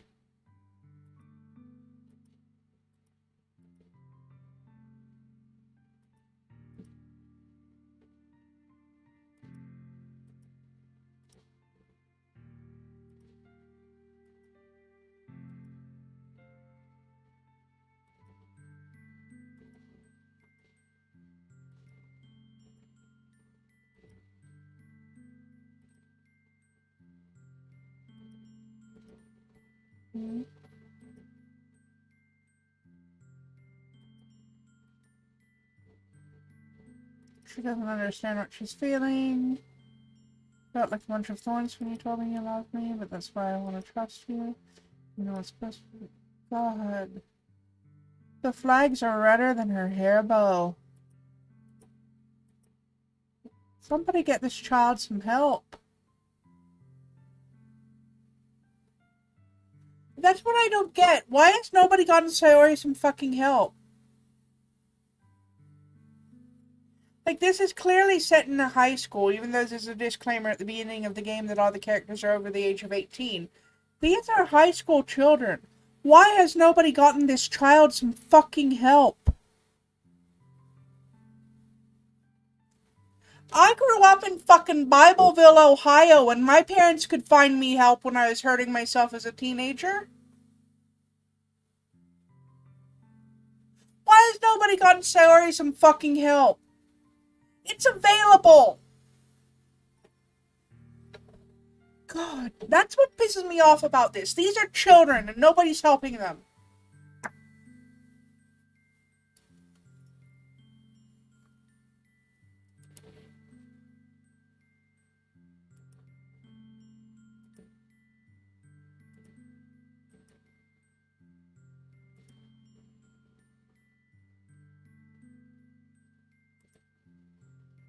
People don't actually care about the kids. They care about their own fucking image. They care about the illusion of childhood. Nobody actually cares about the kids. They never did.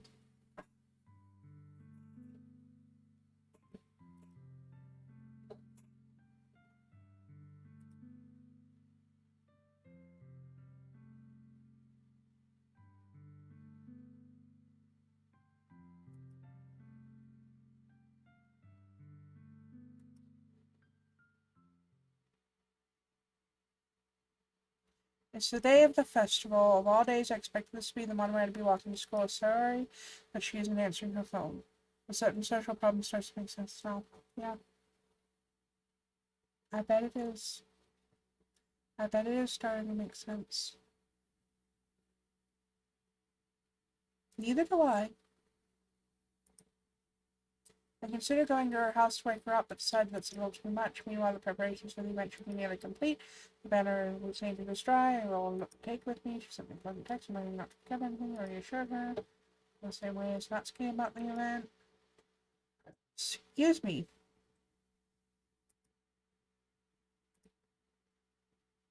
But Sayori's not gonna be there. Sayori hung herself last night. If all that dragging before was to lead to this emotional point, it kind of... I know! It falls flat in the updated version of the game because it literally took 5 hours to get here. I swear I was done with the whole game in 5 hours before. Why did they rewrite it so dragging? It was to the point. It was a good game before. I'm legitimately mad. I am legitimately mad that I spent $10 on this game yesterday just to get the updated version to play on stream. I spent more money to get the updated fucking version of the game, and it's a worse game.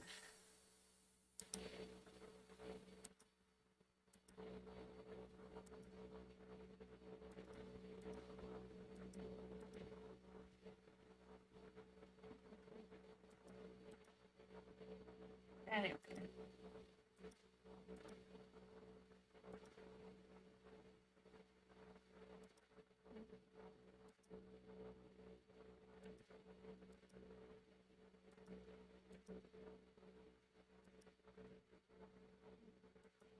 And Monica knows about the conversation we had. She says we left her hanging this morning. Anything would have been better as an expansion of this. Like, I was expecting more scenarios and stuff. I wasn't expecting fucking 5 hours of dialogue to be tacked on at the beginning. The first time I played this, I was through this part of the scenario within the first hour. It was well paced then. More backstory, more hard-hitting descent into madness, less of the inane high school babble.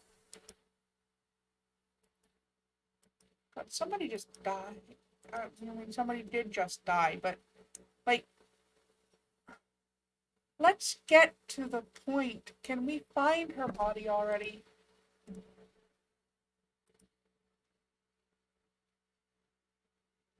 I don't mind more dialogue, but only if it fleshes out why the madness is there. I know! This is. I may not finish this on stream. I may not finish this on stream. I am legitimately fucking bored.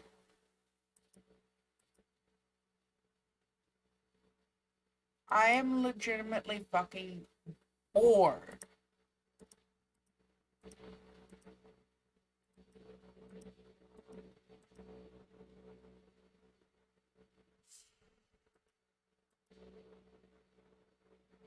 That's Sayori's poem. It's different than the one she practiced. It's one that I haven't read before. Get out of my head, get out of my head, get out of my head, get out of my head, get out of my head, get out of my head, get out, get out, get out, get out. Huh. Get out of my head before I do what I know is best for you. Get out of my head before I listen to everything she said to me. Get out of my head before I show you how much I love you. Get out of my head before I finish writing this poem. But the poem is never actually finished, it just stops moving. It's drier than Thanksgiving turkey. Hey now, when I make Thanksgiving turkey, that shit is moist. Yes, I said moist.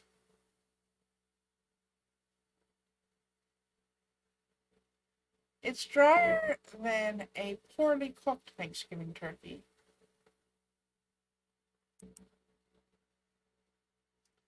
Any butts?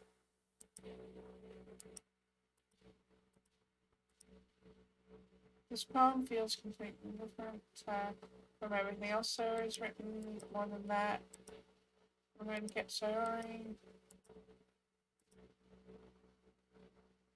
I quickly leave. I quicken my pace.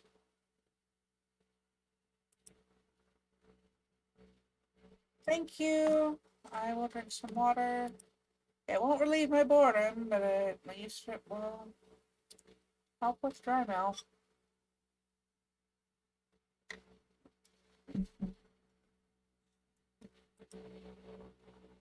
It's not a big deal to be sweet for the top. And so the treasure of talking to school makes me really happy. So I didn't say anything specific when it comes to who's cooking the Thanksgiving turkey, now did I? True. I'm just saying. Hashtag not all Thanksgiving turkeys.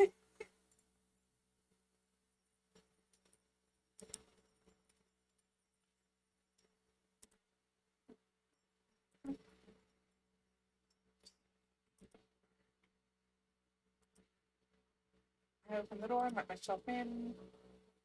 Sayori? She really is a heavy sleeper. I swallow. I can't believe I ended up doing this after all. Waking her up in her own house. That really is something that a boyfriend would do, isn't it? Excuse me.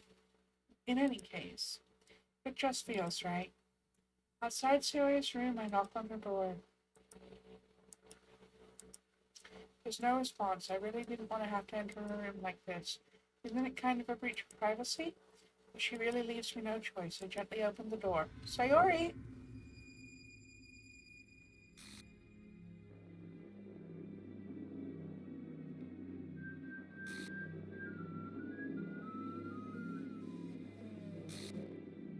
See, this packed so much more of a punch in the older version of the game.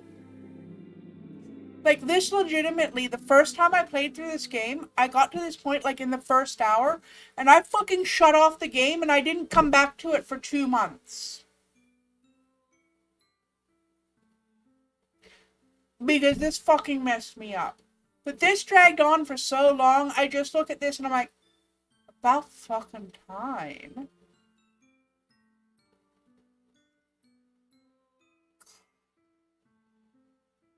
Thanks for ruining one of the most dramatic moments in the game, you fucking asshole.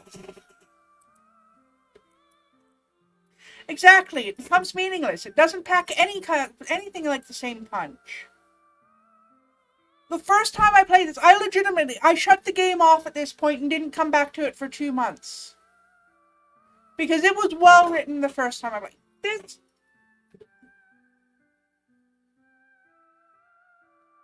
No.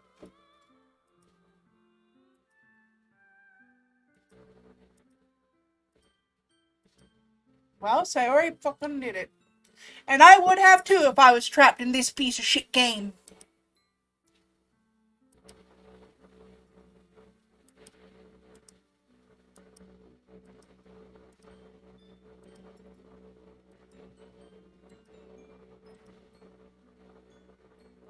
Make summon this board so that Sayori's death carries no weight. I know. I know. It's my first time seeing a full playthrough of the expansion, and after all that drag, I honestly don't feel... I'm in the same boat, headset. I legitimately am. I am so fucking bored. I am so fucking bored. This meant nothing to me. How did this mean nothing to me?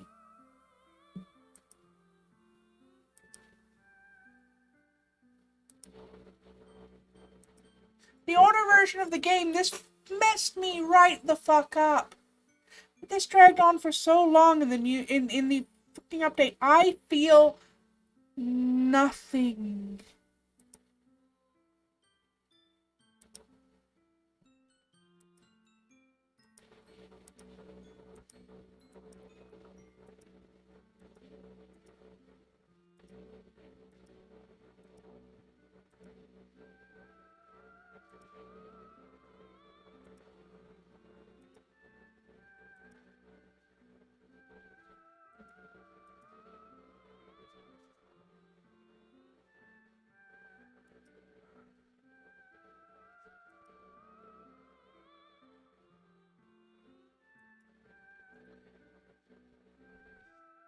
Alright, go pull yourself together for a minute, Magisteria.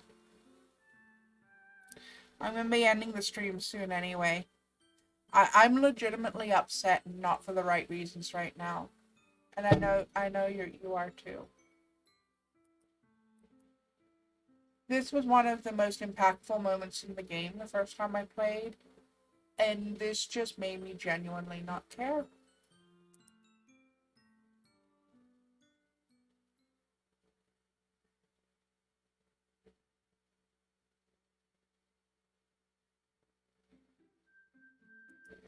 Ending number 1, Sayori is dead.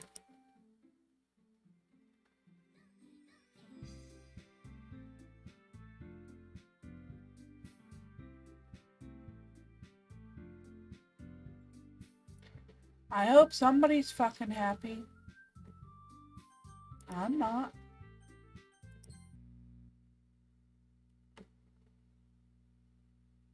Mm-hmm.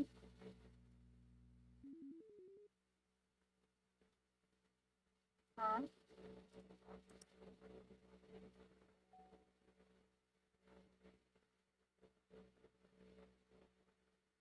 Well, at least there's something useful in the new version of the game, but I'm so fucking bored right now that I don't give a shit.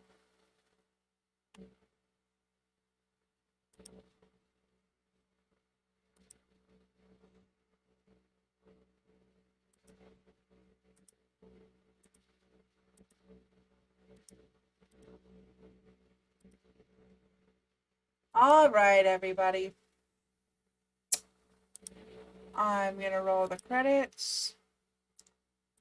You all stay safe, stay healthy, stay happy, and most importantly of all, stay weird.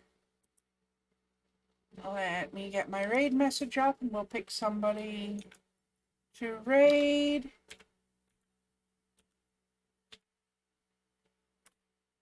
We won't bother telling whoever we raid how bored we were with this update. But we will find someone to at least send a little love to. There's our raid message. Let's see. Oh, excuse me. I'm sorry. You know what? Let's send everybody over to Denver Max again. She's wholesome and nice to watch and stuff. Alright. Y'all stay weird. I'm gonna go be salty now. Good night.